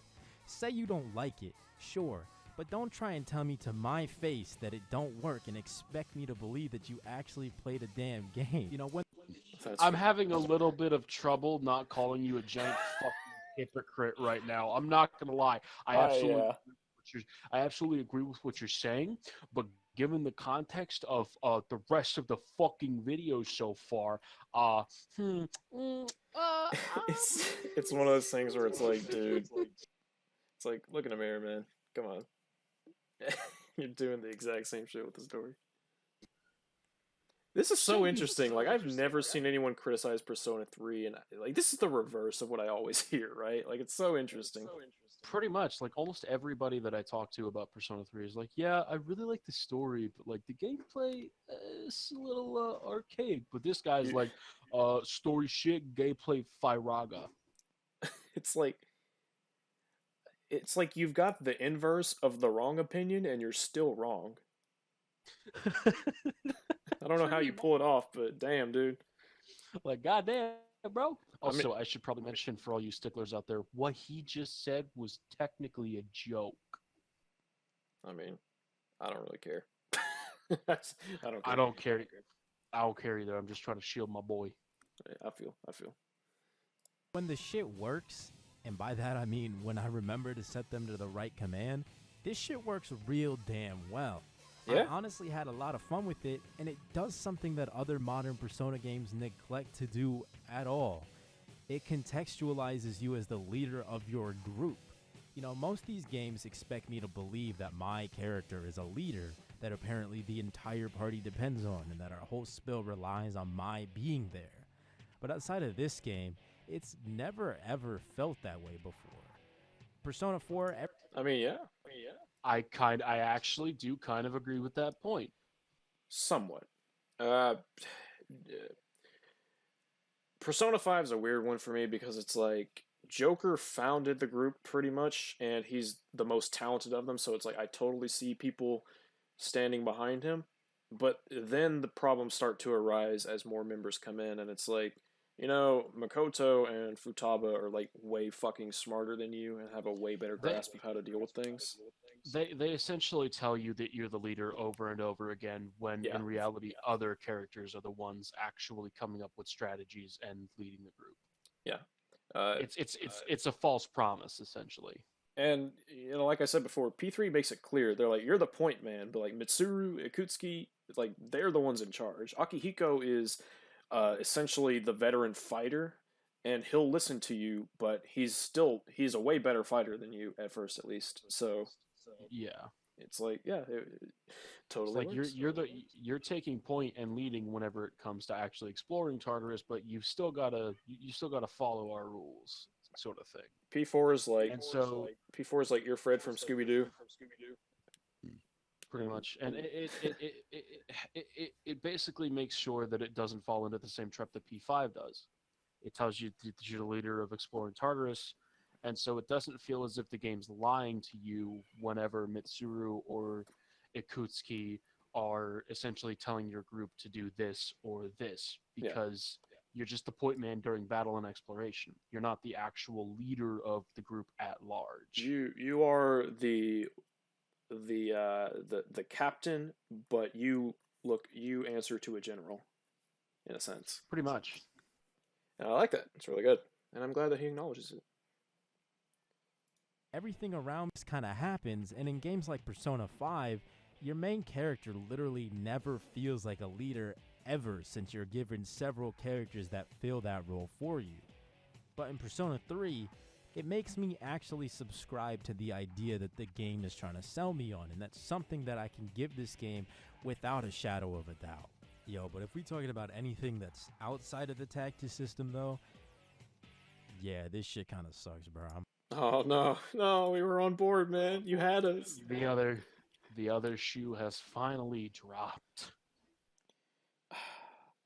Hold on, let me go open my door. I think my cat wants in.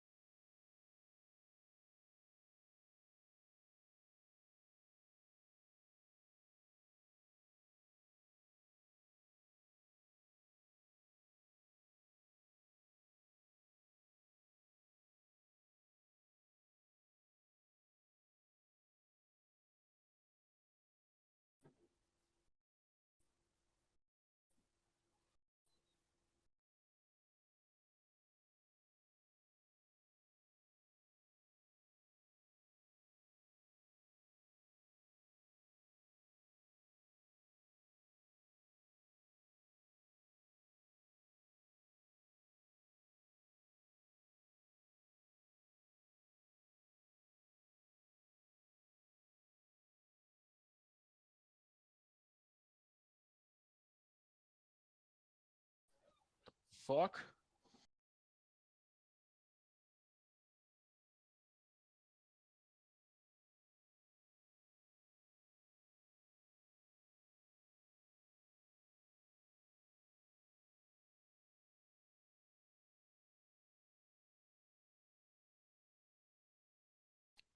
I see you're having problems with your cat.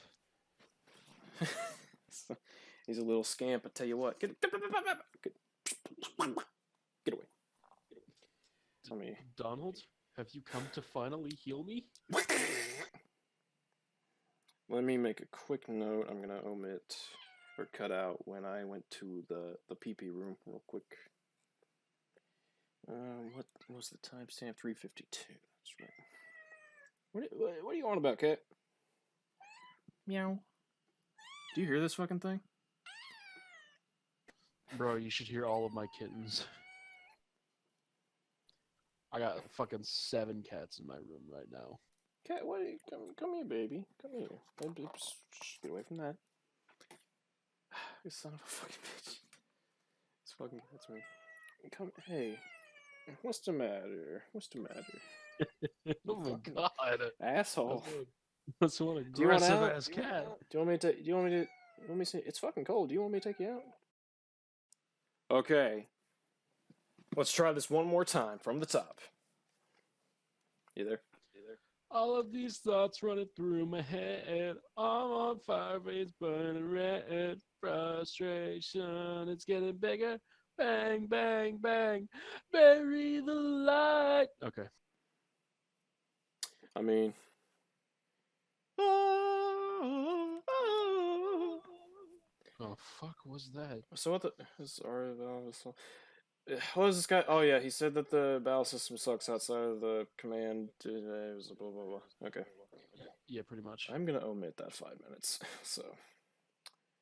I suppose. That was 5 fucking minutes? Jesus. Yeah. But anywho, let's let him continue. Also introduced in this game is the new Once More battle system, where everybody got resistances and weaknesses. Hitting those weaknesses knocks down an enemy and gives you the opportunity to act again. Once all enemies are knocked down, you get the chance to do an all-out attack, which is just a big, heavy-hitting attack that hurts all the enemies on the field. You know, it's cool for the first couple times, sure, but, you know, after a while, the monotony of it all really starts hitting about 10 hours, 5 hours into the game, and it gets real damn annoying.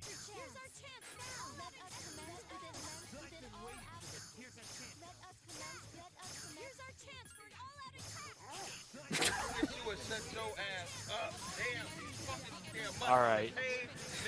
All right. uh, I'm gonna say that's a little disingenuous. really? I mean, he's showing all of these all-out attacks over and over and over again, and he's clearly attempting to show it in some sort of way to make it look like it's tedious, and as if it makes the battle system a lot harder to engage with or a lot more tedious to engage with as a result. At least that's I the impression I'm getting. I will say that it's so maybe at the beginning of the game I would actually agree with this, but when you start getting further into the game, when enemies have only weaknesses to like light and dark, which are insta kill, and there's no way to knock them down other than luckily landing a critical, it becomes way less common, at least in my experience. And also, uh, on the flip side, I will agree in the instance of the Reaper, where pretty much the only viable tactic involves doing all out attacks literally over and over and over and over again. So, I mean, Indeed, I would say that is one instance where the all-out attacks get slightly annoying. oh yeah, P5 definitely does all out attacks the best. That's for sure. Because you know you have so many different little ways that they can be presented. It's pretty cool. But I mean, yeah, all out attacks as a concept, honestly, I kind of have mixed feelings about. If I'm being real, like I get it, and it's a good They goal just to shoot for in combat. Like you know, it's a good way to try and strategize. But I don't know. sometimes the reward of an all-out attack doesn't necessarily meet the effort that goes into actually getting one. Yeah, but I mean, if he's really just talking about, I'm assuming he's not. But you know, if we're sticking just to the presentation, it's like, well, I mean, it's a PS2 game. It's this was made a long time ago, about 15 years almost actually. So I mean, yeah, that kind of thing is going to be limited. It's not like P5 where they had like 7 years to make it and they have like fucking 14 all out attacks or some shit, you know? It's just one of them tanks. One of them dangs. No matter what happens, Sean, it's just a Also- tank. Also, fuck me, I just got Vietnam flashbacks to fighting those 3 fucking tanks. Oh my god. I don't think I had too much trouble with them, I think. I died like 8 fucking No, times. I remember actually. Oh man, I just had a fucking Vietnam flashback. So when I first fought these things, killed them quickly, easily, like literally just whatever the fuck. But afterwards, I decided to test my luck and press on, and I did not.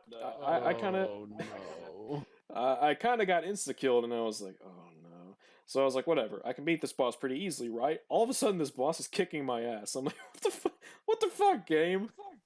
Yeah. That's you know that's the kind of memory that Persona 3 is going to give you, and I am happy that Pretty I have much. it. It's something that's funny to look back on. That's for sure. But anywho, So basically, for Persona, oh, he said the gamer word. Oh no. It's our first instance of footage from Shin Megami Tensei 3 Nocturne featuring Dante from the Devil May Cry series. Nice. He's not even showing Dante though. Psh, he's not a real SMT fan. Shut the fuck Breathe. up. they looked at SMT Nocturne's press turn battle system and saw the fun, fast-paced, engaging, yet challenging gameplay and went, fuck you, this shit is too hard. Let's make it so that the entire game is one-sided as hell. What? Whoa there, buddy. What?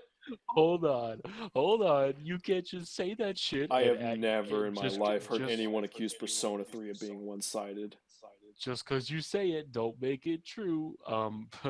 Persona 3 is one of the hardest games I've played.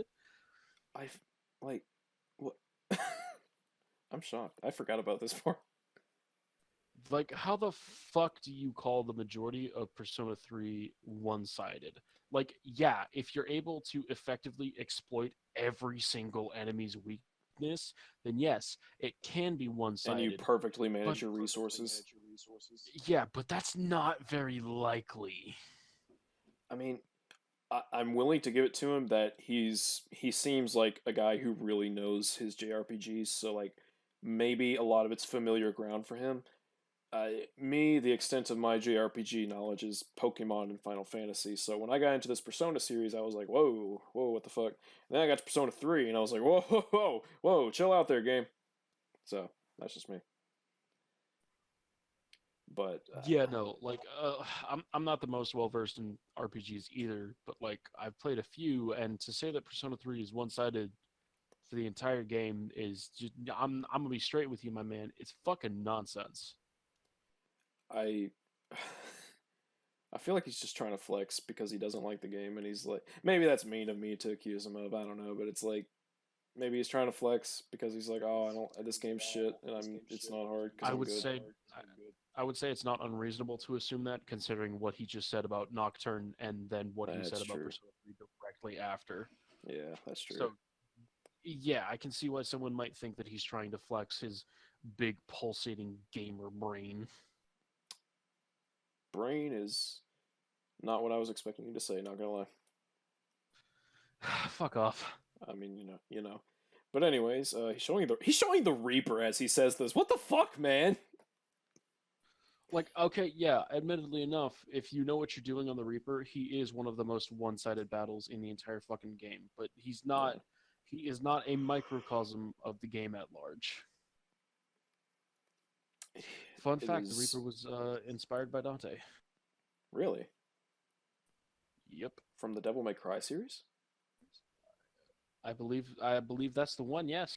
I've heard it referred Did you know to as he that. featured in an SMT game once? Bullshit. Nah. Oh. It says featuring Dante from the Devil May Cry series on the cover and everything. I thought it. See, the one that I saw said like Devil May Cry, Devil May piss his pants, Devil May shit and cum. Featuring Virgin from the Special Edition series. Featuring Vorgan. Anyways, Virgin and Urinate. This is the first time I've ever heard anyone say Persona 3 is too easy. Like, damn, dude. You really trying to flex that gamer brain. Big gamer right there. I'll tell you what. Anyways. Later on, because the opening part is not very good. You know, you're just expected to carry the entirety of the first two blocks, which makes up the first, 20, 30 hours of the game by yourself. Okay. Which feels like it just lasts forever because outside of normal enemy encounters, every block has a set number of mini-bosses that you fight when you climb higher up the tower. Okay. And most of these things are just a toss-up between an easy waste of time or a boss that basically says, by easy, I mean a literal damage sponge that takes forever to kill for no reason. Okay.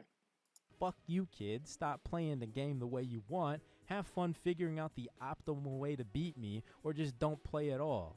What? But figuring out the optimal way to beat bosses is literally one of the appeals to a turn-based JRPG. I'm trying to compute this. He's trying to say the game's too easy. Now he's trying to tell me that the bosses require you to, like, have such a strict understanding of the game's mechanics and do certain things. It's like, well, I mean, yeah. And also, I should say that, like, just because you find the optimal way to beat them doesn't mean they're necessarily easy either, especially considering the fact that, like, halfway through the game, all of the bosses just stop having weaknesses altogether. Yeah. Part of the fun, I think, is, like, I remember coming up with such creative bullshit to kill some of these bosses. Like, that's cool to me.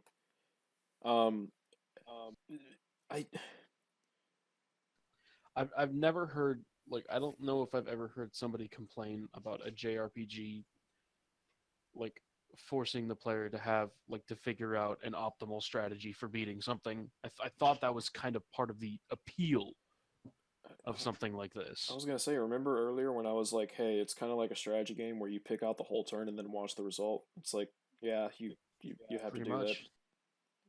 What a... He says this, like, right after saying the game's too easy. It's so confusing.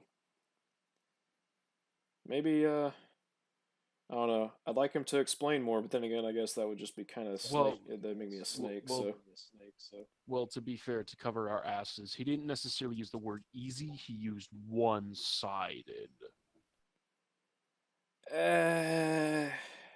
But that also still implies that the game is easy. So fuck me, I guess. Unless he's complaining the game's too hard, but he just said that it was dumbed down from Nocturne. So I'm getting flashbacks here, Al. Not gonna lie.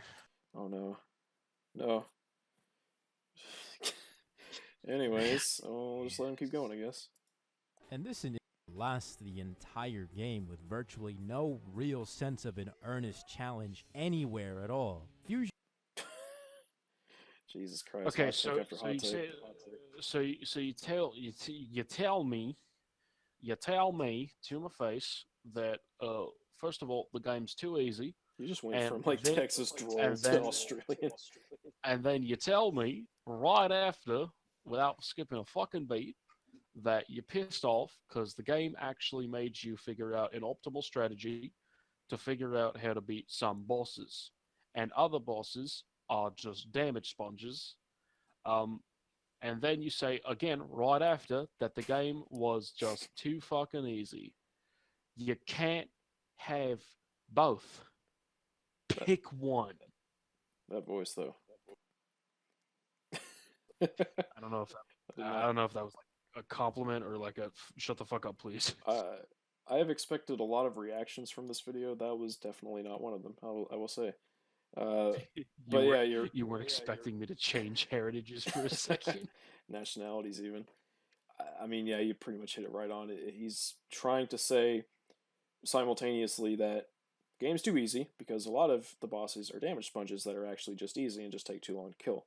However, also certain bosses require certain optimal strategies in order to beat because of how difficult they can be and because of how powerful they are and how it requires the player to kind of get a grasp of the game's mechanics and have an understanding of how they can be exploited.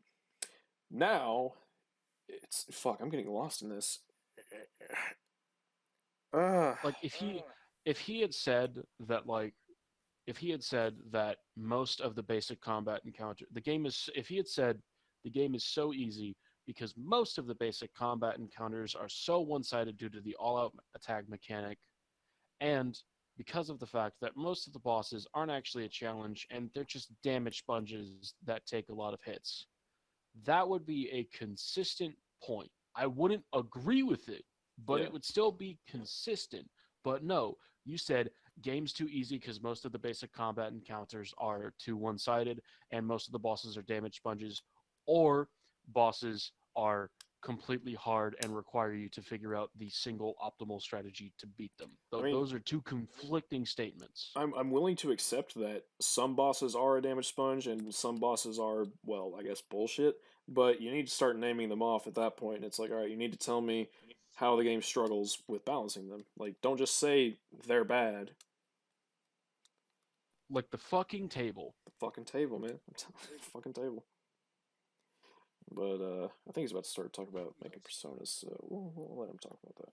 Fusion is still a stupid-ass boring mess due to the fact that if you want to get the skills you want on a specific persona, you have to exit the menu and reselect the fusion you want to reroll the skills.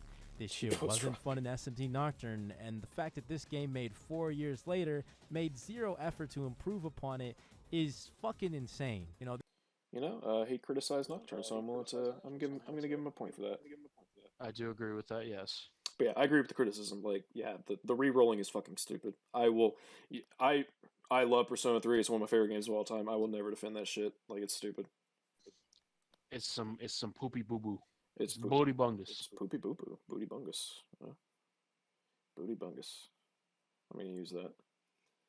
But yeah. These issues don't really stop later on in the game either. You kind of just get introduced to more party members that make it so that you're not the only one doing work no more. But the issues with grinding still exist and the obnoxious bosses are still there. It's just slightly more flexible than it was before. Wait, is he like implying that Yukari... I feel like my brain is fucking melting right now. Is the implication that Yukari, Akihiko, and Junpei are useless? Because he talks about how when more party members are introduced, you don't have to carry them, and it's like, wait, what? Like, Akihiko's awesome. Your Yukari is literally your main healer for a while. Like, what the fuck are you on about? She's pretty cool. I mean, yeah, it's just We're not even halfway through, and I already want to fucking blow my goddamn brains out. damn. Fuck. I told you, man. This one's an adventure. That's for sure. But you know, we're making good progress. We're only at 4 hours. You know, it's 4 hours on this one video? well, 4 hours on the total. Okay, yeah, that's actually a really good time. On this To be video, I honest. think we're at like an hour and a half ish. That's actually not bad. Yeah, it's pretty good. But yeah. It's certainly a lot better than what we did on Mayo. Well, I think the thing about this guy is that he, at the very least, I'll give him credit for he takes a little bit before he says something stupid. That's mean to say, I guess, He- but He's not saying stupid or contradictory stuff every other fucking sentence. yes, yeah. Like I've noticed, we go for a good few, 15 to 20 seconds normally before he says something that we're like, okay, wait a minute. So, good. As opposed to Mayo, who I don't even think I need to talk about that anymore. Fuck him. Yep, that's typical. And that's not mentioning the biggest issue I have with the gameplay. And that's been an issue with modern Persona ever since this game came out. Oh, No! Please get up! When your main character dies, it's game over. okay. This is by far the dumbest shit I ever seen in a fucking video game from a ludonarrative perspective. In a game like SMT Nocturne or Strange Journey, the game ending when your main character, the one who literally controls all your party members, and without your being there, they'd probably just go step out and do something else. It makes sense that the fucking game ends there. But in a game like this, where losing all your HP is contextualized as being knocked unconscious, where your friends can easily revive you, where these motherfuckers are literally still alive in the fight when the game ends. Why does it fucking happen? Especially in a game like this, where 2 out of the 7 types of magic are instant death, where moves that instantly kill you if you're inflicted with a status ailment exists, where bosses can literally one-shot you. Well, fuck it. Normal enemies in the game can fucking one-shot you. This shit don't make sense, and it is really fucking discouraging.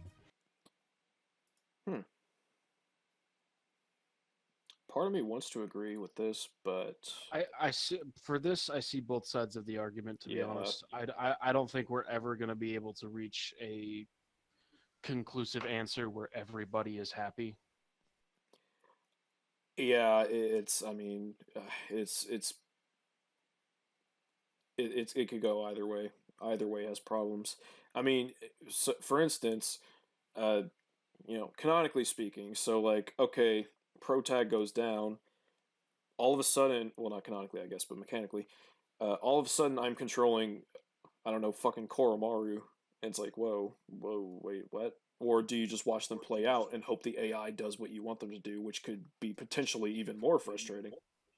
Yeah, exactly. With Persona 4 and 5, I understand the criticism a lot more because you can actually control your party members there. But in Yes. Persona 3, I understand it a lot less whenever it's AI doing the work. Yeah, like, I mean, okay, so, in, okay, the way he's looking at this is as if you're one controlling the whole party, whereas in Persona 3, you're just the protagonist. It's the same as, uh, I mean, in any other game, like in Mass Effect, you play with a squad. I get that it's a different genre, but like, bear with me. You're playing in a squad, and you can use medicine to pick up fallen teammates, but when Shepard, the playable character, goes down, that's game over because that's your character. You're not just suddenly gonna jump to control like fucking Garrus just to heal. Like that would be really weird. Yeah, and it's kind of the same thing with Persona 3. It's not, even if the AI does win, it's not going to let the AI potentially play the battle out without reviving you and just winning the battle for you. Even if they Yeah. did do the thing that even if they did do the thing that they did in SMT4, where if your main character was still dead by the time the battle ended, they would revive with 1 HP. It's Even if also it's also one of those things where it's like, okay, so let's assume like in Persona's 3, like in Persona 3's case, you don't control your party members, and they keep that true, but the game goes on when protag goes down. One of two things is going to happen. One, your party members are going to win the battle for you and revive you, thus making you feel as though you don't matter as much and the game's way easier than it is, or they're gonna fuck things up and you're gonna get frustrated that they didn't win the battle. Like that's a hard line to walk. Yeah, like either they win the battle for you and you don't matter, or they don't win the battle and you still have to watch it play out up until the conclusion where you inevitably lose anyway. Yeah, and again, I'm playing devil's advocate because I think both sides or both options have issues. I'm just presenting the arguments against what Yeah, he's posing. it's one of those things where you kind of just have to make the best of a bad situation, honestly. Yep, it's like with Devil May Cry. What was the thing that we had talked about where they had to? I'm pretty sure the thing that we talked about was the lock-on system, or not the lock-on system, but the camera. Yeah, Because we were talking about how in Devil May Cry 5, enemies can't attack you off screen if they're not already winding up an attack when you Yep. turn the camera away. but in Special Edition they changed that, so it's like, okay, now we have, you know, like you can literally prove that both sides have problems because there's two versions of the game that have both implementations. Yeah, now we've used both ends of the sword. Yes. So I mean, I get not liking it, but it's just I you wouldn't gotta. say It's a concession you have to make, unfortunately, whether you feel as though it's fair or not. yeah. Much of the game basically makes you grind. This just means whatever monotonous, unfun ass grinding you did on your trip to Tartarus ain't worth shit because you gotta go back and listen to this stupid ass fucking music all over again. My God. Okay, I gotta pause it for like copyright sake. But how dare you talk shit about Persona 3's music? How dare you? I mean, It's I get subjective not as fuck, liking. but I mean, I get not liking mass destruction to an extent, but honestly, everything else about the game soundtrack is fucking fire. credit to Persona 4 because halfway through the game the battle track changes. That's pretty cool. Good on them. Yep. I didn't actually notice that.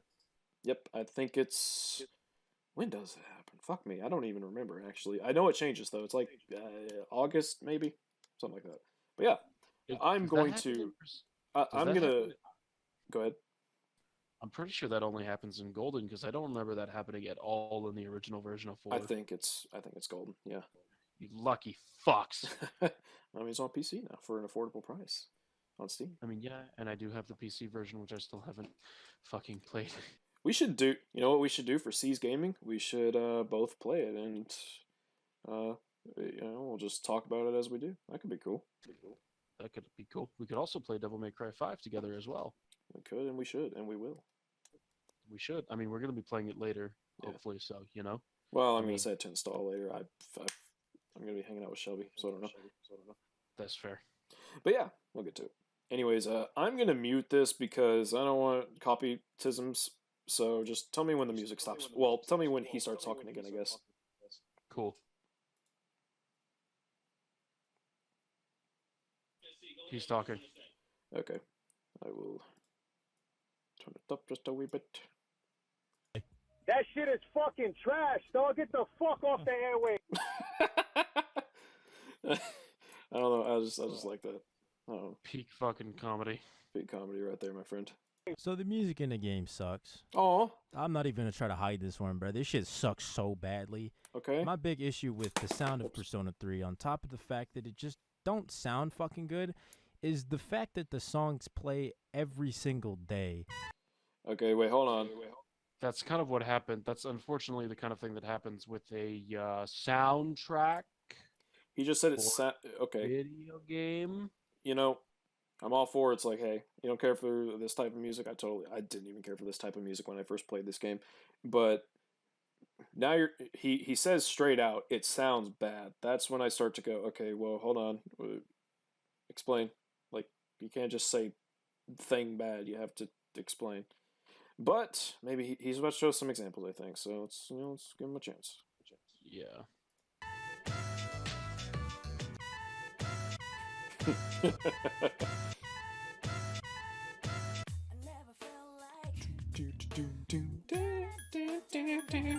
I wanna mention this version of this song only plays when you go into shops. That's true. And I should also mention that the previous song, he once again did the same exact thing that he did with the All Out Attack, where he played it over and over again, more and more getting more and more frequent with the beginning measure. And to be fair, that song, first of all, that song doesn't even necessarily play every day if you're not doing a social link. Yeah.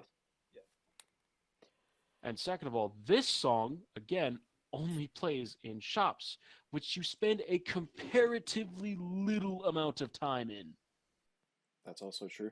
I mean, I think it's just kind of a thing with Persona where it's like they have they have musical themes for all these different things. Some of these things are more regular than others, so naturally you're going to hear some songs repeatedly, and it's like, okay, fine. I get that there's a repetition to that that's not going to rub everyone the wrong way, and it's up to the music to be good enough to justify that. But at the same time, I mean, if you like that music, you do. If you don't, you don't. I mean, And again, so far he hasn't done anything to explain why it's quote unquote bad. If he had just said, "I don't like it. I think it's fucking terrible," then whatever. That's his taste. He's allowed to have it. But he had to put in that, "Yo, this shit is trash. It's bad." And he still hasn't explained it yet. He's just shown 2 tracks in very hyper-specific situations that don't play every day like he claims they do. I swear to They God, only play every day if you do social links. I swear to God, if he talks shit about Battle for Everyone's Souls, I'm gonna commit Or burn me suicide. during last battle. Oh, he better not. Well, he said the opening track. I don't know if he was talking about "Burn My Dread," but because he was showing the train, and the music that plays there is the last battle mix. So I don't know if that's actually what he was talking about, or Who knows? maybe he should explain more and not be so insultingly basic. Yo, straight up, that was a really fucking good impression. Thank you. I was 100% convinced during the entirety. Like, holy shit. Thank you. But yeah, I'm continuing, I guess.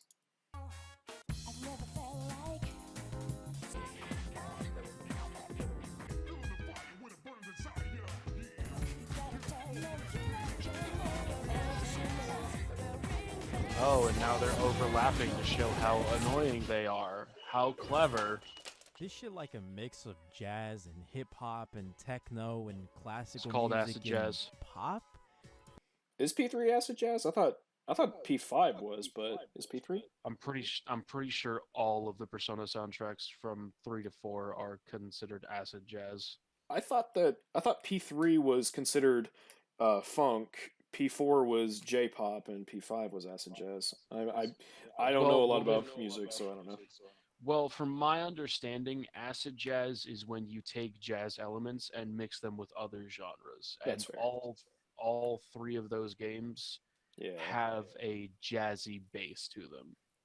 That's true. So, like you've got, like in Persona 3 in particular, you've got jazz mixed with hip hop and metal, and with Persona 4 you've got jazz mixed with pop, and with Persona 5 you've got more jazz than It's like electric. any other you got more jazz with any other iteration in the series mixed. What was that? And Persona 5 essentially has more jazz than the rest of the series, mixed in with like electronic and also metal to an extent. Yeah, it P5 takes a lot of cues from Catherine as far as BGM goes. Catherine's awesome, by the way. You should play it. Definitely. It's good stuff. Anyways. Feature from Yumi Kawamura and the biggest fucking cornball rapper I ever seen in my entire life, Lotus Juice. I'm a spiritual lyrical individual. Is that Filthy Frank? Yeah, that's the Filthy Frank from the Internet Rappers episode. All right, let me. I'm gonna turn this down again just because I don't want to risk copytisms. So, I don't think it would copyright it. It's not an actual copyrighted song. It's, uh, it's just I don't want it's to risk. just part of the. Fair enough.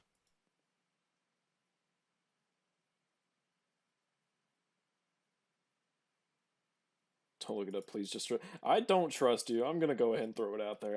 That is an extremely disingenuous thing to tell anybody during a review. Hey, I'm gonna talk shit to you this whole time for even asking me to explain something, but trust me. Yeah, just trust me. Also, I'm sorry, comparing Lotus Juice to that instance of politics with that whole spiritual, lyrical, miracle individual shit. Yeah, that ain't it, Chief. That really ain't it. It's just such Like, you can like, I'm okay with you saying that his lyrics are a little corny, but I mean, in most cases, in most cases, Lotus Juice is nothing like that. I'm all down for calling Lotus Juice corny. I don't see why that's a bad thing. It's like when you called the old like the first Spider-Man movie corny. It's like, yeah, and Corn does not necessarily equal bad, just like with camp and being goofy. it's true. Okay, I'm assuming that he's not playing the thing anymore. Yeah, he's talking now. All right, cool. The original game has over 50 songs, and for a majority of the game, you're listening to maybe 5, 6, maybe 7 if I'm giving it a little credit.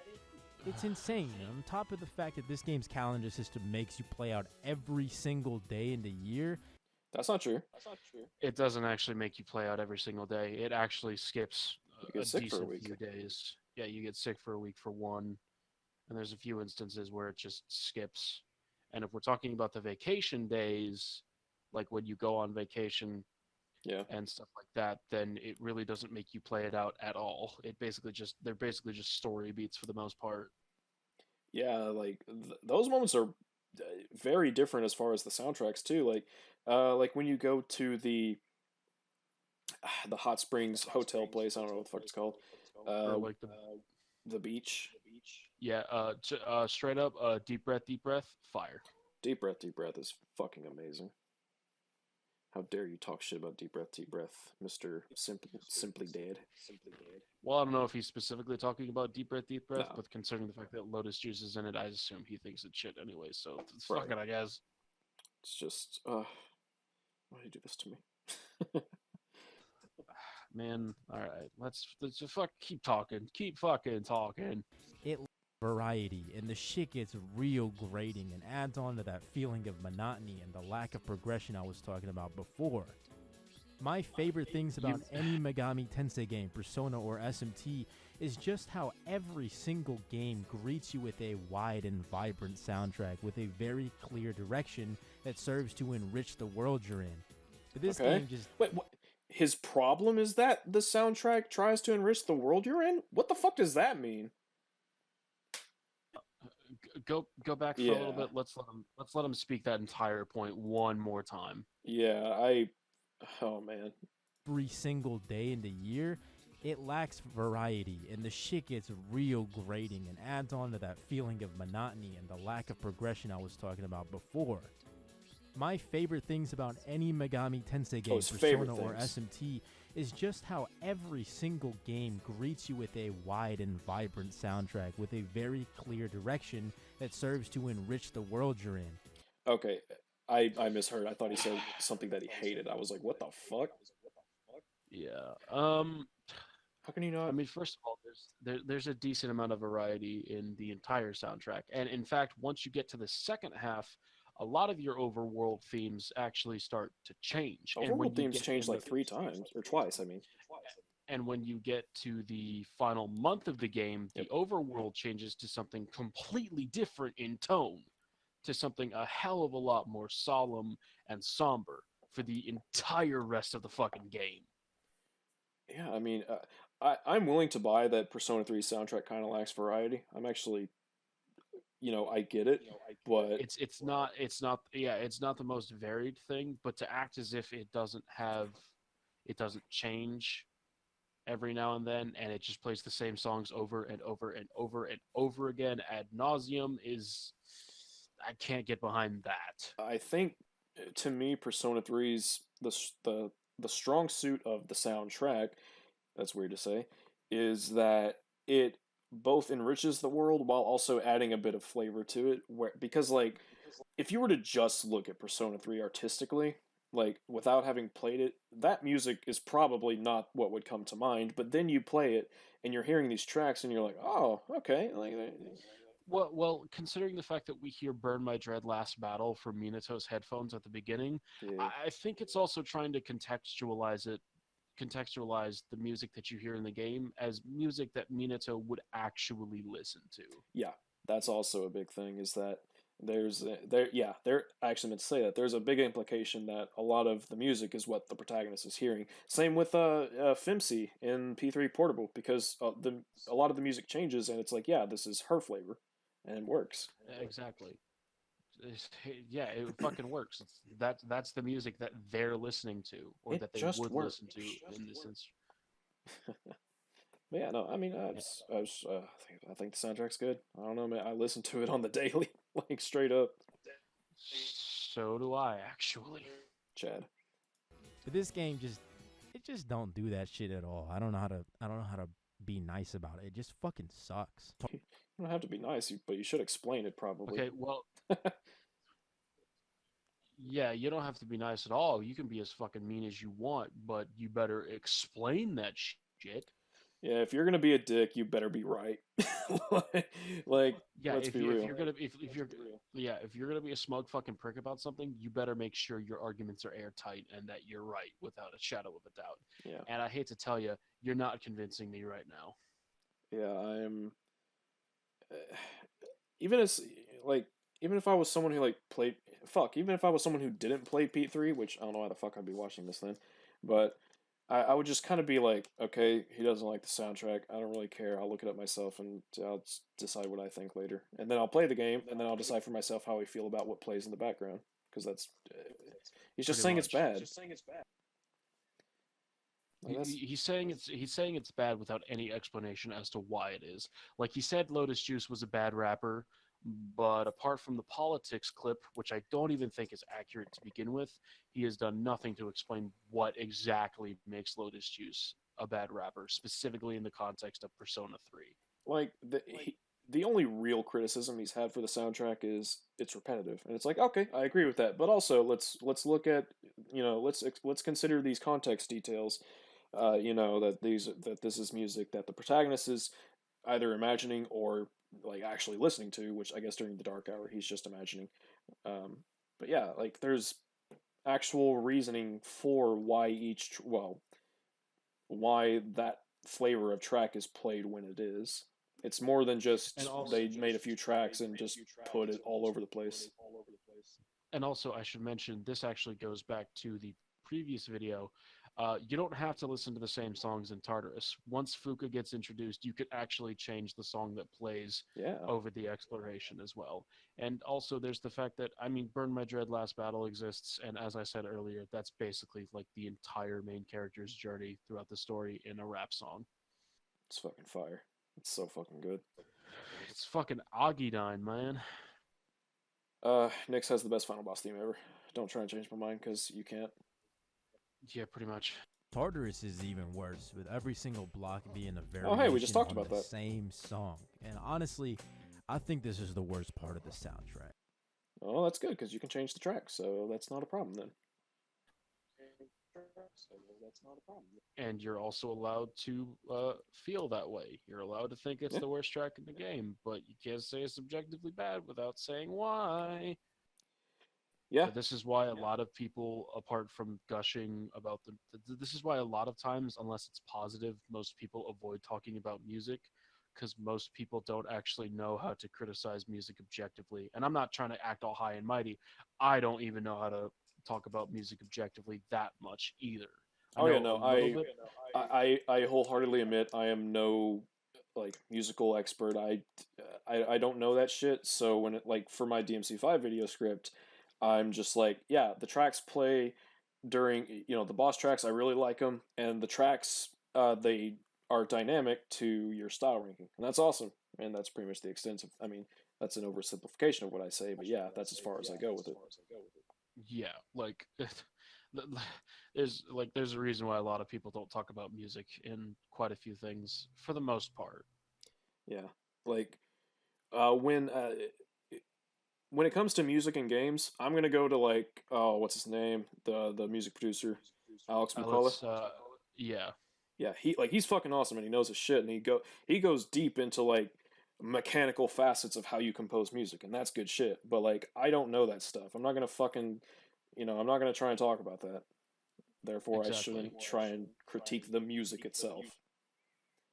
Now, I have nothing wrong with you saying that you don't like the music, but you keep using these words like, "Oh, it's bad" or "Oh, it's trash," and yet you're doing basically nothing to explain why. Yeah, the closest we've come is saying it's repetitive, but yeah, that's it. And that is true. It gets repetitive sometimes, but that's basically it. Yeah, That's basically all you've said about how bad it is. You haven't told us, and I'm not taking a clip of politics and nothing else as a reason as to why it is that Lotus Juice is a bad rapper or fucking his raps in this game in particular are bad. uh, That's not an argument. That's just you trying to make a funny, and it let's didn't really work. let's look at something else. Fucking Metallica. Saint Anger is one of the most garbage ass albums I've ever listened to, but all of their other albums are fucking insanely good. Well, mostly. Like, good musicians can make bad music.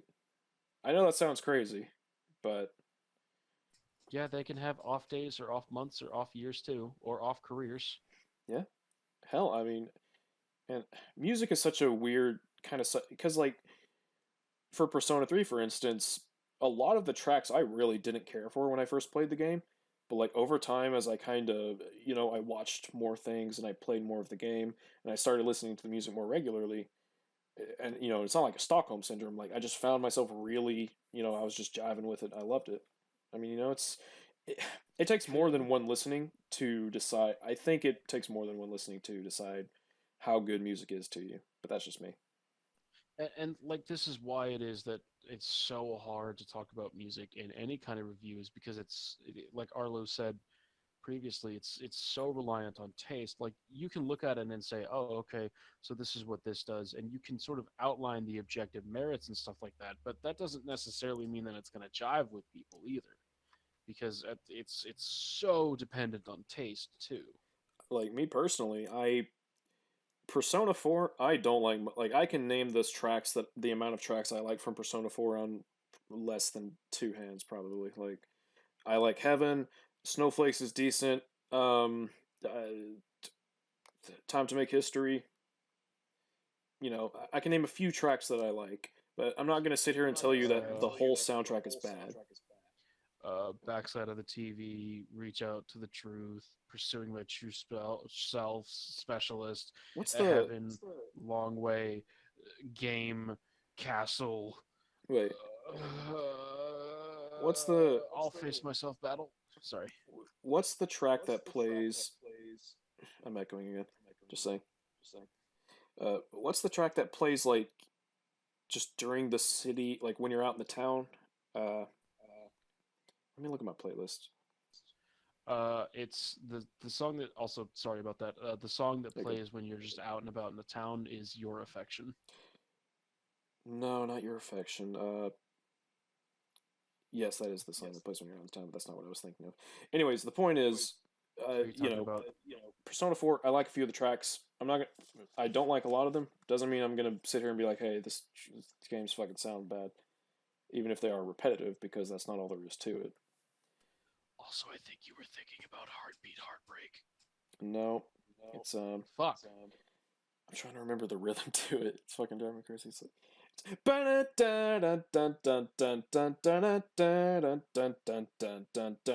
Oh fuck!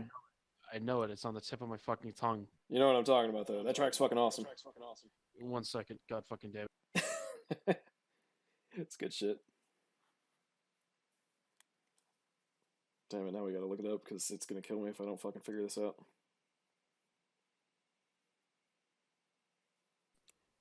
I'm looking through my Spotify playlist right now. Music. Not heartbeat, heartbreak. Never show the truth.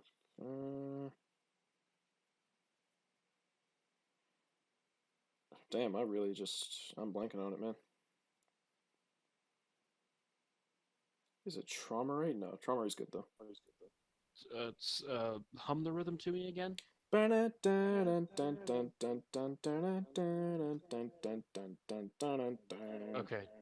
Okay, just making sure because I was about to say, you sure it's from Persona 4? Because I heard a song and Yeah. I just heard a song from 3 that sounds pretty similar. It's very similar to a song from P3. That is faux show.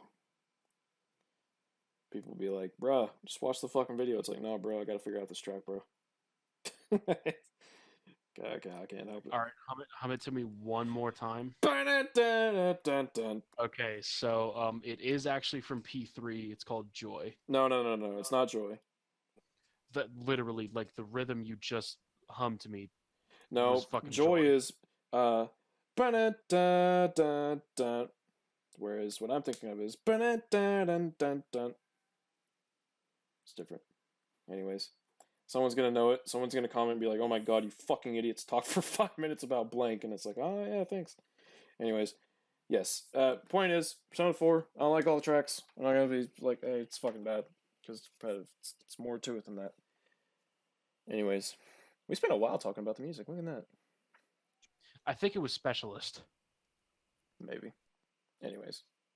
Anyway, we're getting off topic. Sorry. Super. Trish's fountain. Wait a minute. Is this Devil May Cry 1? Hey there.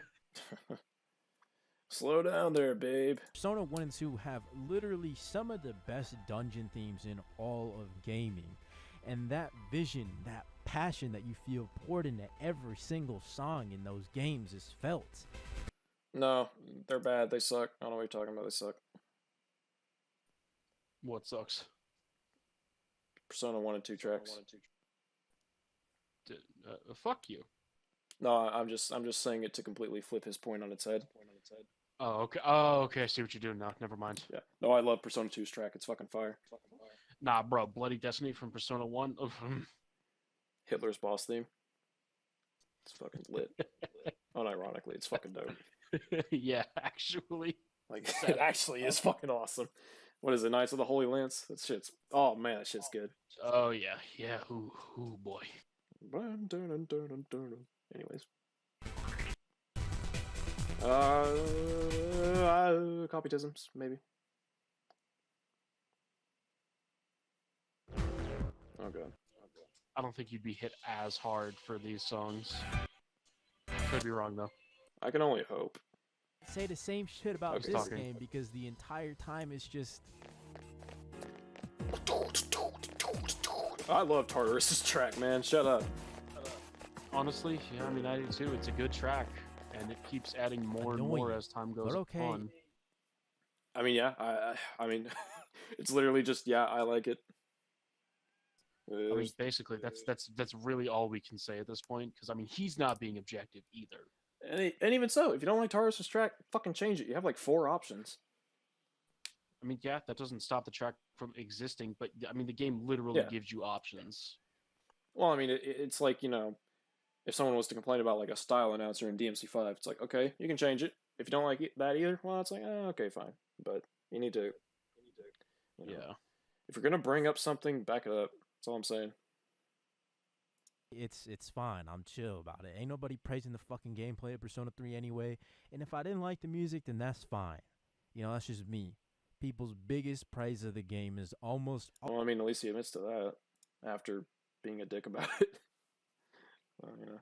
Anyways, people's biggest praise about Persona 3 is what he's going to talk about now, so I guess the story? Praise of the game is almost always about the characters, and, gotta say... P3 was down to earth as well, but it also had a mature plot and amazing characters who actually developed throughout the story. It leaves a great impact and is still remembered to this day. All of that's true. I agree, and yeah, it is true, to the point where Persona 4 Arena was literally made so that they could cross over characters from P3 to P4 in a logical way. Because those characters are fucking beloved. And they didn't put Minato in the game as a playable character because they thought it might lessen the impact of his sacrifice. Hell yeah. I still think that he should have been a playable character just for the fun aspect of it. But like, Oh, yeah. I At can, least DLC. yeah, but I can respect the decision not to put him in. Yep, That absolutely. being said, if he isn't in P5 Arena with Orpheus wielding a giant fucking harp, I will murder somebody. Yeah, for real. Like, he shows up in in P5 Royal. There's DLC to fight the Persona 4 and 3 protagonists. It's like, just do that. It doesn't have to be canon. I don't care. I just want to fucking play as Minato. I just want more recognition for that blue boy, for my giant blueberry My man, fucking Jesus door. my Dorkun Dorkun. featuring Dorkun from the Dorme Cry or the Dorme Close series. Oh shit. From the Seal Make Death. I don't know. Anyways, he's gonna talk about the story now. Woo! They probably the worst part about this game too. Y'all see? Oh no. You really, I think the laugh. I think the laugh is what kills that for me. Like it just sends the condescension right over the fucking moon. It kind of does, but we'll let him talk. We'll let him talk. We're not unreasonable. Seem to have this assumption that since my biggest issue with the characters in Persona 4 was that the development was relegated to the optional social links, that I'd instantly fall in love with the characters in Persona 3 because they actually develop with the story. And I'm like, y'all ever played any other video game? What? But how is that not a good thing? Well, also, why is Metal Gear Solid 3? Why are we talking about Snake Eater? I'm pretty sure he's using that as an example of another video game that actually has good characters. Considering the way he said, y'all ever played another video game? I'm pretty sure. Yeah, I mean, yeah, I get that, but it's like Metal Gear. I don't know if you're aware of this. This may be something of a. Maybe it's just me. Metal Gear's presentation, a little bit different than Persona's. Yeah, you call me fucking crazy, but I'm kind of inclined to agree. Yeah, but let's hear him out though. Let's hear him out. Yeah, let's go. Or read a book, or watched a movie, consumed literally any other piece of media. Characters are supposed to do this. And just because Persona 3 the only modern Persona game to develop the characters in the fucking story, it's not a point of praise for the game by any fucking means. Why not? Well, yeah, why not? When it's literally the only Persona game that seems to be able to do that. Well, I mean, okay. I'm going to assume, at least at this moment, that the argument is that this is a standard of storytelling. Just because you manage to meet it doesn't mean, just because you manage to do the thing that is a standard across storytelling doesn't make it special. And it's like, okay, fine. But the fact of the matter is, characters developing throughout a story, at least the ones that are in Persona 3, like, that's a plus. Because they do have pretty satisfying character arcs with pretty meaningful explorations of, you know, what makes them who they are. And I would actually say that abso-fucking-lutely character development does deserve praise, because character development isn't an easy thing to do. Yeah, I mean... And the fact that it can make every single character develop in a satisfying way, fuck yeah, it deserves praise for that, too. Yeah, I mean... he's kind of oversimplifying it, like the way... Okay, here's how I would describe it as someone who's praising it. Persona 3 is the only Persona game, at least of the Neo-Persona series, where every single party member gets their own character arc that's somewhat intrinsically tied to what happens overall with S.E.E.S and the main plot of the game, thus making their developments as characters overall more impactful and satisfying to watch happen. That's a very off-the-top-of-my-head kind of, you know, summary, but yeah, like... Yeah, and it's not nearly as condescending of, oh, you met the base standard for writing. Big fucking whoop. Yeah, it's like... let's let him continue. Worse is that the character development in the game is all really stilted and awkward. I already mentioned before that a lot of the cutscenes in the game are just exposition dumps and shit, or blatantly explaining the motivations of the main characters. None of that shit ever feels genuine or natural or real. Why? And honestly, it's just a fault of the poor writing and even worse voice acting. Okay, well, okay. let's before we talk about voice acting, because that's a completely different fucking thing. Uh, developments are stilted and awkward. Conversations are always exposition and blatantly explaining motivations. Why is it, again, just like, why is explaining things bad?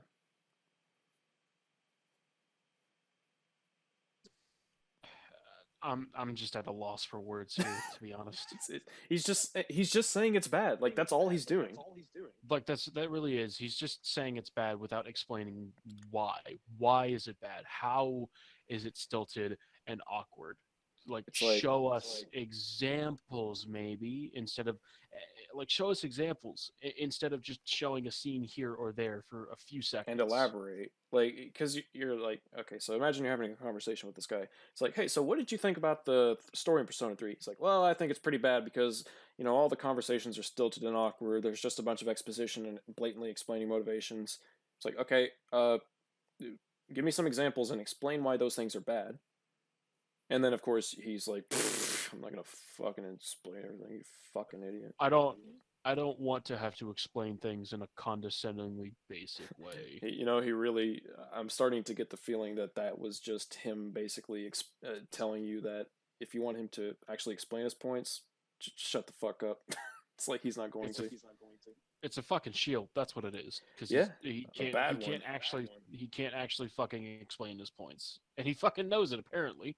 Yeah, he seems pretty aware. Like, I get if you don't like the game, but don't go and make a critique that's so fucking bad, and then when someone asks you to explain yourself, you're just like, fuck you, I'm not gonna do that. It's like, well, don't talk about the fucking game then. What? You're expecting me to explain myself in a concise way while I'm critiquing a piece of media? What a fucking dumbass. Yeah, like, Get fucking pranked, man. get pranked, bro. We Like, got pranked. using myself as an example, I think The Mandalorian is fucking dog shit, but I'm not gonna sit here and post a review and then when you ask me to explain myself, just be like, fuck you. No, like, this is just like, this is literally just what I think of the show. This isn't a review. You know, it's just me being like, hey, I don't like the show. And that's fine. That's perfectly fine. If this dude, like, just tweeted one day, yeah, I don't like Persona 3, I think its characters are shit. It's like, well, okay, you're wrong, but, you know, whatever, that's you. When you post a fucking 40-minute review and you don't explain shit somehow, that's when I start to go, okay, you're... It's kind of like...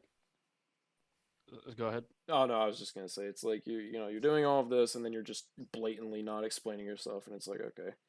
Like, and this isn't me, like, I'm not saying this as a fan of Persona 3, I'm saying this as someone who's like, hey, you're critiquing a game, take the fucking responsibility of explaining your position. Don't be a pussy about it.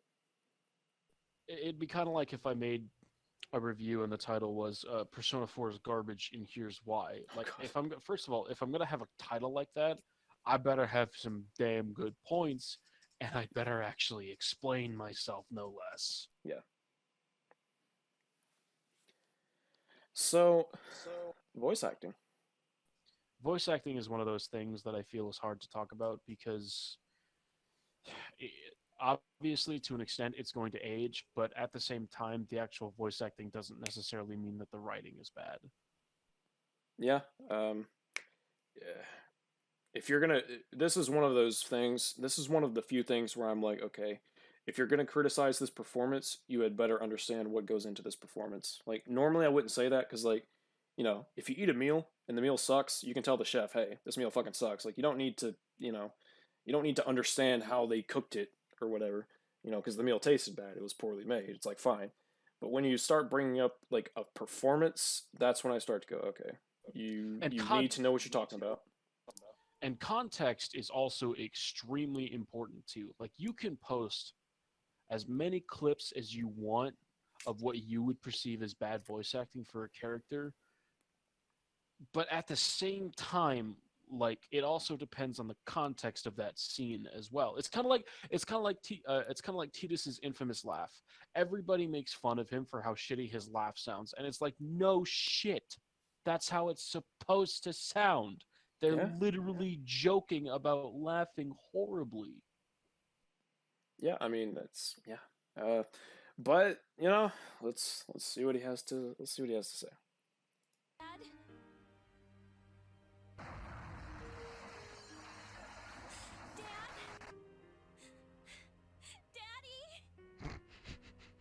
my god, he's fucking dead, yo.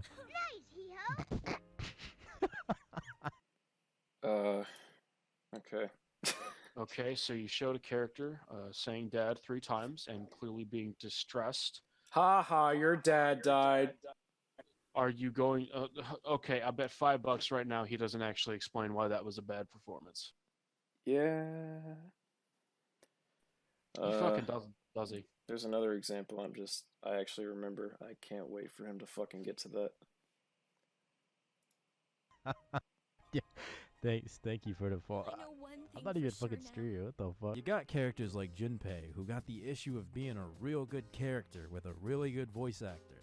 But they're too busy being the butt end of every joke that their development just comes and goes whenever the plot needs it. What? No. First of all, I would not say that Junpei is the butt of every single fucking joke. I'll admit, he's not Yosuke. He's the butt of a decent few jokes because he's a sort of comic relief character, but especially towards the end of the game, like you'll notice characters make jokes less and less as the game goes on, because the tone gets serious, and Junpei even starts making less and less jokes and becomes less lighthearted because he understands the gravity of the situation. I mean, I'm just trying to okay, yeah, Yukari and Mitsuru make fun of him. Does anyone else really make fun of Junpei that much? Not really. I mean, occasionally some characters will call him out on something, but Junpei is very rarely the butt of a joke. I think Akihiko and Shinji sometimes just kind of give him the cold shoulder, and it's kind of funny just because it's Junpei tried to be cool, and but those are really small moments, and otherwise it's actually more part of his character development that he tries his best to be this cool guy, but by the end he realizes he doesn't have to try. Yeah. He can just be cool by just being himself, and that's he is. essentially what he does with Chidori. And he's fucking awesome. I love Junpei. He is fucking awesome. Seriously, and he never makes any jokes or anything during the final segments of the game, and he even gets into an argument with Yukari at some point over fighting Nyx. Yeah. And nobody makes a joke because it's a very serious scene. And Junpei is one of the most serious characters in the entire scene at that point. You just know if it was fucking Yosuke or Ryuji in that role, someone would be like, shut the fuck up, you piece of shit. Exactly. And then there's the end, and then there's when he awakens his persona, and that's awesome. Fucking great. And there's a noticeable shift in how he acts after that. He acts a lot more mature. Yeah, he still makes jokes and he's still kind of the funny guy, but he's way more responsible, and he understands the gravity of the situation way better than he did at the start, where he's just kind of playing hero. Exactly. And he's supposed to be the comic relief character at first, so he's going to be the butt of a lot of jokes, but that tapers off towards the end, where characters actually start to treat him with a sort of respect to an extent. Also, I don't really, not to interrupt, but I don't really get this whole his story comes and goes. You could say that about every character, but it's they have their own arcs, but it's not the main story, so it makes sense that they would begin and wrap up at their own points relevant to the story. For Junpei, it's when Chidori comes about and when she goes away. Exactly. Oh, and I guess I'll throw it out there. The fact that S.E.E.S allows you to save Chidori, fuck that. It does?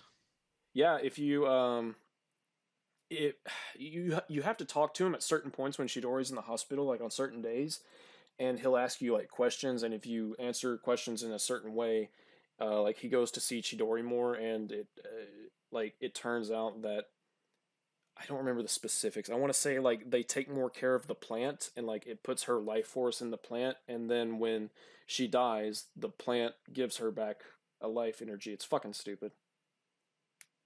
I did not know that, and that's actually fucking stupid. Is he going to touch on it in this video? Probably not. Probably not. It would be it'd be a really good thing to bring up, too. But no, I guess not. Anywho. This great art is initially spiteful of your protagonist because you're assigned leader over him. I love that. Leads into his inferiority complex it's a good caused arc. by family troubles that aren't really brought up until late into the game, which is something that seems to just get resolved out of nowhere. But then it gets brought up again, literal months later, and I'm like... Okay, so I straight up mixed up Junpei's arc in the game with the one in the movies, so I'm just wrong here, and now that I know, I think the game handled this character well. Well, okay, I mean, Good on you. Good on you. I don't know why you wouldn't just cut this part of the video out in general, but I mean, hey, at least he's willing to admit, like, hey, I was wrong with that. It's like, okay, cool. Yeah. Yeah. Good on you. Yep. Only the rest of your attitude was this chill. Junpei got it rough, man. A Junpei lot of do got it people rough. like to praise his relationship that's developed with Chidori throughout the plot, which I could kind of see the praise for, since the idea of a party member developing a relationship outside the cast that they can bounce off of is something that we don't see at all in modern Persona. But when you look back and realize that the whole crux of their story happens in literally 4 cutscenes of them awkwardly talking to each other with that staple awkward dialogue. It's no big deal. I only draw because I like to. Oh, yeah? Still, I'd like to see it when you're done, okay? I mean, he's a I wonder teenage if- boy I with a wonder- crush. I wonder if that dialogue is slightly awkward because of the fact that he's a lighthearted character trying to act lighthearted to a character that's entirely cold-hearted, thus creating natural awkward tension between the two as he tries to form a friendship with her. Yeah. Also, one thing I want to touch on that he said, he was like, it only happens in 4 cutscenes, and I'm just like, why does, like, what's the number of cutscenes that makes it good? Like, fucking Dante goes through a mini character arc in all of the cutscenes where he faces Nero in the first mission of DMC4, but Yeah. it being that mini character arc being exclusive to just those cutscenes doesn't mean it's not well handled. It absolutely is well handled, and like there's a Dang. decent amount of character development for them in those 4 cutscenes. This dude's praising Devil May Cry 4's story? What? Yeah, actually, like, dude, like, honestly, I kind of want to talk about it at some point in like a video or something, because like Dante straight up does actually go through a miniature character arc in his first fight with Nero in DMC4, where he actually starts out completely and totally cold and just seemingly disinterested and apathetic about the entire affair, not even bothering to crack quips or even crack a smirk. I hope that's starting to sound familiar. Ooh. And by the end of it, he's extremely jovial and joking around and messing with Nero and stuff like that. And He's going on Shakespearean monologues with, Big Bug Chad.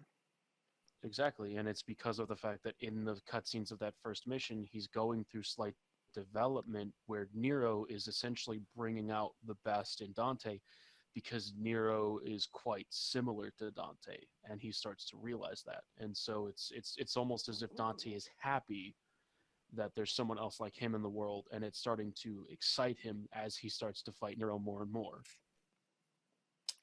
Nice. Yeah, all things considered, it's a very solid set of scenes. We may talk about DMC4 one day in greater depth. That sounds good to me, to be honest. Perhaps over a Sphere Hunter video, because obligatory Sphere Hunter's best girl moment right here. Cool. Anyways, yeah, no, I think Junpei Chidori's arc's really good. That's just my opinion. Yeah, like there's no set amount of cutscenes that you need to like set aside for a character's development to be considered quote unquote valid. It depends on the content of those cutscenes. Fucking, I want to say Bill in The Last of Us has like 1 level dedicated to him, and you could be like, oh, he's only got 1 level, but it's like, okay, but a lot happens during that time. Like, it's not. Or like how the kid and like the little brother and big brother only have like one chapter in the game, but it's fucking great.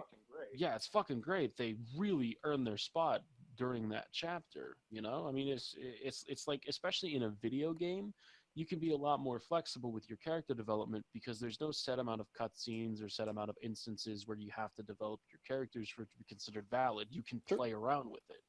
And just because there's only 4 cutscenes developed to there's only 4 cutscenes dedicated to the relationship between Chidori and Junpei, doesn't mean that it's not effective, especially when it's implied that they see each other outside of those 4 cutscenes.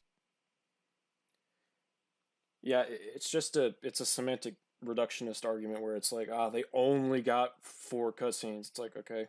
Like, I could sort of get if this was, like, literally the main plot and you're like, hey, Ryoji got 1 cutscene and then all of a sudden he's Nyx, then I'd be like, okay, yeah. But that's not how it plays out, but that would absolutely be, like, a valid criticism. But when it's a side arc and it's like, they only got 4 cutscenes, it's like, well, I mean, how much did it need exactly? Like, especially when it did a pretty good job even within those 4 cutscenes. Yeah, I mean, fucking, there are movies with, like, an opening scene that's, like, less than a minute, but it can establish so many things. Fuck, the fucking Dark Hour opening in this game is, like, 30 seconds, and it establishes so fucking much. You know? Basically, yeah. It's almost as if time management is more important than time spent. Hours of folly are measured by the clock, but of wisdom no clock can measure. Die. I love V. Anyway.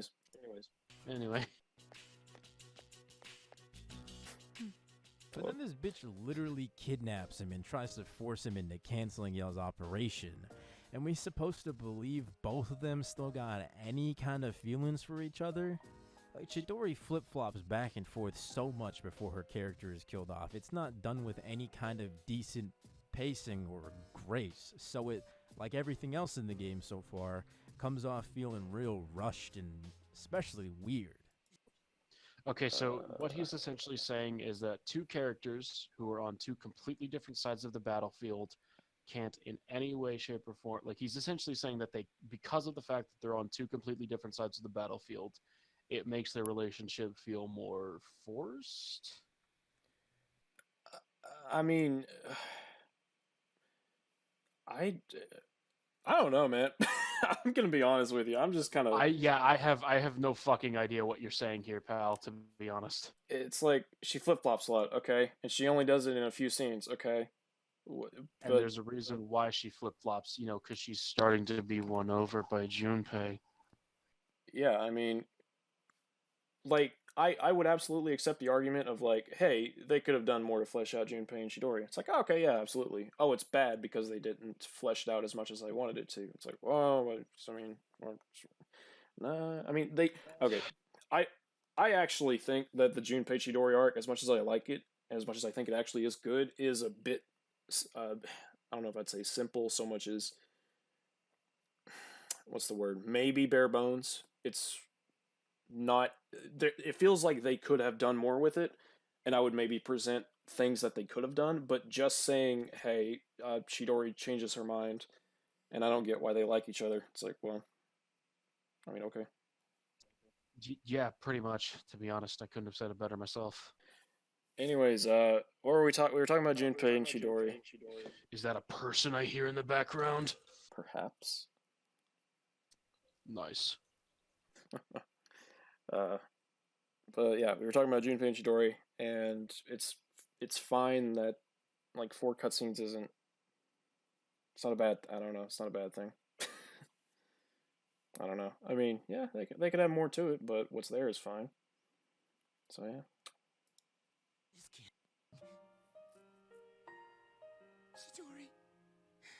Chidori, answer me! Chidori! The game kind of... Okay. Okay. Yeah, your girlfriend died. Fucking loser. Your girlfriend died, and you felt the need to express your anger. What are you, crying? You gonna piss your pants, maybe? You gonna shit and cum? Don't do it. Fuck. I mean, yeah, I don't know. Yeah, she died. Yeah. Or maybe she didn't, if you talk to Junpei sometimes. And it's fucking stupid thing. Ew. Very ew. Does this where it loves these deep and sad moments in front of your face and expects you to feel some type of way about it, but these things just aren't done real well at all. How? And again, the shitty voice acting and writing don't really help. He is How are they not. not? How are they not done well? He is not about to show this clip as an example of bad voice acting.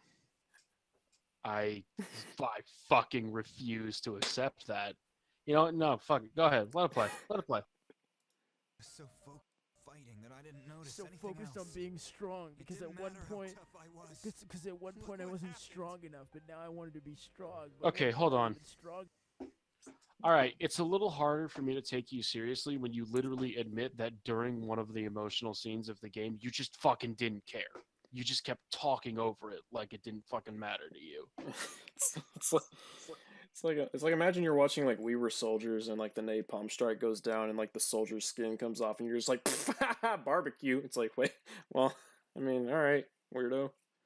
It's Fucking Christ! All right. it's, Strong enough. Wait, listen to this. Listen to this. wait, hold on, rewind it real quick. Because at one point I wasn't strong enough, but now I wanted to be strong. But look, I'm not even strong enough. Wait, listen to this. Listen to this. Fuck this guy. Fuck this fucking guy. Men cry equal cringe. You cried over Shinji? That's pretty cringy. You cried over the death of your best friend? Oh my god. Would you have feelings for him? You fucking are you gay?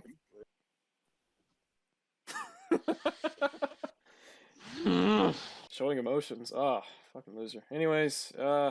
Is he actually going to explain why that read is bad? Probably not.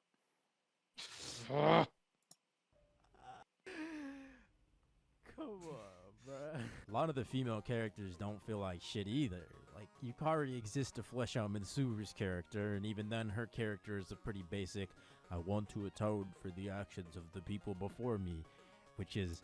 No? No? Which part are you saying no to? All of that. Yukari exists just to flesh out Mitsuru. It's like, no, Yukari has a character too. Mitsuru's she's just about, like, sins of the father. It's like, well, I mean, that's the backbone. But, like, that'd be like me saying fucking, like, Bly Manor. It's like, well, you haven't seen Bly Manor, have you? No, sir. Okay, I'm not gonna spoil it. You should watch it because it's fucking amazing. What's a good example? I'm sure you could use an example from like Devil May Cry 5 or something. Yeah, it's like, well, I don't know. I feel like we use too many Devil May Cry. It'd be like Terminator 2. You're like, oh, Sarah Connor, she's scared of machines, and then she's not. I get it. It's like, well, I mean, all right. Well, yeah, if you want to be reductive and oversimplify the character arc, then fucking sure, yeah, that's exactly what it is. You could say it's insultingly basic. I'm glad that statement has made such an impression. I'm so glad that he said that so early on because, god damn, it ruins so much of what he says just on its own. And that is really my biggest problem with this video so far is that it's just insultingly basic on a lot of his points. Yeah. It's like sometimes I have a hard time just trying to say something about what he says because he's not really saying anything. I'm surprised we got that fucking music conversation because he was literally just like, it's bad, it's repetitive. It's like, oh, okay. Yeah, that was probably because of the fact that unlike him, we like to explain ourselves and just discuss things in general. You know, it's good. I like that. Pretty much. But anyway, really the same as Yukari's character arc, except Yukari hates her parents. What? And then she doesn't. No. No. That's fucking. You're fake news. Yukari is entirely about coming to terms with the fact that she can't. Oh my fucking god! Hey, completely different. Yukari's dad did a bad thing, and Mitsuru's dad did a bad thing. They're basically the same character.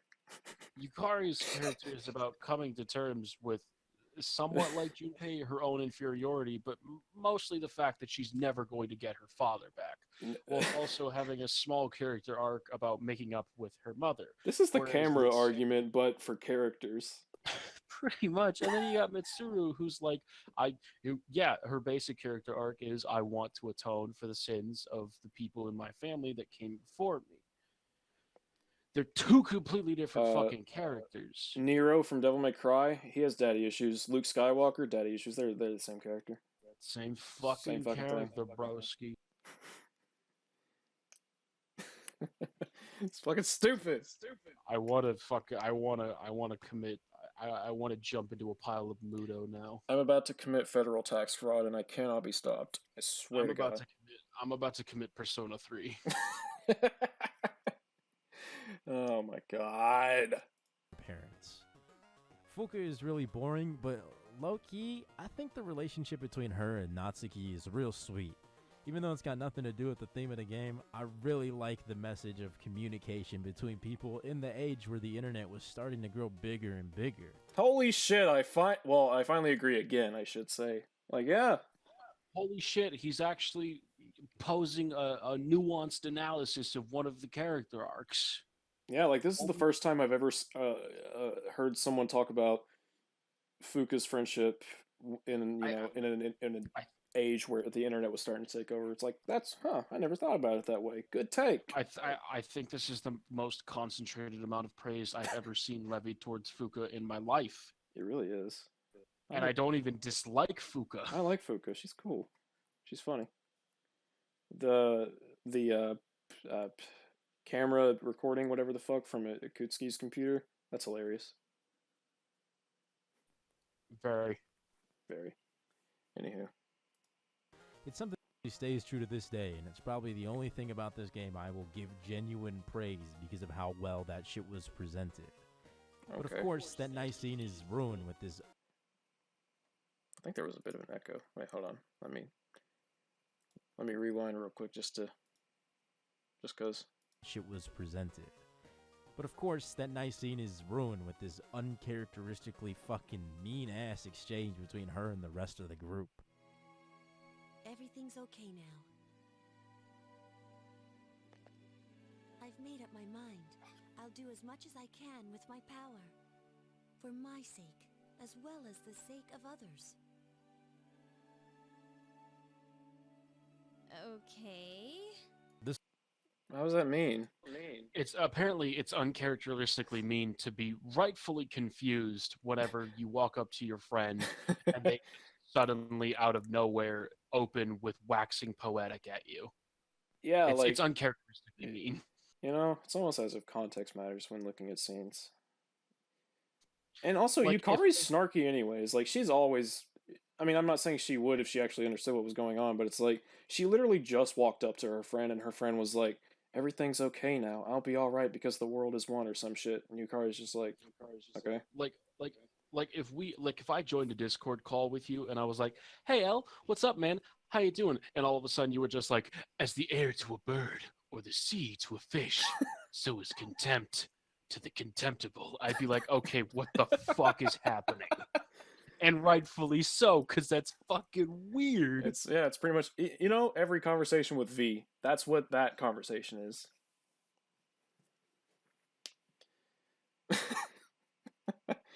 Hey man, how are you doing today? And then it bore an apple bright, and that grew both day and night. Okay. So how are you doing? Or every conversation with Nico to an extent, but it's mostly characters wondering what the fuck is wrong with you. Yeah, pretty much. The social link system that Persona is known for is introduced in this game too. And I gotta say, it sure as hell feels like it's the first in the series, because God... Great. Hold on just a second. I'm sorry. I thought he liked...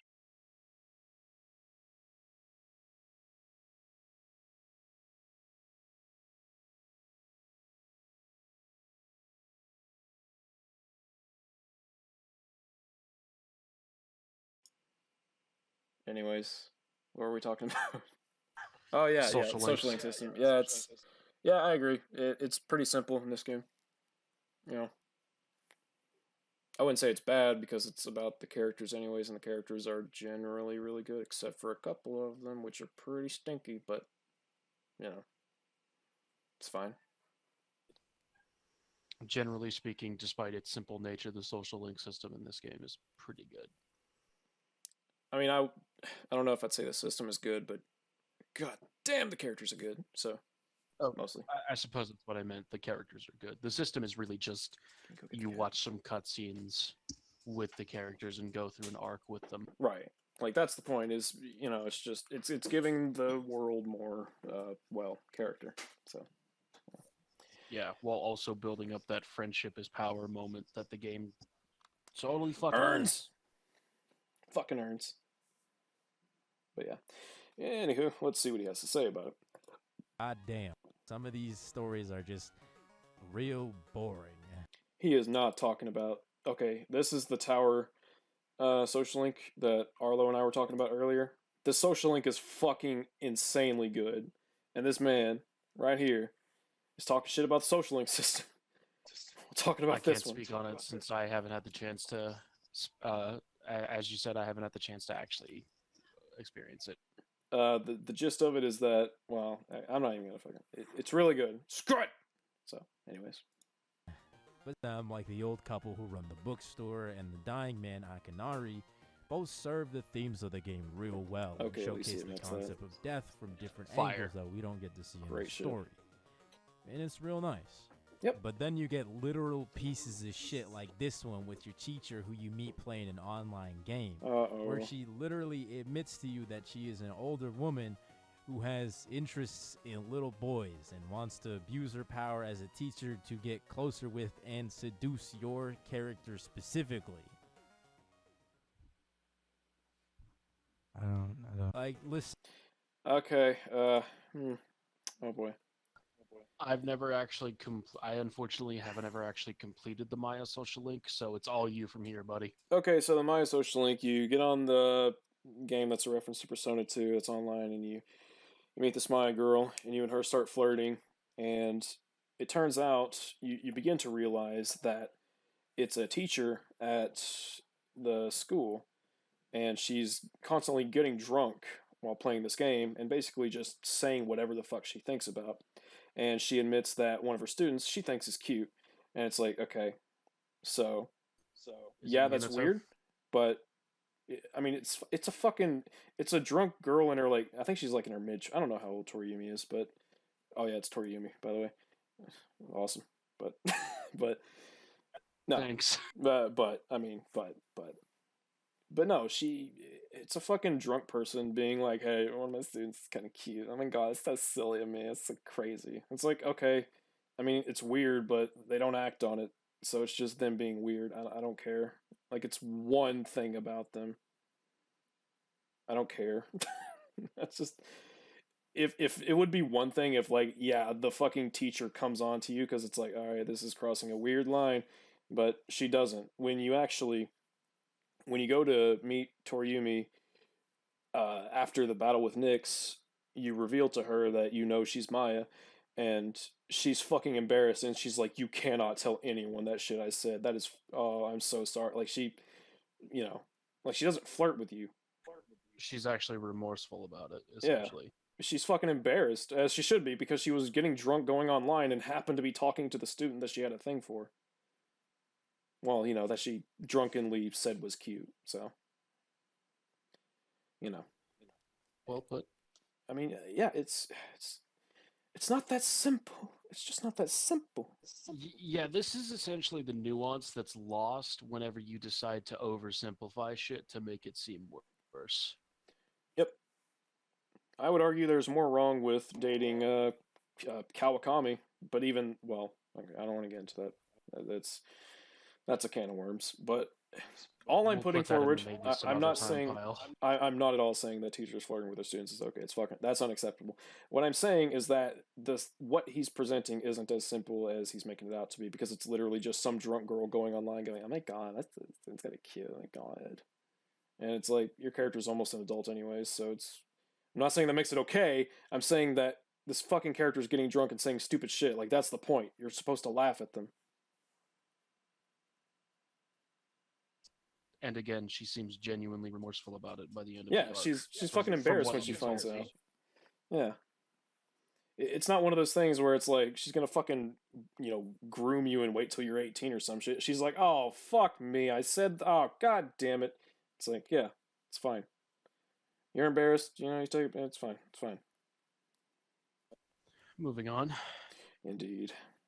Listen, man, I don't really get worked up over shit that easy, but when I tell you that this shit made me mad, I mean, this shit got me mad. That's mad, the because point. This is just From what I blatant- gathered. I mean, I don't know the if- point of it is.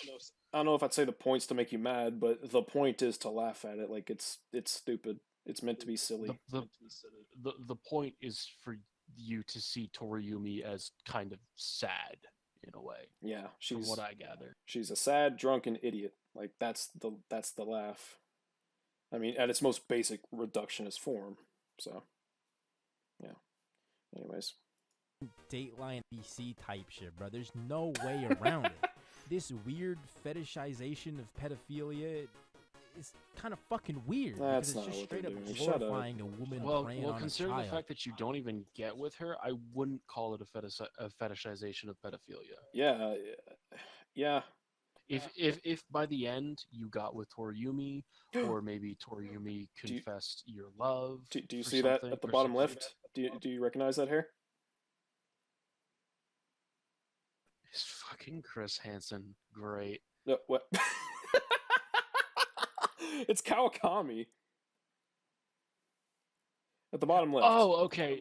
Oh, okay. And No, in a see. positive- Oh, there she is. All right. Cool. Yeah. Awesome. You know, Yeah, I like could totally accept a case to be made against Kawakami, and you know that would be something worth discussing, because it's not played off as a joke. It's not the teacher doing a stupid thing or saying a stupid thing and being embarrassed. It's a teacher being romantic with a student. It's like, okay, we can talk about this and have a discussion, but he's not talking about that. He's talking about Persona 3. Yeah, like that can easily be construed as a little bit weird. Maybe pushing the boundaries just a little bit and Yeah. slightly fetishizing pedophilia. Yeah, they're but with walking a line. Toriyumi, I'll say that. It's a very fucking fine line. But like, if Yeah. Toriyumi had confessed her love to Minato or got with Minato, That would have been. yeah, It would have then been like absolutely- romancing Ken. Yeah, it'd have been like romancing Ken. No, I could don't know go- if he talks. He could. I don't know if he talks. I don't know if he talks about Ken in this video, but as I said earlier, Ken absolutely crosses that line. Absolutely. Like There's Kawakami kind of walks it. Ken fucking jumps over it. the Kawakami thing. It's like, all right, you need to calm down with this a little bit. And Ken is just like, yeah, you're romancing a kid. Like he's like what, 3rd grade? I think that's not cool. He's 8. Elementary school. Yeah. Elementary school. I know that much. He's an entire school below you. Yeah, that's fucking weird. But that's if he brings that up, I'll happily agree. But at the moment, he's just saying, As will I. Teacher says drunk dumb thing. She pedophile. It's like, and it's glorifying that somehow. It's like, well, no, it's not okay. Or fetishizing it, technically. Yeah, fetishizing it. But anywho, or being light. And even when she looks back on Yo's conversation and says she don't like what she sees, she's not saying that because she admitted to a stranger online that she wants to smash a little ass kid. She says that because she was complaining about her coworkers. what? No, I am back on the video. But yeah, he's coming up with his own reason why this character is doing this, and it's like, well, yeah, at that point you're ascribing a motive, and I don't agree with doing that. Again, I can't really speak on this because I haven't completed my. Right. It's just he's taking the defense that you would naturally go with of, hey, this character admits that what they did was fucking stupid, and then he goes, no, they're only doing it because of this, and it's like, well, I mean, okay, sure, that's your fan fiction, buddy. You go with it if you want. Oh yeah. All right then. I don't like this subject. Can we please talk about Persona 3? Yeah, this subject is a little uncomfortable. For real. What? This shit is stupid, and the fact that you barely hear nobody talk about it is just telling of the kind of shit people are willing to ignore to praise a shitty-ass anime game over the internet.com, bro. It's fucking sad, yo. Alright, imagine you're... So... Right now, I don't want to be you, but go on. He's basically just saying, yeah, if you like this game, well, maybe I'm straw manning, but his reasoning is that people will go to the length of defending pedophilia because they like Persona 3. And it's like, dude, come on. Don't be. Nah, fuck no. I'm more than willing to call out Persona 3 for some of the bullshit it does, like letting you romance an actual child in the portable version. Yeah. It's like. Like, no, I love this game to death, but fuck me. That's no. That just makes me uncomfortable. Ugh. Asshole. I like how he doesn't put up any kind of like he doesn't put up anybody defending or outright ignoring the Toriumi thing. He just says, "Oh yeah, people are just ignoring the Toriumi thing," and I'm just like, citation, please. Yeah, I'm gonna need some citations for those bad arguments, my friend. But anyways, please just fucking move on from this shit. I don't like talking about it. Hear me replaying this game after so many years and being all disappointed that this game actually turned out even worse than I remembered, to the point where I find myself not caring about literally anything the game is thrown at me no more. This walking plot device is introduced and does literally nothing for the month that he exists. Oh my god! Are you fucking kidding? Oh! I hate this man. Of all the wrong reductionist bullshit you've said in this entire review, I think that one takes the goddamn cake. So he's talking shit about Nyx. No. Out of all of the characters in the entire game, he is probably the one that pushes the boundaries of every other character the most. This character initiates the end of the fucking world. This character initiates the entire character arc for Aegis. Yeah, and it's a fucking good one too. Hell, in the movies, he initiates basically Minato's entire character arc. I know we're talking about the game, but to say he has no significance in the story of Persona 3, it's not even reductionist. It's just fucking wrong. He's fucking wrong. Like, no, he's just no. I refuse. No, I refuse. I refuse this argument that he's providing. Then he does dumping again with that horrible ass dialogue. You're a shadow? I'm the embodiment of all shadows. The appriser. The appriser? The frightening truth about myself and shadows. Okay. You know the truth about shadows? The appriser. You're the appriser? I fell to Aegis. Aegis? Ryoji, you're the appriser? None of this makes sense. The maternal being is called Nyx. Who the hell's Nyx? All life will vanish. All life will vanish? You won't remember Okay, I should mention here real quick, unless I'm mistaken, it's actually a common thing in Japanese culture to repeat something that someone has said as a question. For emphasis. Instead, not just for emphasis, but also to show that you're paying attention and that you're interested in the topic at hand. So that's the reason why they're doing it in these scenes, but at the same time, you keep cutting them together, and so it makes it look like we don't have context for these lines because you keep cutting them up and pasting them together.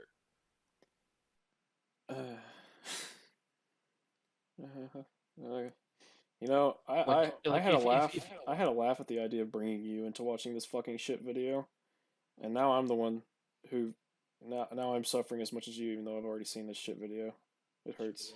Like if he had just let these scenes play out, it would have been much better. We would have had context for these lines, and it wouldn't have been as jarring. Like, of course, whenever you just cut them together like a badly edited 2008 YouTube video, yeah, it's gonna make no fucking sense and feel awkward. It's like, and he uses a lot of lines where they use keywords like the appriser and shadows, and it's like, they said the keyword a whole bunch. Bad. Well, all right. Like, my guy, your arguments are falling the fuck apart. It's like, I don't know how else to put it other than the appriser of Nyx is a pretty fucking huge deal. It's pretty pivotal to this gigantic plot. The appriser of not just the incarnation of death, but just actual death. Like the concept of death manifested as a being. It's fucking scary. At least to me it is. But I mean, you know, it's a bad dialogue because they said appriser a bunch. Everything? Ryoji-kun's no longer here. And at this point, all right, that part's funny. Yeah, it's a little fun. Fuka's a silly willy. I'm over the whole shit. But then, when being faced with certain death at the hands of Nyx, your party decides that even if it's considered futile to try and stop her, they find the resolve to make the impossible happen together. And as corny as that sounds, what happens afterwards is something I never thought I'd say about this game.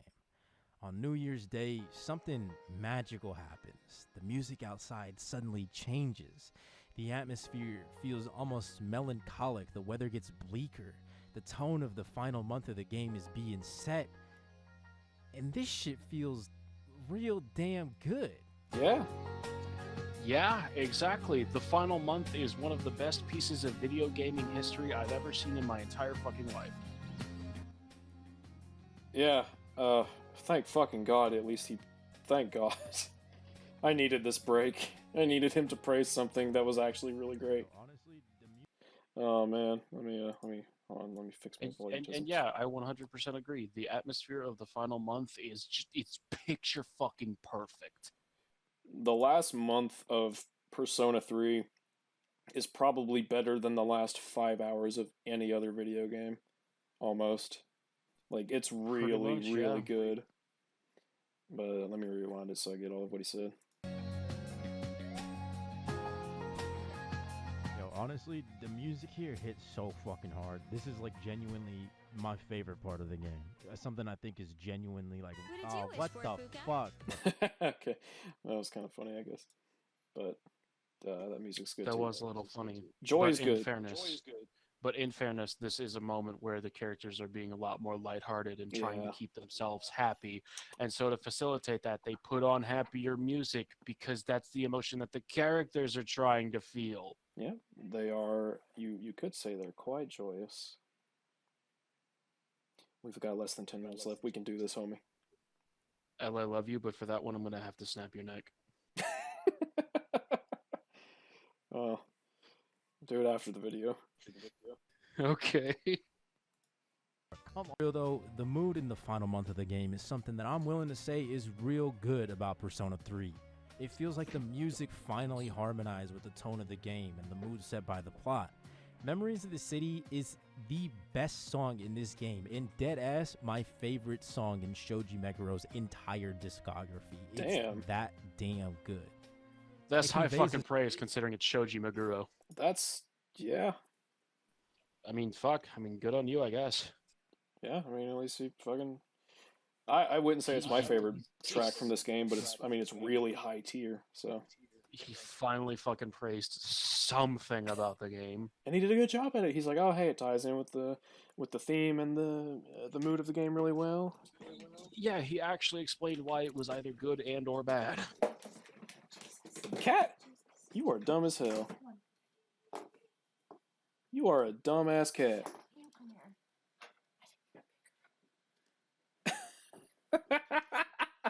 Okay, so you didn't see this. So this fucking cat.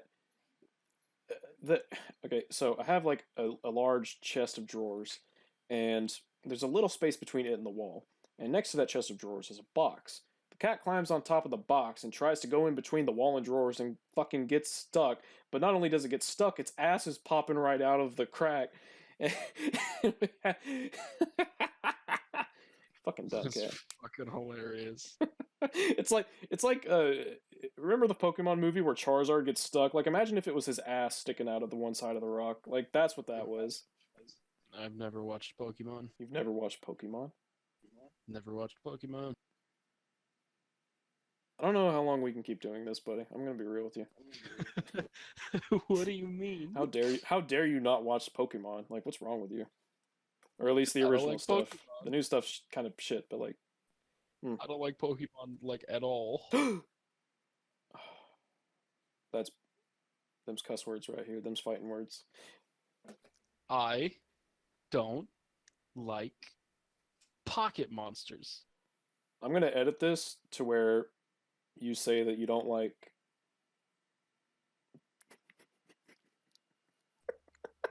What? I'm gonna edit this to where you say you don't like black people, and I'm just gonna slander you.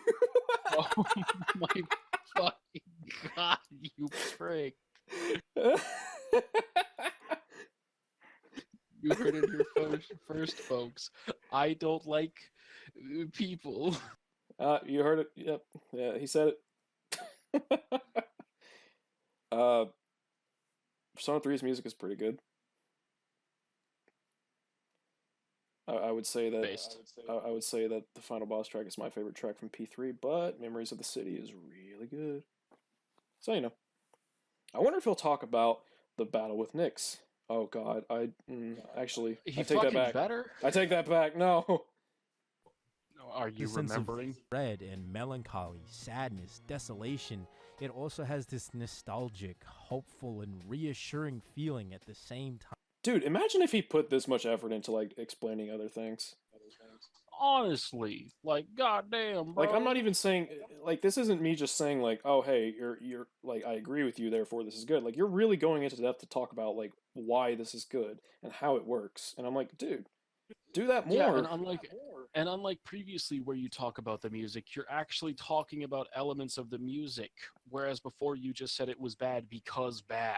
Bad because Lotus Juice is corny and repetitive, but then it's like, wait, no. But anyways, Like do this. Do more of this instead of intentionally making things insultingly basic because you don't like the fucking game. like straight up, this is a fucking good part of the video. Like damn. Balances these emotions so damn well that to this day, this shit hits so fucking hard. It reminds me of how I felt playing a game like SMT4. It is that good. Setting the tone is one thing. The game actually following up on that is another. Uh-oh. And of course, No. the game drops the ball so fucking hard. No. The party barely interacts that much. And I guess, man, I don't even know where to start with Aigis. No. She's introduced in the game during summer at the group trip to Yakushima Island. And for 90% of the game, she's obsessed with being around your main character. And it's explained later during that big-ass exposition dump that she did some weird shit and sealed death inside you when you were just a little kid 10 years ago when your parents died. And she's basically responsible for the entire plot of the game happening. And it's all just so stupidly convoluted. I don't think I can physically muster a bone in my body to care about it. How's it convoluted? I wouldn't really say it's convoluted. She was hunting a shadow, and she accidentally caused a bunch of collateral damage. And so to make sure the shadow didn't get away, she sealed it inside a nearby boy. Yeah, like Aigis is built to hunt shadows. One night, she finds a shadow that's more or less the embodiment of death, and she can't defeat it. So she seals it inside an innocent bystander that she happens to see as a last resort, and that innocent bystander comes back 10 years later, and then stuff starts happening. I mean, coincidental? Maybe. Like if you just said, man, this is highly coincidental, then like yeah, but like even then, coincidences aren't necessarily flaws in writing. Yeah, well, I would argue that like part of Persona 3's central theme is like fate, and like eventually everything comes back. Like the whole theme is that everyone dies, everyone comes to meet death at some point, and this is like an almost literal, hey, the protagonist comes to Iwa to die, where well they are going to die. So. Oh my god, oh yeah, oh fuck, yeah, alright then, goddamn. It's pretty good stuff, I think. Since her backstory just got spilled, and since she has no real character of her own, she spends the last month of the game being a voice for the protagonist and basically just regurgitates the themes of the game up until the very last cut. How's she a voice for the protagonist?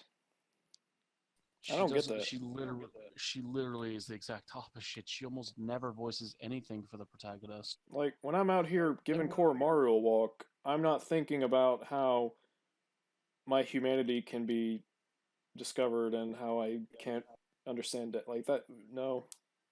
And what the fuck do you mean she has no character of her own? She literally has She's the best character arc in the fucking game.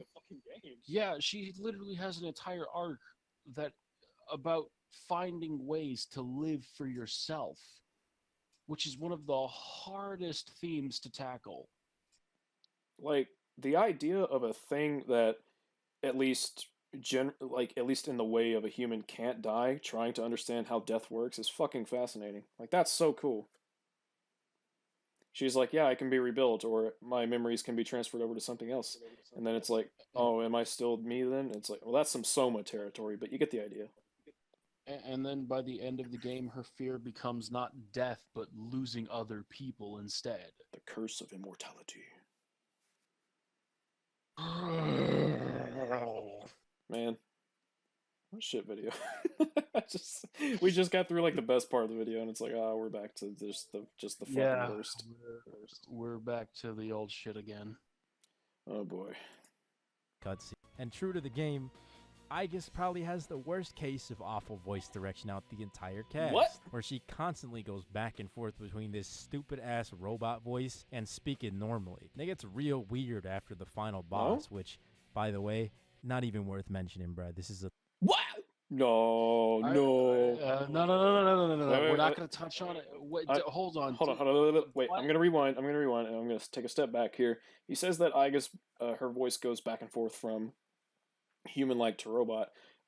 No, at the start of the game, she's talking very much like a robot because, guess what? She's a robot. And then fucking robot. I mean, yeah, I don't know how else to put it. And then she's starting to discover her humanity and what it means to live and die. And by the end of the game, she's talking more normally. Like, I remember this being something that when I played, I was like, "Holy fuck, this is cool!" Like, I like how her performance is becoming more organic, and she talks like a person now. It's cool. Exactly. Also, fun fact: Aigis also voices Nanako.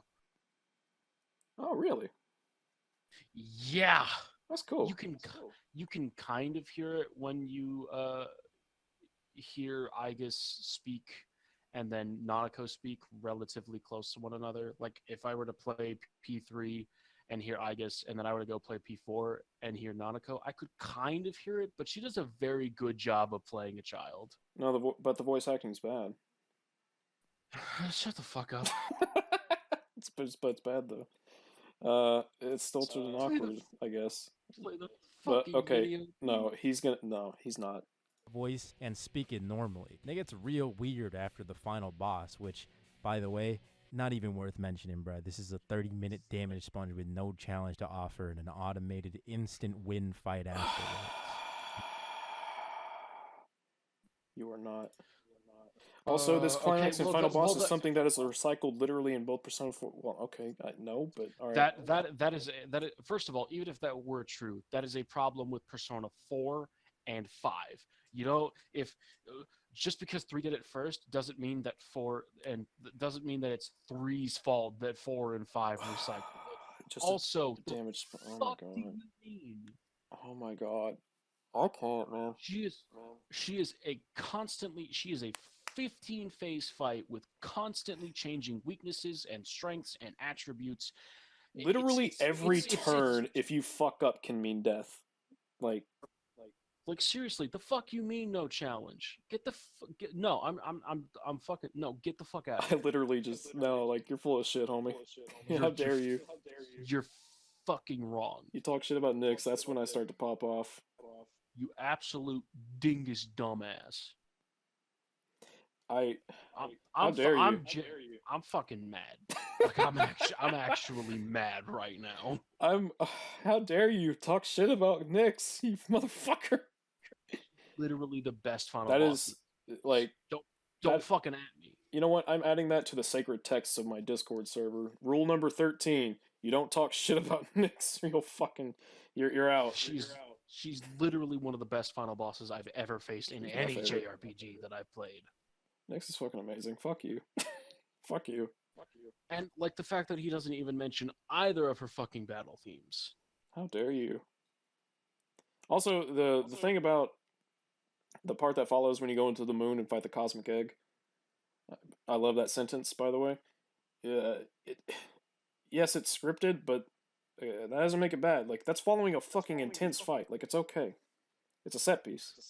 Like, yeah, it's a set piece, and it's a set piece that works because the game has been building it up from the fucking start. Yeah, like, honest to God, if I had to do another fucking fight following Nyx, I would have been so pissed. Fuck that. Yeah, having to do another actual real fight after Nyx wouldn't have been a good challenge or satisfying. It would have just been fucking annoying. Especially when you're alone.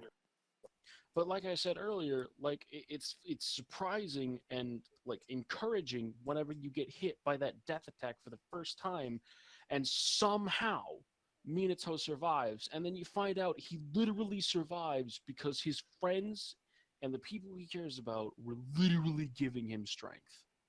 It's Like fucking all that awesome. all that shit Igor said about The best social guest he links. ever had. Yeah, all that shit Igor said about social links and how you just thought that was a mechanic to level up your persona. Nah, turns out it's the entire fucking reason you even won the final battle to begin with. And it's all about our relationships giving our lives meaning. It's fucking great. It's so good. Fuck you. This is awesome. Fuck you. Our relationships give our lives meaning, thus making our deaths satisfying to an extent. Oh man. Oh. But anyways, before the ending, Aigis just sits there on the rooftop with your main character who is literally dying while she's crying her ass off, again, regurgitating the themes of the game just in case you fucking didn't get it the first 6 times she talked about it. Your eyes feel heavy. Start dancing. Start dancing. Or you could start dueling, like me, Yugi from Yu-Gi-Oh! And then you die, and then the game ends. What? Was that a little anticlimactic? No. Sorry, I don't know what you expected from me, bro. I stopped caring about this shit like 60 hours ago. Okay, well, I thought. God. Okay, that's very telling. First of all, in fairness, I thought he was about to say the game was anticlimactic. I was about to burst a fucking blood vessel. But either way, what he said was fucking stupid. So who cares? I'm so bad.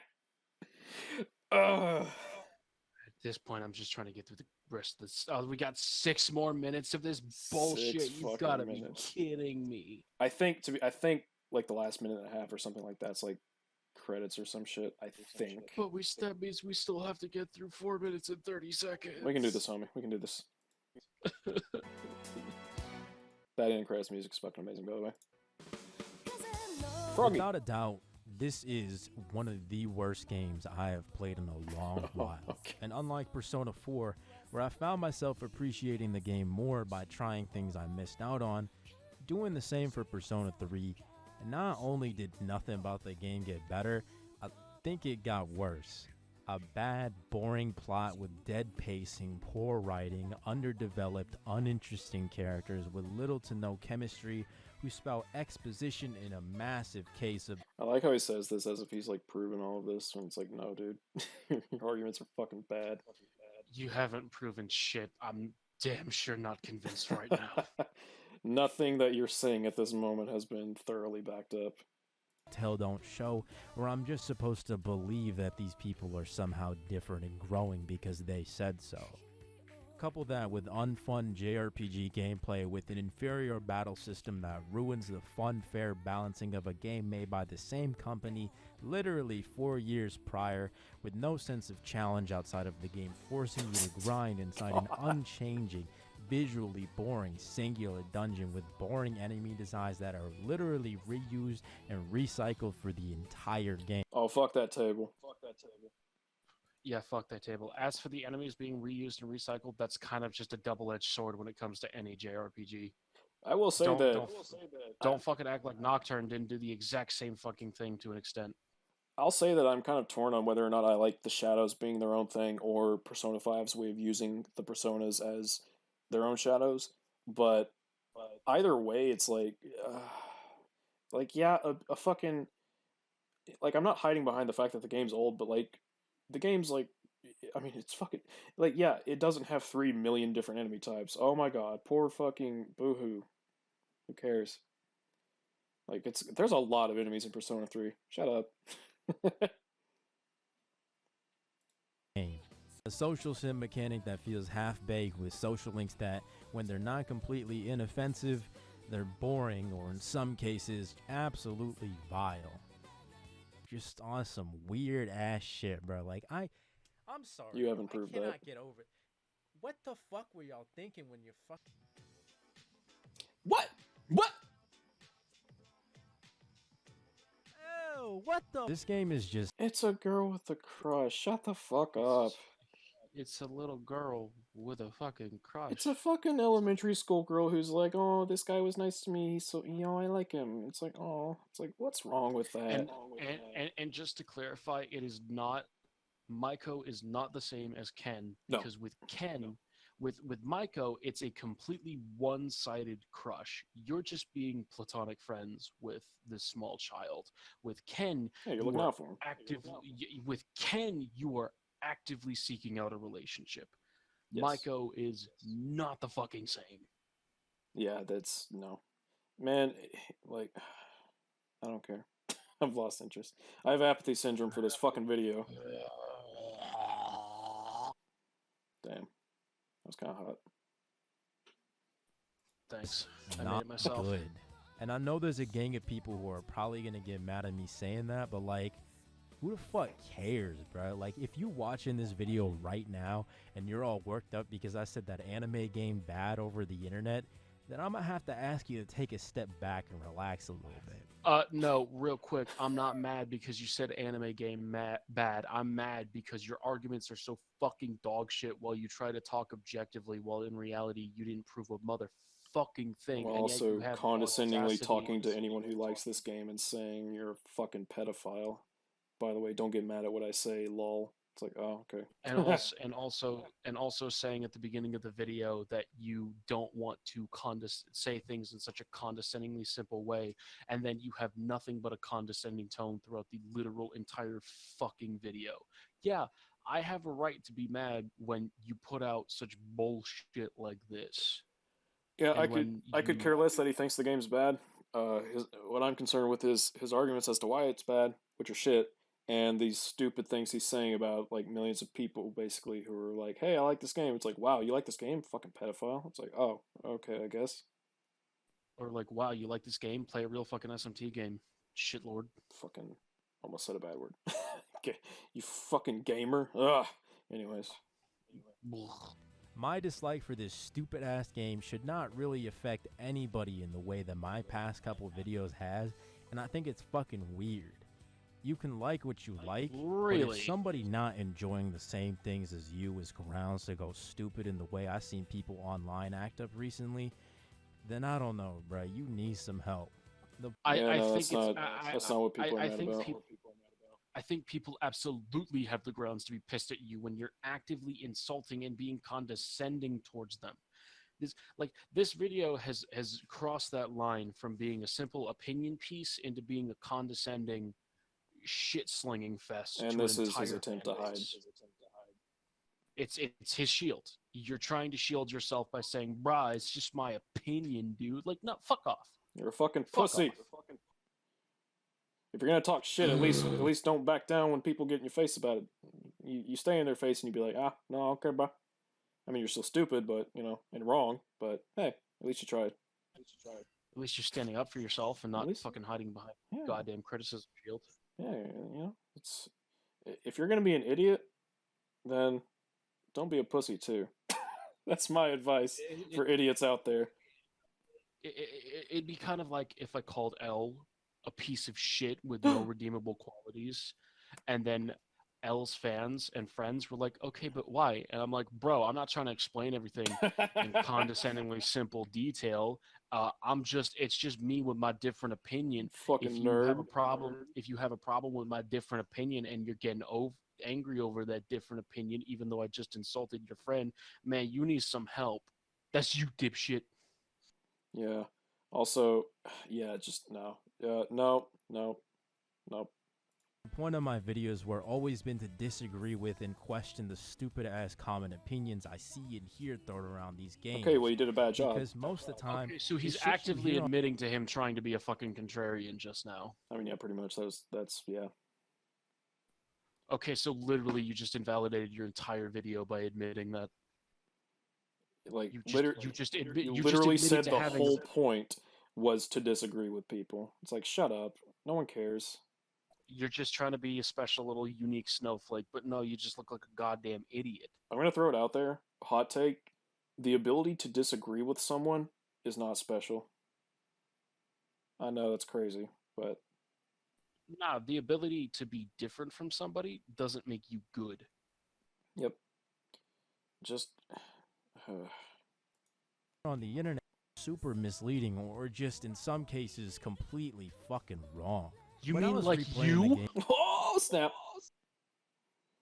Because you're both of those things, dumbass. Yeah, no, he's just talking about himself at this point. We can do it. We can do it. Game on stream, I seen a lot of people say the same stupid ass shit in the chat and in my comments. Why play Persona 3 if I hate it? Why play these games if I don't like it? Well, I play these games because I do, and I criticize them because I love Persona. I don't know, bro. I have not. He literally said he hated Persona at the very start of the video. What is he talking about? What the no? Let him explain himself. Literally, the first thing we read was that he hates Persona. Call me what you want, but when I'm given amazing games like Persona 1 and 2, and the next game in this... I'm sorry, Persona 1's not an amazing game. No. It's not. Let him finish. Series is a step back in literally every single way. I got a right to be mad about it. What And we bothers me have a about right modern to be Persona- mad at you for your dog shit points and opinions. Persona 3, Like, 4, and 5 is a step back from 1 and 2 in every single way. No. Hold on. I gotta address this real quick if you don't mind. Yeah. Okay, you do not have the right to tell people that they have fucking problems if they get mad at you for your dog shit, unfounded, stupid opinions, and then turn around and say that you have a right to be mad whenever a video game series is quote unquote a step back in every single fucking way. That is the definition of being a hypocritical piece of shit. 1 second. Okay.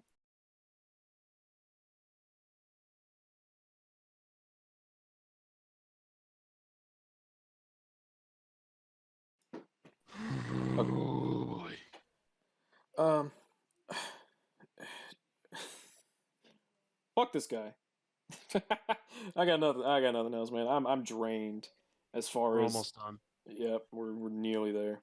Persona has never this. It's always been this. I could care less if they added a social sim mechanic. I could care less about social links and dating. I could care less about the shitty ass anime tropes that they use all the damn time. What I are they? care because it's just not fucking good. And when this is from a company that knows how to turn otherwise generic tropes and flip it into something unique, I got a right to be mad, bro. Wait a minute, so That you're was saying all- that the right. very We existence of a trope isn't inherently a bad thing because you can twist it and do things with it? Also, if you also you don't have a right to be mad when you say that we don't have a right to be mad at your shitty opinions. Let's keep going. We're nearly there. The We're almost vision of there. We're Atlas almost back in the day, to be an antithesis to the conventional JRPG format, a big ass fuck you to what the norm was. And I'm sure in 2007, Persona 3 was just that. But now, every JRPG wants to be Persona with their social sim mechanics and anime girl dating sim type Name a shit. few. And nothing has really been done to stand out no more. The fact that we've been given better games with better plot lines, better characterization from Atlas, but Persona has continued to latch on to what was unique back in... Catherine's a completely fucking different game, dude. Like, no. That's like saying that... They're in the same universe, but they are completely different fucking games. That's like saying that fucking Watch Dogs should be good because Assassin's Creed Origins was good. It's like, what? I mean, sure, I guess. No, but not really. They're different games with different... fuck it, whatever. Fucking 2007 to this day is telling of how dire the need for improvement and change is. I think no matter how much you like a game or a franchise, ignoring its faults is fucking stupid. If you continue also to creating allow faults out of companies to fucking get nowhere away with is. bad game design, Yep. bad writing, lazily developed characters, or half-baked mechanics, you are literally normalizing poor practices that will not change because it's just how Persona is. Ultimately, what I really want to see is people starting to make their own opinions about shit, you know? Not just repeating shit y'all hear from others. Says the dude who's literally just like, no, I just want to disagree with people. Also, like, again, having a unique opinion doesn't make it good. Having a unique take doesn't make it good. Yeah, like, okay, so I'm gonna throw this out there. So this guy's like, okay, I want people to have their own opinions. Okay, also, I only want to disagree with people. It's like, well, wait a minute.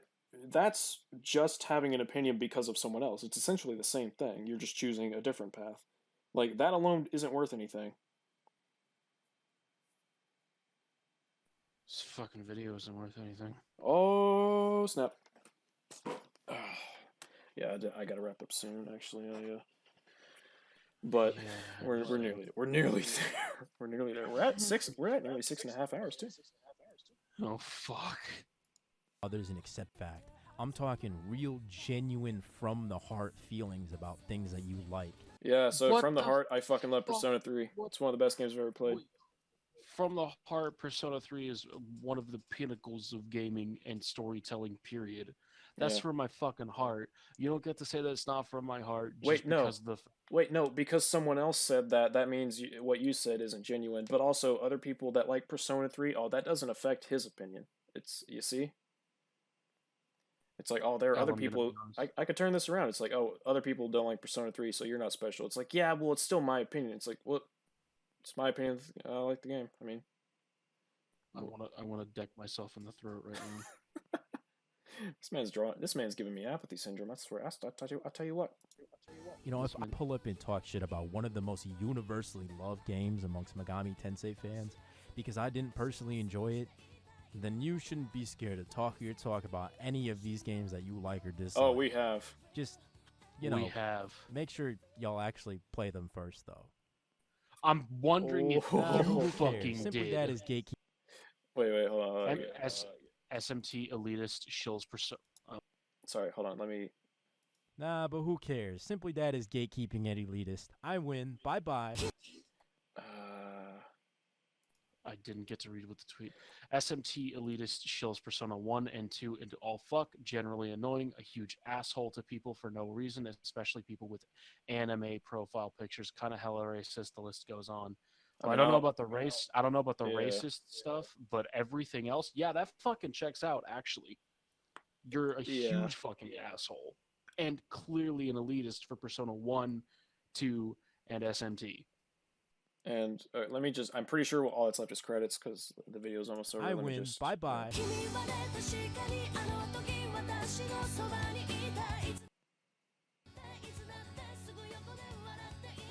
Okay, yeah. From what I can tell, this is just it's just credit stuff. Wow. That was a YouTube video. That was a fucking mess, is what it was, and not a hot one. That was just a bad video. I got nothing else, homie. That's just a fucking bad video. It was insufferable as fuck, too. He throws out these fucking douchebag arguments of like, hey, if you like this game, you're a fucking idiot and also probably a pedophile. But why do you like that I disagree with you? It's just my opinion, bro. Like, shut the fuck up, dude. You can't call people creeps and shit for liking a fucking game that you happen to not like and then claim that your opinion is more valid just because it's quote unquote your own, whatever that's even supposed to fucking, because apparently mine's not my own, apparently. Bro, if you're seriously that mad about my opinion piece where I literally insult you and be a condescending prick multiple times, you need you need serious help. But also, like, if a game franchise is not as good as it once was, I have every right to be angry. This dude's trying to. He simultaneously tries to talk shit while trying to cover his ass in a really pathetic way. It's like Mayo sort of tried it where he was like, oh, well, don't get me wrong, I still love the game. And it's like, nah, you're not being quite honest. This guy's just like, dude, it's my opinion. It's like, well, there's a bit more to it than that, I'm afraid. Yeah. Well, with Mayo, I can actually sort of, in some cases, see where he's coming from. That doesn't make him correct or mean that I agree with him. But with this guy, he's literally just being an asshole. Oh, and God, he we're starting to. So is this guy worse than Mayo, would you say?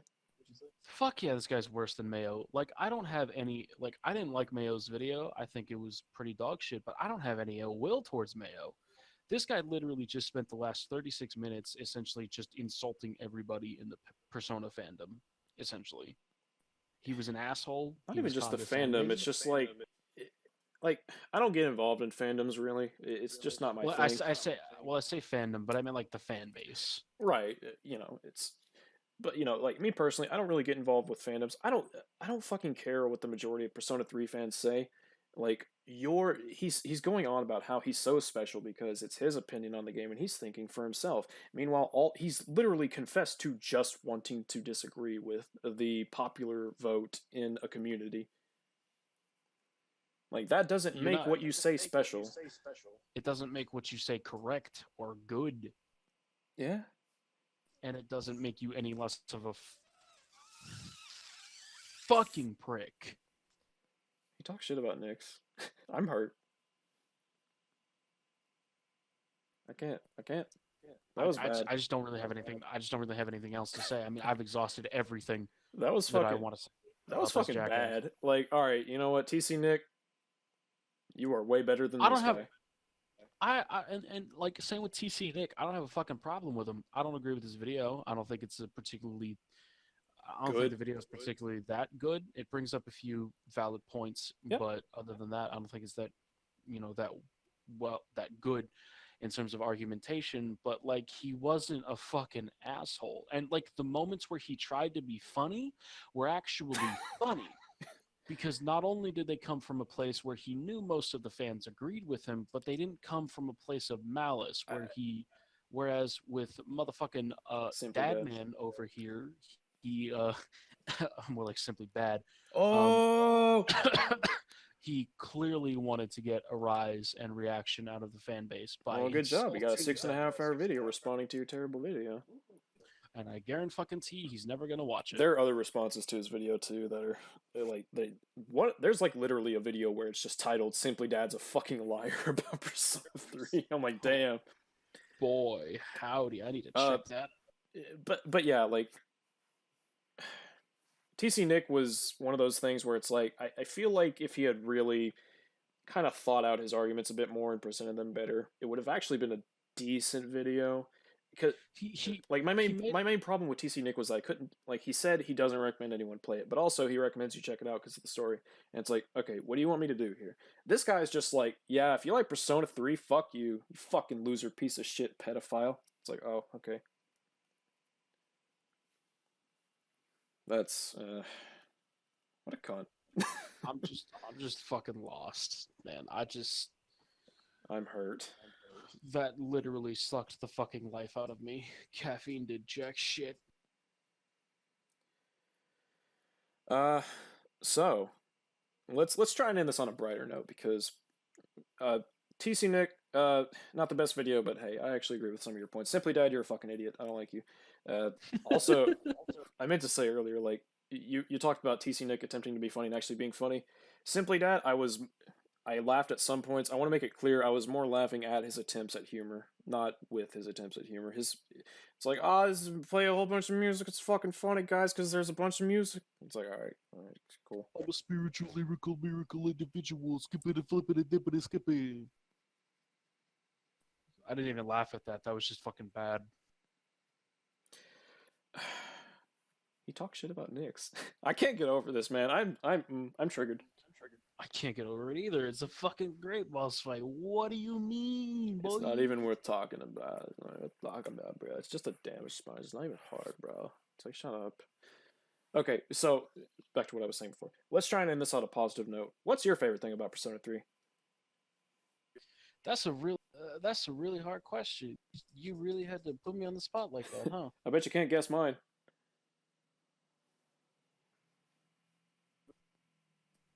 Hello? Hello?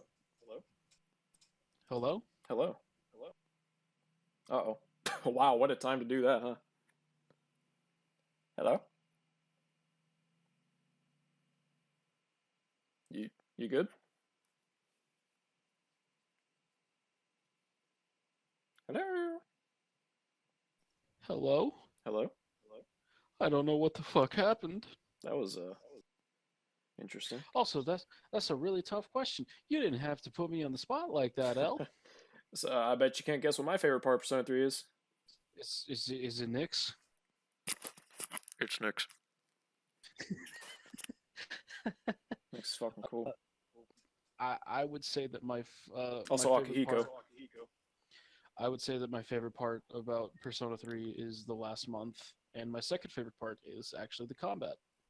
Nice. Yeah, Persona 3 is fucking great. We might cover more well, I don't know. There's not a lot of Persona 3 like big videos out there. Like a lot of what I've looked up, there's like 3-minute, 4-minute videos, and it's like, they're not really gonna be saying much. It's because Persona 3 is like it's the least popular. Wait, but I thought it was an overrated disaster, and one of the most beloved games of all time. Well, actually, that part. I mean, beloved. Yeah, the beloved part, but like the overrated, like it's literally the least popular out of the Neo games. Out of the Neo games. Like Persona 3 didn't get Persona 3. All Persona 3 got in terms of spin-offs. This dude said P1 was the best. All Persona 3 got in terms of spin-offs was a port on the PSP and a dancing game. Persona 4 got dancing game, got 2 arena games, also got a crossover with Hatsune Miku for some fucking reason. P3 is sometimes lucky enough to be included in other things. That's about it. It really is. We're fucking lucky we got the P3 movies. Oh god, they're so and good. They didn't. And unlike the animation of Persona 4 and 5, they didn't even get dubbed. Oh yeah, I hate that actually. Like that's how supposedly overrated Persona 3 is. Sure. That Atlas can't even bother to dub the fucking Persona 3 movies because they don't think they're going to be successful enough for it. And yet it's an overrated disaster apparently. Yeah, it's overrated. Okay, so I'm definitely gonna have to call it quits here because I've got to head out here in a little bit to go get some groceries and good old stuff. But this has been it's been a ride, that's for fucking sure. It's been fun though. I mean, it's been a fucking train wreck. It's been one fun train wreck, that's for sure. This video is just a sonic and visual car crash. TC Nick's video, not very good. Simply Dad's video is fucking terrible. I like TC Nick. I would unironically check out more of TC Nick's content. Dude, straight up, I would love to have him in a call and be like, hey, let's talk about Persona 3, and let's talk about your problems, and let's talk about my problems, and our points of praise. Yeah, I would actually, like, I would unironically look up his content because I enjoyed him. Let's talk about Ken. I might... I might look up Simply Dad simply to see what he thinks, but not because of the fact that I actually like him. I mostly just want to see his dog shit opinions on other things, such as maybe... We went from mayonnaise to a dad. Who can be next? Can it possibly be a certain attack? Get it? I don't know what you're talking about. Because of the... no, it doesn't. I don't know what you're talking about. It's an attack. It's an attack from Metroid. I don't know what you're talking about. It's called a screw attack. That's an item in Smash Bros. Isn't it also an attack or an item or an attack in Metroid? It is. I'm fucking with you. I fucking hate you. Next, you and I are definitely gonna have to go over the screw attack, Sephiroth and Virgil stuff. But as far as like the next, also Cloud and Link, I hope. Yes, but as far as the next like big discussion, it's definitely gonna be some DMC5 stuff. I've just not decided, but it's either gonna be Dead Vector, which is gonna be a fucking long one, or the Twin review, which is really bad. I would say let's get Dead Vector out of the way since he's gonna be the longest one. Probably. But until next time, I am definitely going to call it a night. It's been a real blast, my dude. I love doing these things. I love doing these things too. Fuck me, they're tiring to an extent because you got to talk for so long. But it's really enjoyable, and I actually hell yeah. I really like listening to the final product when it's actually posted online. Hell yeah, and I hope that our audience does too. As do I. I can't wait till next time. Until then. Did you know that the Arcana is the means by which all is revealed? I'm gonna punch you in the motherfucking